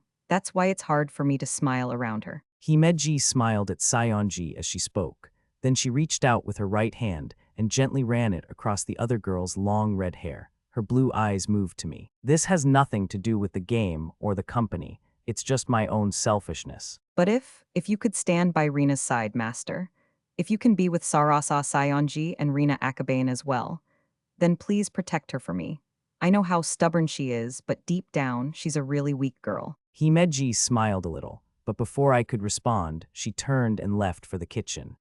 Final chapter, The Lying Genius. And now, let the collect phase of self-styled game #27 begin. Sunday, April 10. The audience, which was large because this was a day off, roared in reply to Kazami the MC. We were back at the principal athletic field in the 4th ward, the same place where I'd had my last game. Unlike for that match, though, the arena capacity, 5,000, was completely full. Apparently nearly twice as many people were watching the event live via Libra's iTube app. At the risk of sounding like I'm bragging, the day's event, the Academy's Strongest versus Saren Kugasaki, was exactly as popular as I'd anticipated, just as amped up as ever. Kazami's intense announcing during the countdown to the game was nearly overwhelming, and I wasn't even on the field. I was actually watching the stream, like most other people. At present, I was by the front gate to Imei School. As I'd learned the day before, self-styled game #27 was divided into 2 phases, and the initial collect phase took place across all of the 4th ward. Therefore, I'd been given time to decide where I wanted to begin. Anyway, the game was on, so I looked at my device again. Cards had already popped up. 2, 5, 9, 14, and 17 appeared on my map. There was no telling whether my luck ability had influenced any, but they were all concentrated fairly close to me. A soft voice came over my earpiece. Connection complete. If you can hear me, Master, then please respond. A-OK here. There's a helicopter in the air above me, but I doubt it can pick up my voice from that high. I deployed display bug, so we're good on that front. 14's the closest to me. Should I go for that first? Yes, best to pick up 1 card for now. Then, if a new card greater than 17 shows up, head for that. Otherwise, your second target is 17. Roger, 17's a decent distance away, though. Should I take a bus? Sounds good. The route between 14 and 17 happens to be serviced by a bus route. We'll place a fake bus at the stop that'll take you directly over. Whoa, that's pretty unfair. I snickered to myself as I ran for my current target. My remark wasn't meant to be disapproving. It was more an expression of my appreciation for the team helping me. Himeji seemed to understand the nuance. The radio silence suggested she approved, I think. As I ran along, I realized something. One of the 5 cards on the map, the 5, was gone. The game had been going for less than 5 minutes, yet my opponent already had a card in hand. I reported this to Himeji with trepidation in my voice. I see. She replied coldly. That was rather fast. Perhaps he happened to start near that card's coordinates. We are obfuscating the actual positions, but it's little more than a polling error in size, and the cards are holographically projected, so you can visually see them. If you're physically there, the map interference is little more than stalling for time. Right, yeah, nothing to be surprised about. Exactly, Master. However, he has likely realized now that the coordinates on his map are slightly off. We'll have to see what he does next. That was true. Kugasaki's first pickup had been quick, but he'd only claimed a 5, a pretty low number. Even if he realized what we were up to, it'd still keep him from using control position data. And while I had him stopped cold, I could grab some of the higher numbers. A quiet yelp came through the earpiece. Himeji, hey, what's up? I'm sorry. I was thrown for a moment. I'm watching a live feed from Libra. Apparently, Mr. Kugasaki has just obtained his second card. Nuh. Himeji's tighter-than-usual voice made me stop running. Kugasaki had a second card. That was impossible. No new cards had disappeared from the map. I still saw the 2, 9, 14, 17, and 7. The last one had appeared a few moments before. None of them were missing. They hadn't been taken. I still count 5 of them, yet Kugasaki's increasing his card total. Yes, Kazami of Libra stated that Mr. Kugasaki likely acquired a card that hasn't been revealed yet. The arena displays showing his cards, but they're listed as 5 and unknown, still face down since its value hasn't been announced. An unknown value. Wait, so is Kugasaki using a search ability? The panic was clear in my voice. I frowned. Saionji had explained that search could give Kugasaki the coordinates he needed. If he knew where all the cards were at the start of the game, he could definitely pick some up before their locations were announced. Evidently, his taking a card never placed on the map didn't affect the information on my device. I have nothing to counter that. I thought we agreed that this was an ineffective strategy. He doesn't know what the numbers are, which should make this method too slow. Yeah, I should. I nodded, right hand covering my mouth. It was definitely too inefficient. The combination of variable control, jet black wings, and search wouldn't give him a fast way to gather cards. He couldn't be accomplishing this without search, though. Do you think he's using variable control? I asked. Oh, has it finally dawned on you, 7-star? Looks like you're good at thinking on your feet, at least. Kugasaki. My eyes shot open when that irritating voice suddenly came through my device. It was Saren Kugasaki, the 5-star closest to the Empress in skill. Why should he bother reaching out to annoy me while using his mysterious tactics to get an early lead? Taking a moment to ensure Himeji wouldn't butt in, I calmed myself and replied, how are you talking to me? You can't know my device ID. People often get the wrong idea about my jet black wings. It's actually a performance-enhancing ability. In addition to creating stage effects, I can use it to throw my voice and listen to others over long distances. Pretty useful, huh? So what do you want? I hope you didn't get in touch just to brag about abilities. Of course not. Hech. Listen, 7-star. Tell me if I've got your plan right. I can't beat you in raw variable control power, which means I have to do well during the collect phase. And because I have jet black wings, I can't install any defensive abilities. You intended to block my plans without resorting to cancel interference like last time. The details were off a bit because he believed I was a genuine 7-star, but he was basically correct. I stood in silence while Kugasaki continued gleefully. It sounds as though I am correct. In that case, I've got news for you. Your strategy will fail. I lured you into reaching that conclusion. What? You still don't get it, 7-star? Basically, I can read every word, every letter of your tactics. None of your attack abilities affect me. If this continues, my victory is guaranteed. Not bad, right? His cocky voice stuck in my mind. I knew he was trying to unnerve me, yet I couldn't help but grit my teeth. My stomach churned with frustration. All right, playtime is over. You have 2 seconds, Shinohara. Kugasaki hung up. 2 seconds. Naturally, they passed by quickly. Nothing happened, however. The game had only been running for 10 minutes. We weren't close to the end countdown for the first half yet. Wait, 10 minutes. I gaped at the time display on my device. This is insane. I finally understood. The problem was that nothing had happened. The game had reached the 10-minute mark. A new card should have appeared, like the 7 had 5 minutes before. However, no new card showed up on my map. The ominous chill coursing down my spine jolted me into action. I projected the Libra live feed in front of me, and the first thing I saw was the large screen in the arena and the 2-player hands displayed on it. I expected it to display no cards for me, and 2 for Kugasaki, a 5 and that unknown one. However, the information on the board had changed. 5 and 10. Himeji was back. She sounded a little puzzled. I'm not sure what to make of this.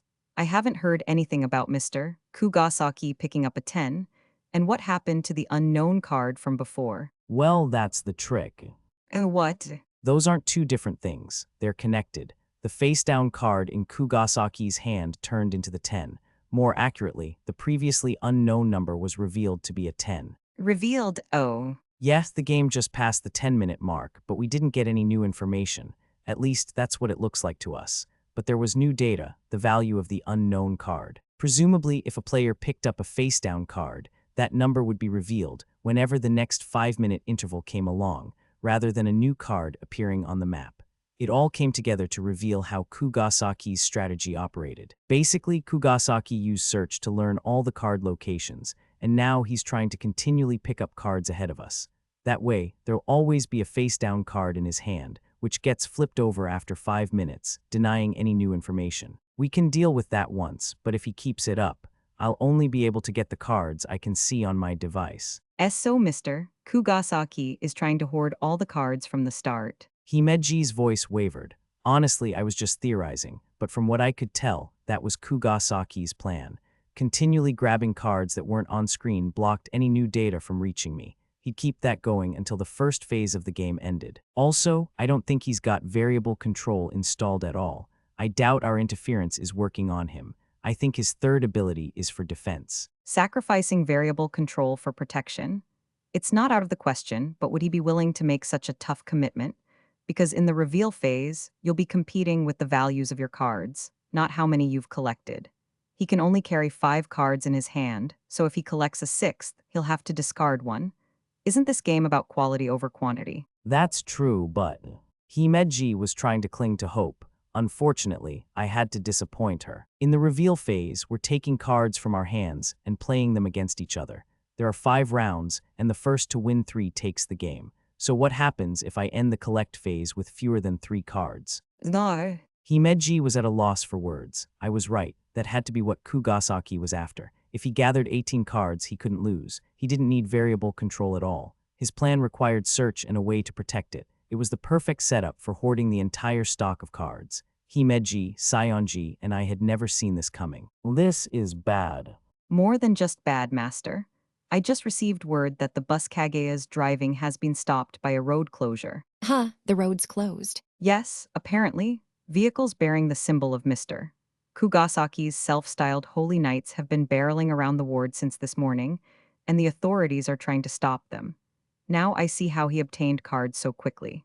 It's likely that Mr. Kugasaki's using his self-styled Holy Knights as his arms and legs. What? But third parties can't get involved in games. Oh, wait. I rejected that idea reflexively, then swiftly realized my error. Any student summoned via emergency call-up became a participant who could provide aid.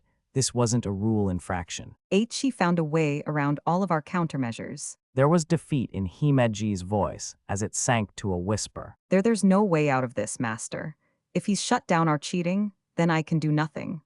Our slight chance at victory hinged on everything going smoothly, but it's all been upturned. No, it's not over yet. What else can we possibly do? It was rare to hear Himeji this worked up. It only lasted a second, though, she muttered. I'm sorry. Then went quiet as though giving up. That was exactly when I finally reached my first card, number 14. However, getting to 17 would be difficult without a bus. If I tried taking a train, Kugasaki or one of his allies would beat me to it.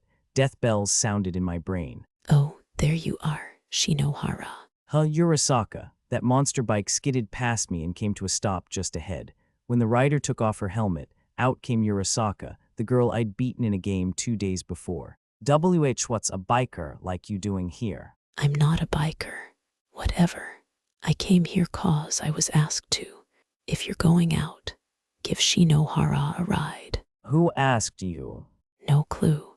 It was this super suspicious, anonymous DM on stock. And you actually agreed to it. Why would anyone do that? It's a wasted effort anyway. I'll be disqualified if I get on your bike. What? Because I'm a third party. That's no problem. Check it out. I got a commercial driver's license. Starting today, I'm giving people rides for some extra cash. I haven't come up with a name yet, but it's like a taxi service. A taxi counts as public transport, you know, and no one's been disqualified for taking a cab during a game. Or that's what the provost who gave me my business license said. What was her name? Something Ikenos. Wait, the provost? No way that's a coincidence. Did she foresee all of this? Look, are we gonna talk all day or what? Hop on. Urasaka waved me over. After weighing my options a little, I decided to climb on the black punk rock bike. I hurriedly donned the helmet she gave me. You're on. Okay. Grab onto me, all right. Don't get all worked up about me being a girl, either. We're gunning it to your destination. Yuwa, after Urasaka's cinematic line, her monster motorcycle took off like the wind. If Kugasaki and I were headed for the same card, there was no way he'd beat me to it now. I was certain of it. I also swore off roller coasters and other thrill rides for the foreseeable future. Okay, my work is done. Good luck in the game, Shinohara. Thanks. We reached our goal in the blink of an eye. I was now at the very far end of the 4th ward, on a block pretty close to the cafe Saionji had invited me to. This was the border zone shared with the 3rd ward, which lay right across the street. I wasn't sure if that was why, but the TV helicopter hadn't followed me here. Had I made the same trip on the train, it would have taken far too much time. When I checked the map, I saw that my target coordinates were in a low-rise building somewhere on its 3rd or 4th floor, to be specific. It took around a minute to find the place. Whoa. With Himeji's guidance, she spoke far less now, but she still offered little bits of advice. I managed to reach it without getting too lost, but it wasn't anything like what I'd imagined. It was a building, yes, but I guessed construction had been abandoned somewhere midway through. In fact, it was nothing but bare reinforced concrete, like you'd see on a fresh construction site, extending about 4 stories up.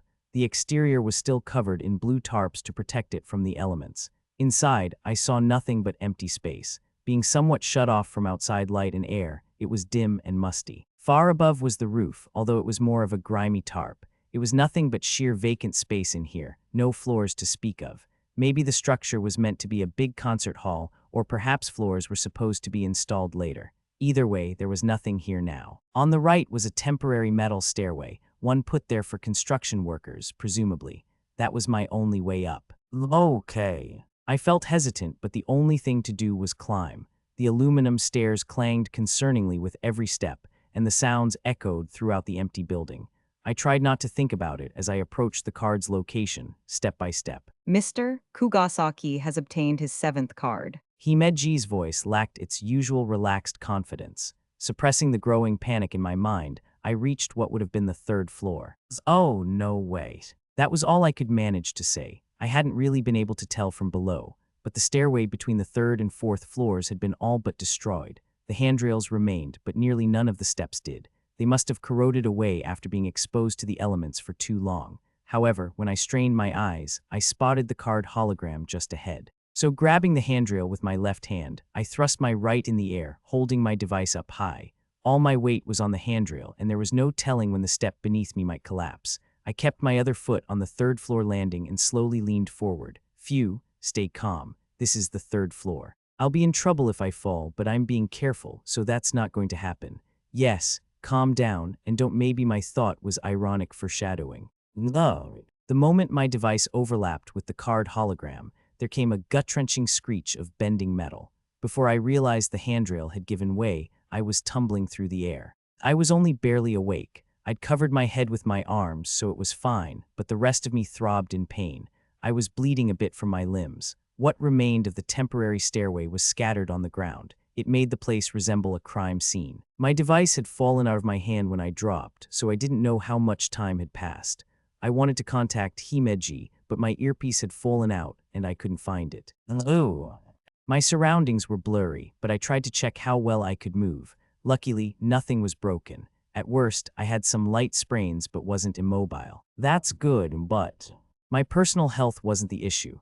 The game, what was going on with my game against Kugasaki. I definitely obtained the 17 card, but that meant I only had 2 cards in my hand. 2. If Kugasaki collected the other 18 at this point, the game was already over. No, it's too soon to give up yet. I'm the only player with variable control, and I'm carrying a 14 and a 17.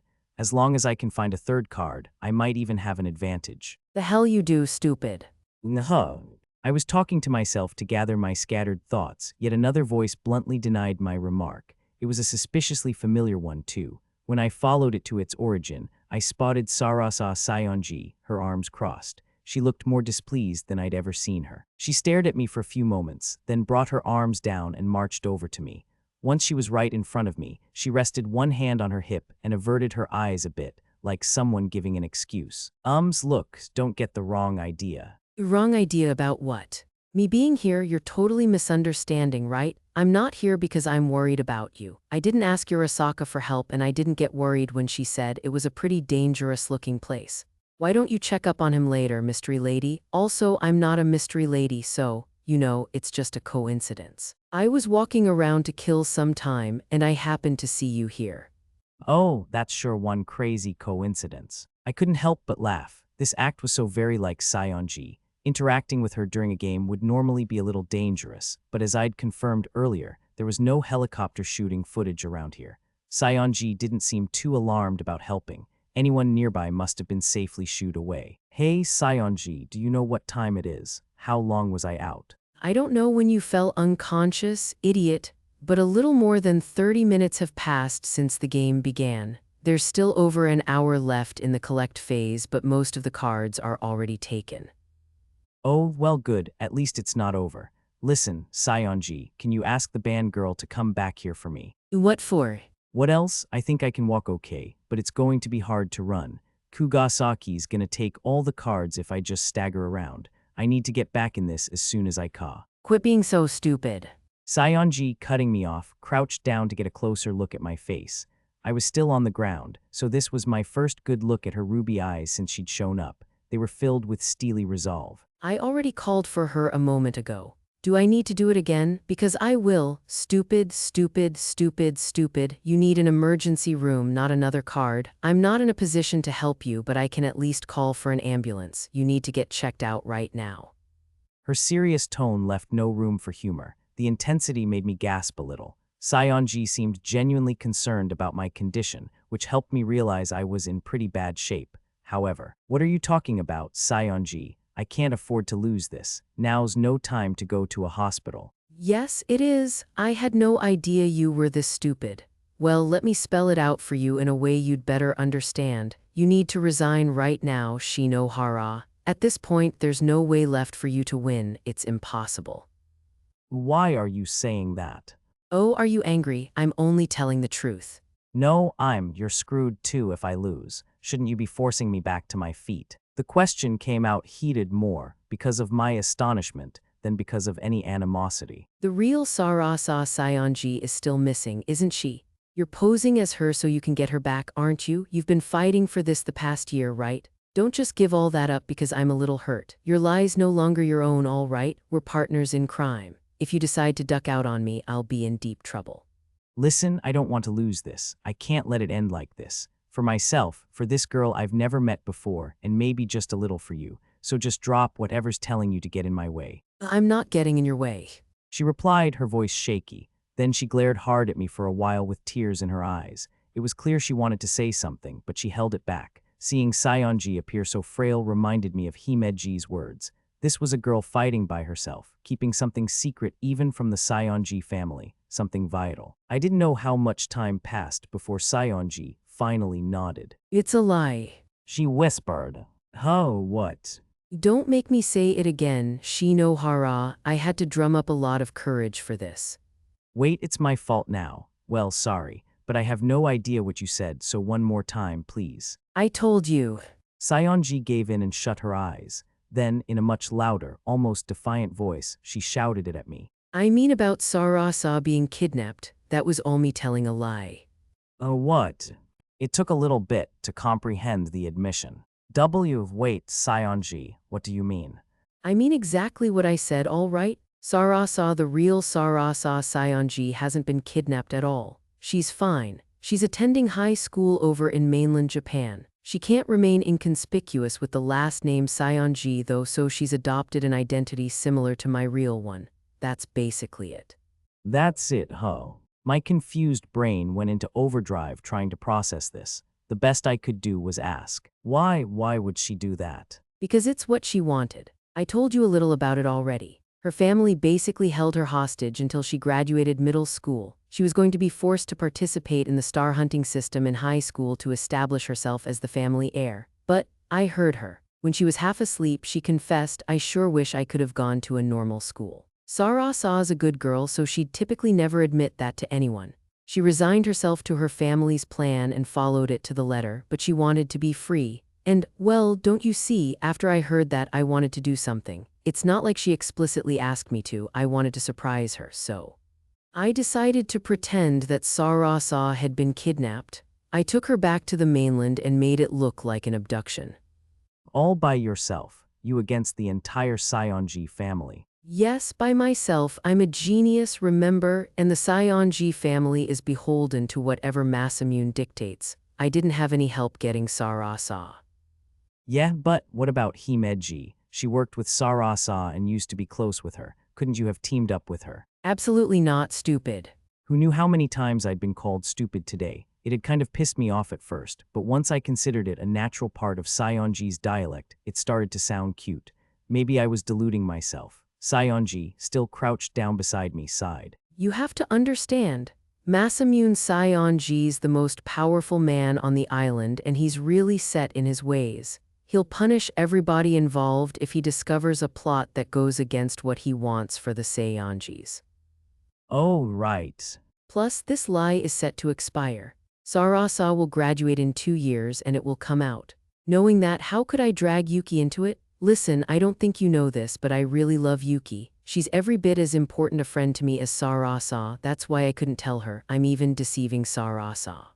I told her the Saionji family decided to transfer her to another school. There was sardonicism in Saionji's voice. Another lie had been lurking behind her first this whole time, one dearer to her that could normally never be revealed to anyone, and yet here she was, fighting through tears as she laid it out for me. It's fine, just concede already. If my lie's revealed, then Sarasa's dream will never come true, but I'll be the only one to blame. Yuki wasn't involved in the kidnapping, and Sarasa doesn't know the truth either. I'm sure nothing bad will happen to you either. I'm the one who posed as Sarasa Saionji and sat on the 7-star throne for a whole year. So please, quit being stubborn and just resign, Shinohara, because if you keep doing this, you really will die eventually.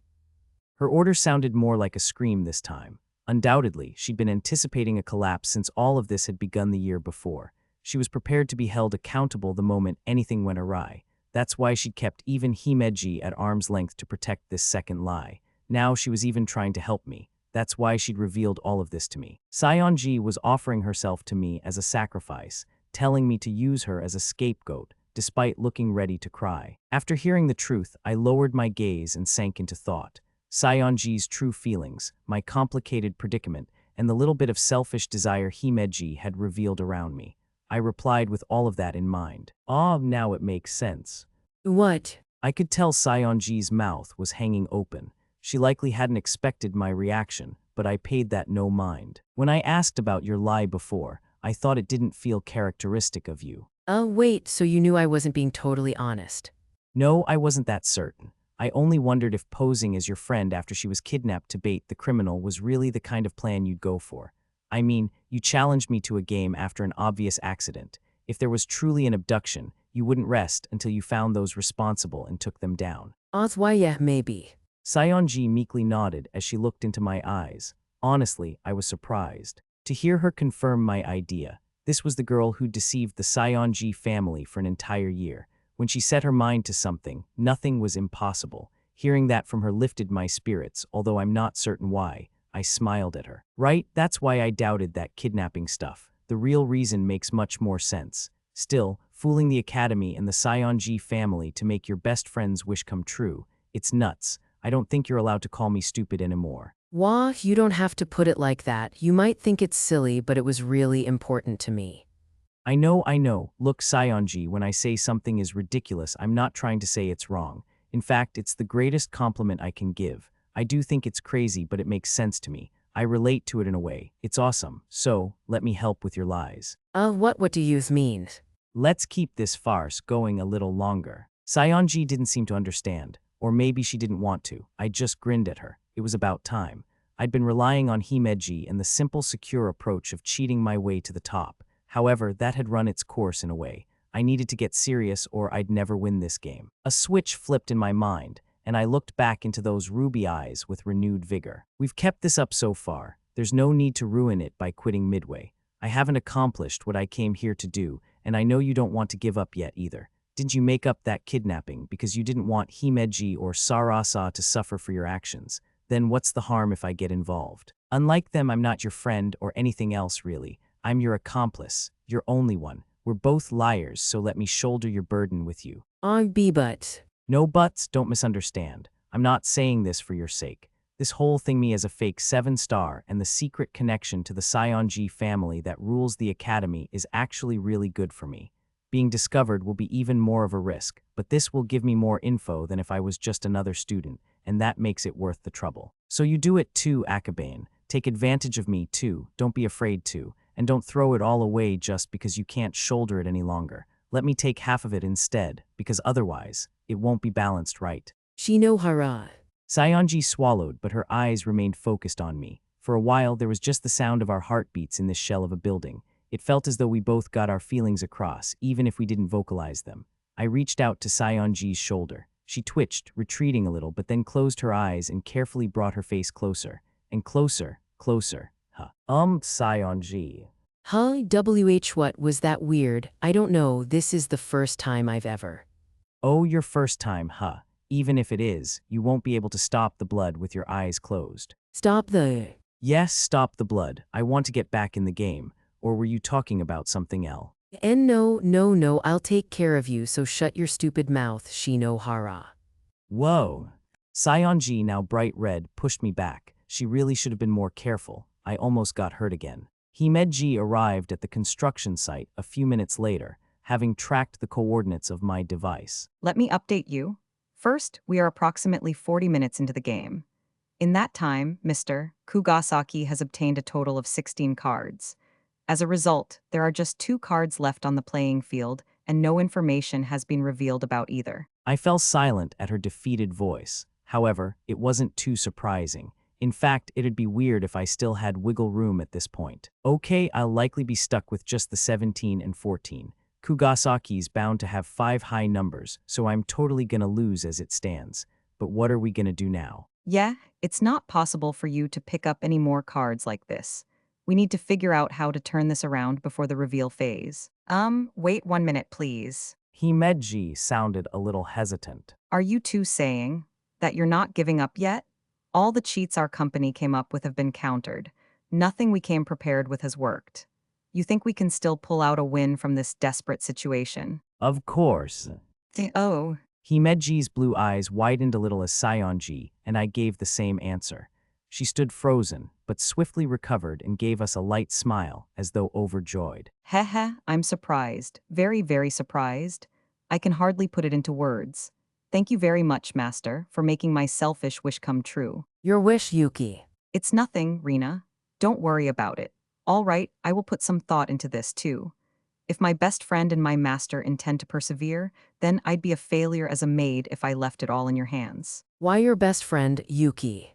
It sounded like Saionji had a complaint in the chamber, but her pout loosened into a smile. I watched the two for a moment, then changed focus to the screen of my device. It displayed a list of the abilities I'd installed for this game: display bug, variable control, and luck. There was also text outlining how each worked. I actually had a plan in mind. It was something I had come up with while Saionji patched me up. But first, hey Saionji, I want to ask you something. Are there any abilities that can rewrite the rules of a game? And if there are they pretty well known? Game rewriting abilities? Well, there's Rule Breaker. It exists anyway, and a lot of people know about it, but it's not as all-powerful as you think. The most it can accomplish is altering a few words, and it's only available to 6 and 7 stars. Nah, that's okay. The only thing that matters is that it actually exists. Hey. Oh, do you mean? Saionji raised an eyebrow, perplexed. Himeji, on the other hand, was attuned enough to potential cheats to catch on right away. I nodded at them, then laid out my plan for a comeback. There were 3 keys to making it work: an ability to change the game rules, Kugasaki's ignorance of my abilities, and his belief that I was a 7-star. As I went into more detail, Saionji's expression gradually grew sterner. It's an all-or-nothing ploy, but it seems worth a shot. Heh, what a surprise. You really have some ridiculous ideas sometimes. Oh, is that bad? Oh, I thought ridiculous was the greatest compliment a person could give. Having you flatter me is really scary. Still, we can't win as it stands. All display bug does is mess with device screens. I need to expand it, or update it, I guess, so it has a greater effect. Himeji, how long would it take to add the feature I described? because honestly, I think this all hinges on whether it's in time or not. Right. Himeji brought her right hand to her lips and calculated something in her mind. Normally, changing abilities mid-game was impossible, but that didn't necessarily include updates to selected ones. That was our tiny little seed of hope, the only way to turn things around. A few seconds later, Himeji let out a deep breath. Yes, if we bring the whole company together, I think we'll make it in time for the reveal phase. No, let me correct that. We will make it in time. Great, thanks. Not at all, and I apologize, Master. I I think I misjudged your talents. Himeji bowed, a little smile on her face. Then she turned away from me, no doubt to contact the company. Her device was in her hand, and while I watched her tap away, Sayonji poked me in the cheek. Take that. What was that for? Oh, nothing. I just thought your gaze was a little suspicious. Are you sure this is okay? Remember, if you give up now, you can pin all the blame on me. The deeper you get, the worse it'll be. Yes, I know, but I've already decided, so stop bringing it up. Getting cold feet now won't help anyone. Why, yeah, but... Sayonji's eyes strayed a bit. Perhaps she was getting anxious now that we'd finalized our plan. After all, there was no turning back if we continued. If my stubbornness caused me to lose to Kugasaki, it'd be akin to destroying the lie she'd spent a year guarding. Ugh. But despite that, or perhaps because of it, quit worrying, Akabane. No matter how awful things are, no matter how precarious my situation, that's nothing but paper-thin truth. We're about to trick the entire academy. That's our outrageous goal. I looked back at her clear ruby eyes and grinned. If we can't even trick a single 5-star, what am I even doing here? It's a shame. It's truly a shame, Hiroto Shinohara. We were back at the principal athletic field in the 4th ward. Kugasaki, in his jet-black cloak, performed like a stage actor before the crowd of 5,000. I assumed you were the victim of a simple accident, but I still had my eye out. You've defeated my goddess, after all. I was hoping for more from you, more from this game against the man who surpassed my goddess. This contest should have sent my heart soaring. No one was looking forward to this more than me, yet it has ended in such travesty. I stood there as Kugasaki ridiculed me, my head hanging. To put it charitably, I looked like I had gone through hell and back. There were bandages all over my body, making it difficult to stand without Himeji, who had received special permission to assist me. And the bad news didn't stop there. My actual progress in the game was just as awful. Kugasaki let out a villainous chuckle as he examined the screen projected from his device. You see this 7-star? I have 5 cards in my hand while you only have 2. You cannot win 3 rounds. This is precisely what I was going for, but to see you fall so completely into my trap feels anticlimactic. Had you only used a level 7 attack or 2 on me instead of trying to obstruct my progress, perhaps things would have turned out differently. Yeah, that probably would have been the best approach. I wasn't really a 7-star, so that approach wasn't available to me, but I wasn't going to tell him that. My strategy won the day. I never intended to win the traditional way. Since my variable control level is inferior to yours, a standard approach would never be enough to win, so I took the opposite route. What could help me defeat a superior opponent in this game? Well, it should dawn on you if you put some thought into it. All I had to do was keep you off the field entirely. Yeah, good point, and you played the first phase perfectly. Responding to a strategy like yours while ignorant of it is tough, maybe even impossible. Oh, I wouldn't be so sure of that. I've engineered similar surprise attacks on my goddess 10 times, and you know how those turned out. Oh, really? I said, scowling at the weirdly proud Kugasaki. The previous day, Sayonji had mentioned the possibility of Kugasaki using search. My logic had been that I had to make compromises as a 1-star. However, I might have breezed through the first half of this game had I not gotten tunnel vision. Sayonji was seated in the front row of the stands, staring right at us. Kugasaki pushed his glasses up his nose, basking in the attention of his goddess. But enough of that. Only one important truth remains: I have defeated you. Is that clear to you, so-called strongest on the academy? Not that you'll own that title for very much longer. The sharp vitriol kept coming, all played up for maximum entertainment value. His declaration was nothing short of a death sentence for me, and not just in terms of losing my 7-star status. Depending on Masamune Sayonji's decision, I could wind up losing everything. I kept silent with my head low. Kugasaki snorted. HMPH? So now what, Shinohara? You have no way to win. Instead of carrying out a reveal phase we know the end to, I think it'd be better if you retain honor and resign. Yeah, you might be right. I answered, trying my hardest to squeeze the words out as I peered up at the arena's large screen. It showed Mai in Kugasaki's hands, confirming my defeat. I gave it a self-deriding chuckle as I ran my finger down my device screen. I stopped it over the discard button, then tapped it, and my first card disappeared from my display. I did the same with my second card, and put my device to sleep before it even finished processing. The half of the arena screen showing my deck suddenly went black. Is this good enough, Kugasaki? Hey, ha ha ha ha, yes, it's perfect now victory is mine. Throwing all my cards away was an act that indicated my conceding the match, and Kugasaki was delighted. His joy rang in his laughter and bit into my soul, but I had no way to stop him. I could tell that Himeji beside me was keeping a close watch on the time. Hurry up. She softly urged someone. Well, all right then. In that case, as the referee, I'll make it official. Once Kugasaki simmered down from laughing in my face, Kazami, who'd been standing by, finally spoke up. She gave me a quick look, perhaps out of concern, then shook her head and brought her headset mic close to her mouth. Ladies and gentlemen, allow me to thank each and every one of you for cheering the competitors on through this long contest. Between our news helicopter running into mysterious mechanical issues, all the scrambled video, and Shinohara arriving looking like a Halloween mummy, there have certainly been a lot of bumps along the way. However, the epic battle between this 5-star and this 7-star has reached its conclusion. Kazami brought out her best broadcaster voice, keeping it light and airy to dispel the disappointment in the stands. She used that courtesy lilt to go over the highlights of this game, and then, when the tension was at its peak, she finally gave the results. All right, the winner of self-styled game #27. I tuned her out as if her words didn't apply to me. When Kazami finished her sentence, it'd all be set in stone and there'd be no recovering. I really don't think I can stall any longer, guys. After a glance at my device's clock, I found myself whispering, hurry up. My feelings were perfectly in sync with Himeji's. 25 minutes had elapsed since the end of the collect phase, and it'd be hard to delay things further. I bit my lip and put a finger to my earpiece while praying. Okay, Hiro, all set. Are we in time? Whoa, ref, wait a sec. Is Saranwaya? A shout from Kaguya cut through the static, prompting me to call out to Kazami, interrupting her. At almost the same time, my device vibrated, the telltale indicator of an update. They had done it. We'd made it by the slimmest margin. A few. Kazami, Kugasaki, and everyone in the audience looked at me with confusion.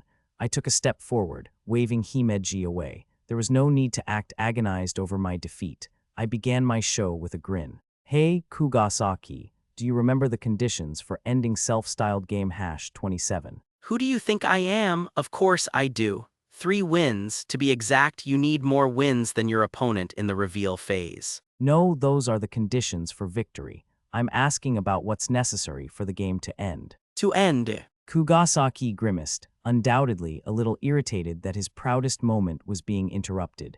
He was quiet for a second, but spoke up shortly after. If you're talking about the game's conclusion, it's when both of us run out of cards, I suppose. That's when the winner is decided. What are you getting at, 7-star? Dragging this out when you have no hope is nothing short of pathetic. Drag this on, you couldn't be more off the mark. That part was long behind us. I'm sure Kugasaki noticed my sudden change in attitude. He gave me a questioning look. His eyebrows soon shot up, and he reached for his device. He called up the rules for self-styled game #27 on the arena's large screen. One of the rules sections was titled End of Game, yet its contents didn't quite match what Kugasaki had said. When either player runs out of cards, the reveal phase ends, and whichever player has won more rounds at that point is the victor of self-styled game #27. What's this? Kugasaki muttered when he finished reading. The game ends when either one of us runs out of cards. That's crazy. That can't be right. That makes my strategy worthless. TCH, what's going on here? The game is supposed to end when both sides have run out of cards. Whatever you think the rules are supposed to be doesn't matter. You can see what they are up there. Either you remembered them wrong, or someone messed with them. What? So no, you used Rulebreaker. At the suddenly pale Kugasaki's exclamation, the crowd erupted into conversation. Yes, Rulebreaker, the ability that Saionji had told me about.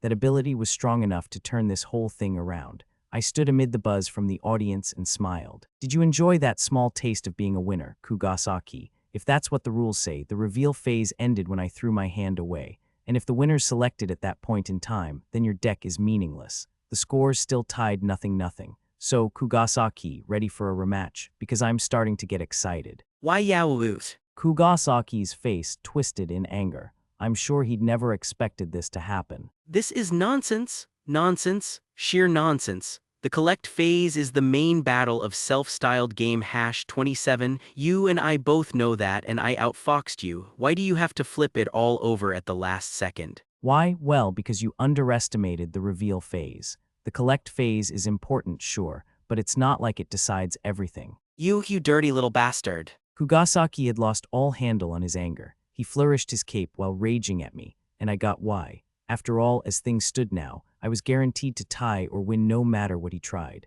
The tables were truly turned. Kugasaki's ranting went on for a bit longer, and somewhere in the middle I caught him watching Saionji in the stands. She meant everything to him, not just as the empress, but as a true goddess. If I beat him, he'd never get to play her again. Perhaps he just remembered that part of the agreement, because he swished his cloak at me again, this time grinning as the silver frames of his glasses shone in the sun. Have you forgotten? Strongest on the academy. While I resent this affront, I still have emergency call-up on my side. If we stage a rematch, I can change up the people I ask for help. You can't expect this to end in a draw forever. Confidence dripped from Kugasaki's every word. This was the brilliance of Saren Kugasaki, the 5-star in action. With 300 strategies at his disposal, he never had any blind spots to worry about. Very well. I am not in the business of beating on the injured, but after such an insult, my honor forbids me to back down. You're on 7-star. You will become the stepping stone on my leap to greater heights. With a gallant motion, aided by a gust of wind from jet black wings, Kugasaki quickly threw away all his cards, a clear sign he accepted my proposal. Now everything was reset and we'd move on to a rematch, or so everyone thought. Ah, thank goodness. I heaved a mighty sigh of relief. Himeji, watching from nearby, broke her usual silent demeanor by gasping a little. Out of the corner of my eye, I saw Saionji's mouth open wide in disbelief. What is it now, Hiroto Shinohara? Kugasaki was obviously alarmed by my lack of response. Holding back the laughter gathering in my throat, I pointed straight at the arena screen. What is it? Well, I just won. What? You really should pay more attention to your opponent, Kugasaki. I discarded only one card, yet you didn't hesitate to blow through all 5. The next moment, my darkened half of the screen flipped around to reveal my hand for the first time in the past few minutes. It showed to all the world that I had a single card left. That's right, I'd only dropped one. I'd shut off my device's screen the moment before it accepted the discard command, making it appear like I'd relinquished my entire hand. That's impossible. Kugasaki blinked helplessly at the bizarre development. He remained stunned for a little while, but snapped out of it and raised his right arm high. But you used Rulebreaker to change the rules, didn't you? My deck already has no cards in it. No matter how many you have, that won't affect the score at all. Are you too incompetent to realize that? Change the rules? Sorry, but I don't remember saying I did that. That was your assumption. Understand, I didn't change the rules. I adjusted your screen display to make it appear like I had. Kugasaki wailed like he was breathing his last. How could I actually change the rules? As a 1-star, I had no right to do anything like that. I'd merely used Display Bug, which had recently received a timely update to work on large-scale monitors like those used in the arena. I'd only changed 2 words in the rules shown. The actual rules remained unchanged. There was hardly any magic to it, but my status, officially, anyway, as a 7-star was a great mislead. Rulebreaker was an obviously powerful ace in the hole for a 7-star. The strongest on the academy was bound to have a hidden weapon or two like that. That led to Kugasaki's misread. The rules had never changed. The game wasn't going to end until both players were out of cards. He had taken my bait and cast away his whole hand. So it was all a performance. You made me believe I had the advantage and acted like you were resigning, yet even Rulebreaker was a feint. I beat you in strategy and selected abilities, but you pushed through strictly with acting. You make it sound like a crime. At least acknowledge my quick wits that carried me to the end. Kugasaki, you lost because you underestimated me. Maybe dominating me in the collect phase gave you a big head. It tricked you into thinking there was no way for me to win. Oh, I did. I let my guard down. You sure did. Feel free to regret it your whole life if you can't accept it. Anyway, it's the reveal phase of self-styled game #27, and I'm playing my 17.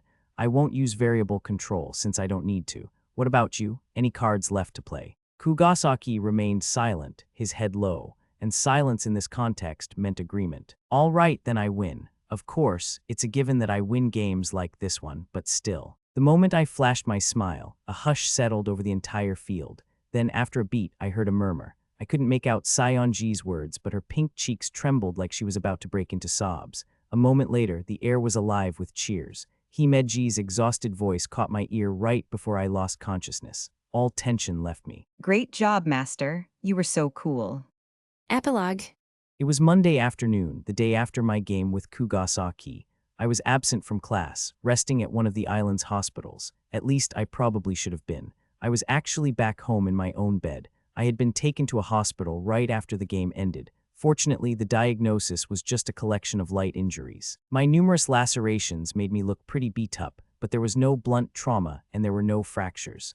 I didn't need to stay at the hospital, but I definitely had to rest for a few days, so I'd been lounging in my bedroom since the morning. I have some tea ready, Master. There was a quiet knock on the door. Himeji entered, wearing her usual maid outfit.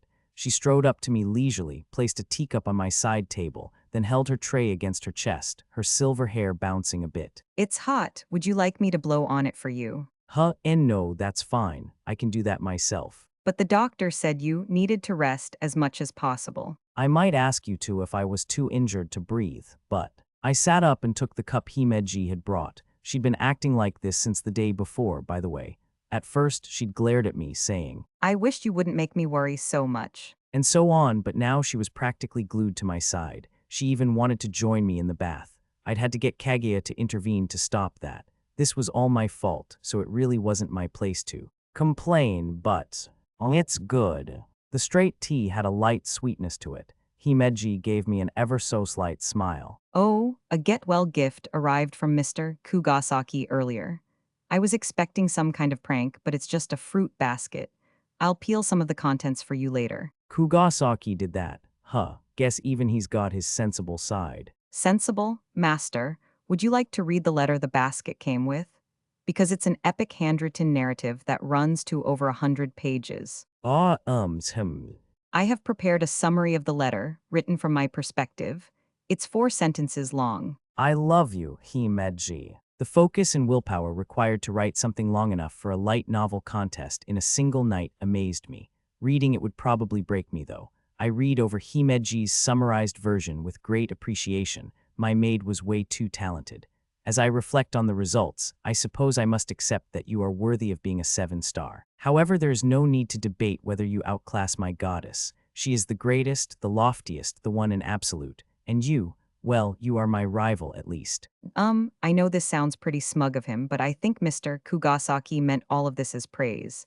He can be rather full of himself, much like Rina. That's fine, I guess, but it sounds like he's going to stick around and bother me. I'd have to find a way to dodge his next game request. I didn't plan on losing to him, of course, but dealing with him would definitely be a tremendous hassle. Avoiding a rematch for now was best, if only to reduce the company's workload. I slowly shook my head as I thought this over. Suddenly, the device by my pillow vibrated. I looked at the screen and saw a text message waiting for me. I reached out to check it, but I must have touched the display wrong because... It switched to another screen, my profile. Immediately, I noticed something weird. The star count had previously only included the red star from Saionji, but now it had company, another star, and by the looks of it, it was Kugasaki's blue star. I'd thought there was no way for me to gain more stars, since the system thought I was a 7-star, but this proved that assumption wrong. I squinted a little. Oh well, the provost probably knows what's going on. I'll ask her later. As for the message, it read, "Are you at home, Shinohara? I just happened to be passing by, but I could pay a quick visit if you like. Not that I'm worried about you or anything." It's been a little while, Shinohara. How are you doing? A few minutes later, Saionji was in my room. She wore the same hoodie from 2 days earlier to disguise herself, which was fine by me. When I told her that only Himeji and I were in my dorm, she flipped her hood back, exposing her flowing red hair. After a moment, she removed the hoodie entirely. She had on her usual Oga school uniform beneath. Having her in my room felt like a pretty fresh experience. "Why are you here?" I asked, eyes turned away. I told you in my message, didn't I? It's nothing serious. Yeah, I heard, but I can't trust you to tell the truth, can I? I wanted to see for myself. I'm glad you're okay. She sat down right by me, to the left of the bed. I'll go get some tea for you, Rina. Himeji said as if suddenly remembering. Then she left the room. Immediately after she was gone, Sayonji leaned over and brought her face close to mine. You know, Shinohara, there's something I want to say to you. There is what? First, about your talent, you've been hiding your skills, huh? In yesterday's game in the final comeback, at least you didn't use any cheats at all. I don't think anyone else picked up on it, but that was a 1-star pulling off the upset of the year, honestly. Honestly what? Are you here to praise me or complain? It's complicated. Had I been in your position, I seriously doubt I could have won, so yes, I think you're really great. But if I butter you up too much, I feel like it'll go to your head. How honest. I laughed at Sayonji. She frowned a bit, but didn't seem angry about it. So is there a second thing? Huh? Oh, right, about yesterday. You only got enthusiastic about continuing the game after listening to me, right?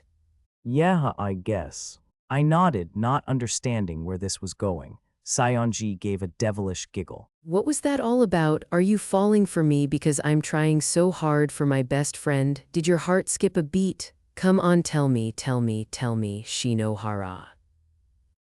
Shut up.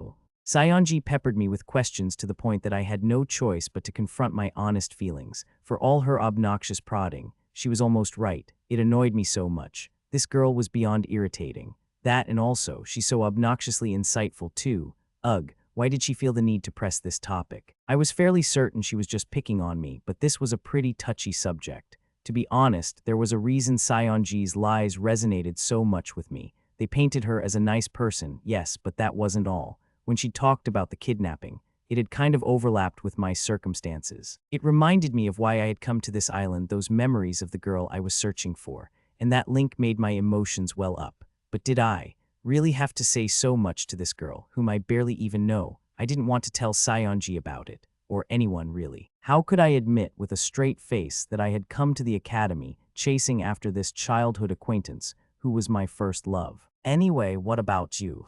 I deflected. What do you mean? I mean, if you're just trying to help a friend fulfill her wish, why hatch the kidnapping plot? Don't tell me it's because you're a genius again. Oh, I can't tell you that part. It's related to my first love. Hey, can you get me the eraser on my desk? Sure. Hey, why are you so disinterested? Aren't you going to ask any follow-up questions? That was such a deadpan reaction that I gave you the eraser and everything. Yeah, but do I really need to hear about your first love? I think my time is better spent grinding down the corners on this eraser. Oh, quit lying. You definitely need to. It's a huge X factor. The story of my first love's a billion million times cooler than you'll ever be. If you want to talk about it that much, just say so. But even if it's 2 billion million times cooler than me, I'm not interested in hearing about someone I don't know, okay? Oh, are you getting jealous, Shinohara? You don't like it when I talk about other boys, do you? Why do you sound so confident about this all of a sudden? In that case, my first love, that childhood friend I mentioned, was several 100 million times cuter than you. So get off your high horse already. What? The moment I said that, Sayonji's ruby eyes shot wide, then quickly narrowed into a glare. Obviously, I was exaggerating a bit for the argument, but she was definitely a cute girl. That's the only way I can describe her because the precise details of her appearance were hazy to me. I was sure she'd match up well against the charming, if only in her face, Sayonji. Not that it even mattered. Our shared lies mean we'll have to keep working together from now on, and that worries me. We couldn't possibly be more incompatible. I let out a small sigh. We were partners in crime, sure, but we constantly antagonized each other. It was too much. Maybe that more admirable side of Sayonji's, the one she'd shown during my game with Kugasaki, was just a bonus outlier. Ugh, it's so humiliating to have you treat me like an idiot, Shinohara. Ignorant of my thoughts, Sayonji puffed out her cheeks and shook her head. I responded with narrowed eyes. She glared right back, and the two of us stared at each other point blank. Then, as if on cue, we turned away. That's when Himeji chose to return. She froze at the door after opening it, not moving an inch as she took in the scene. Then, for some reason, she glowered at us. You two sure get along well, don't you? Get along how? I trusted Himeji more than anyone on the island, but I had no idea how she had come to that conclusion. Shinohara's master performance makes IT 4. In a match held yesterday afternoon that captured the attention of over 20,000 viewers, the so-called Phoenix, 5-star Saren Kugasaki, took on Hiroto Shinohara, the Academy's newest 7-star. The results hardly need to be repeated here. Capitalizing on his momentum after handily defeating the Empress, Shinohara once again dispatched a powerful threat. Despite the unforeseen accidents he faced during the game, his comeback conducted live in front of packed stands stunned all who saw it into silence. With this breathtaking victory, Shinohara has now won 4 straight games in his first week on the island, a breakneck pace that's unprecedented in over 20 years of Academy history. Between his devilish methods and his detached attitude during play, Shinohara's style has already earned him a legion of passionate followers. Let's delve further into the method that's proven so successful for him. Yep, sounds like a whole big thing. Natsume Ikinos offered her thoughts on the newest article on LNN. She was in her office at Aimei School, a place normally forbidden to students. A girl in a maid uniform entered the room. This girl wasn't one to display her emotions much, but right now, she was clearly in a bad mood. She offered a polite greeting upon arriving, but hoped to abstain from any further conversation. It's been a while since we last met, MS, Evil Vixen. Sorry to keep you. Do you think adding MS to it makes it polite or something? No, I'm merely feeling envious of the relationship my best friend and my master are cultivating before my eyes. I don't have time to consider your feelings as well. I see, I called you at a bad time then. Sorry about that. Anyway, take a seat. All right. Shirayuki Himeji followed the provost's instruction and sat on the sofa. It was soft, but a little too high-end for Shirayuki to feel comfortable. So why did you ask for me?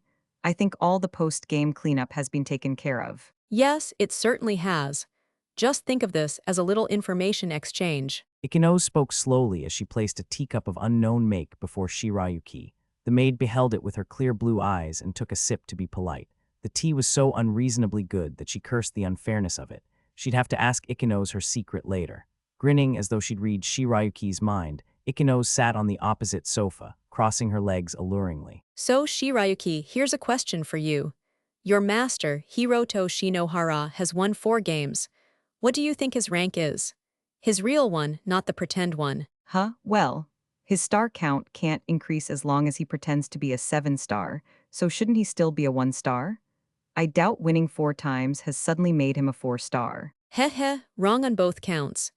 Hiroto Shinohara's official rank is currently 2-star. And how? Shirayuki asked. It defied possibility. The system believed he was already at the top. There was no way he could acquire more stars. It was news to me, too. This recent game is the first time it's happened. I guess unique stars operate differently. When he beats someone who possesses a unique star, he takes it from them. I see. And naturally, that creates some contradictions. The system forbids Shinohara from gaining any more stars, but he also had to claim Kugasaki's blue star. This triggered a special case. If a player who can't earn any more stars beats an opponent with a unique star, one of their normal stars is converted into a unique star, matching the color of their opponent's. They don't earn more, but they get an upgrade. I see, but he... Right, that's the thing, Shirayuki. Shinohara should be ineligible for that too. He's a 1-star and his 1 is a unique star. He doesn't have any normal stars. This violates all the cases the system can account for, so he was simply awarded another star. It's the most outlier of outlier cases. Now Shinohara's a 2-star with a pair of unique stars. Right. Shirayuki seemed less than impressed with Ikinos's impassioned explanation. What? Not interested. Because I find this tremendously exciting. Regrettably, I possess more restraint than you. Yes, having 2 unique stars is rare, but even as a 2-star, he'll still need the support of the company to keep going. So I'm not sure why you're bringing this up with me, to be honest. No, well, take this to its logical conclusion. He's a 2-star with no normal stars. What if he wins a game against another unique star holder? If this happens again, he'll be a 3-star with 3 colors. Right, and what if he does it for 5 times? You mean, what if he's an all-color 7-star and he gains one more? But. Shirayuki, a little unnerved, tried to refute Ikeno's. Now Shirayuki understood the other woman's ferocious smile. Yet no matter how hard she thought, she couldn't think of anything past the but. To collect so many unique stars was unheard of. However, as a pure theoretical, even a 7-star could use that special case to earn more stars. The result would be an 8-star, something never seen before. Something aggressive crossed Ikeno's expression when she detected understanding from Shirayuki. That's how it looks to me, anyway. You've heard the rumors going around the island, right? For example, any student who goes above and beyond in star hunting will be named heir to the Saionji family, and their corresponding provost will be promoted to director. No 7-star has reached the necessary heights, so it's all conjecture. But what if an especially talented student decided to go past 7-star? Are you saying my master could do this? I don't see how it's possible. Don't be so quick to dismiss the idea. He might be cheating his way through this, but he's won 4 out of 4. And one of those was against the Empress, and another was against Saren Kugasaki. It's sending shock waves up and down the island. Heh, do you think that's all coincidence, Shirayuki? Ikeno's follow-up strike silenced Shirayuki, and the maid sank into contemplation. Come to think of it, it was true the company used cheating to keep him from losing, but he hadn't accomplished anything that would be seen as beyond a 7-star. In other words, he only used powers he would have possessed were he an actual 7-star. The talent he displayed at the end of self-styled game #27 was completely beyond what Shirayuki had imagined. The flexibility and creativity needed to use cheats to his advantage. If that was where his true powers lay, there was a chance Ikeno's theory could become fact. Are you saying you foresaw all of this? Is that why you invited my master here? Heck, who knows? I definitely wanted him on the island badly enough to falsify his test scores. His admissions exam really was awful, but I'm not expecting good grades from Shinohara. His true value lies elsewhere. His true value? Then you brought him because… Yes, I'm using him to further my own designs. But please don't misunderstand. I'm not using him for anything evil, and I'm sure Shinohara's already realized my intentions. And you think so? I do. You could say we're using each other. He has a reason for coming to the island, and he wants to stay here, even if it means faking his social status. Meanwhile, I want to keep a disruptor on Shinohara's level. We have a common mission. Shirayuki let out a small gasp. Perhaps I'm still underestimating him. Until a few days ago, I didn't think anyone could stand equally against this vixen. Unfortunately, for all I've said, not everything has gone perfectly. Ikeno's chose her words carefully while scrutinizing Shirayuki, maintaining the suspense. After all, if that 8-star theory turns out to be correct, Shinohara's going to gain many enemies as he builds his star count. Some of them are already moving to take him down, and it's just a matter of time before they make themselves known. For all we know, he might falter someday, and he'll never accomplish what he came here to do. The pressure might crush him. There are a lot of obstacles in his way, so what will you do? Ikeno shot a testing look at Shirayuki. Her smile indicated how much she enjoyed this, and her attitude could have convinced someone she knew and saw all. Shirayuki almost buckled under the strength of that gaze. However, there was no real issue. Her answer was already set in stone. With a deep, deep breath, Shirayuki met Ikeno's eyes and spoke with voice unwavering. There's need to worry. I will always be by my master's side, no matter what. Afterword. Hello, good afternoon, or good evening. This is Haruki Q. Thank you very much for picking up this copy of Liar, Liar. Apparently, the lying transfer student dominates games by cheating. How did you like it? This is the start of my series. The basic genres games plus lies plus school plus rom-com. It's pretty much all the stuff I like rolled into one. Whether you're picking this up after reading Cross Connect, my previous series, or reading my work for the first time, I hope that you enjoyed it. To be honest, this work has its roots in something that I wrote back when I was still trying to sell manuscripts to publishers. It's gone through a lot of modifications since then. I left it unfinished the first time around, but I liked the setting a lot. Finalizing it is actually a pretty emotional moment for me. I really did it, guys. Why did I go for another game-based series like my last one, despite all the incomplete ideas I have buzzing around? Honestly, I have no idea, I say, like I'm disconnected from the situation. Maybe if I used this opportunity in my career to create a sweet story of youthful love, That would improve my image a little. Not that I've ever written anything like that. Joking aside, Liar will contain a generous amount of school-oriented scenes. I hope you'll enjoy that aspect of the story, too. Now for some thanks. First, thanks to Konomi for providing such incredible illustration work after doing the same thing for my last series. The color cover and insert were just so awesomely mind-blowing, and seeing Konomi's work ahead of anyone else makes me grin to myself all day about how incredibly marvelous my life is. My thanks go out to my editor, as well as the editorial department at MF Bunko J for all the help they provided. I'm in my second year as a writer and my second series, and I'm plugging away harder than ever. I've got to get out of this rookie mindset. The final and greatest thanks go to everyone who picked up this book. Thanks for supporting Liar. Haruki Q.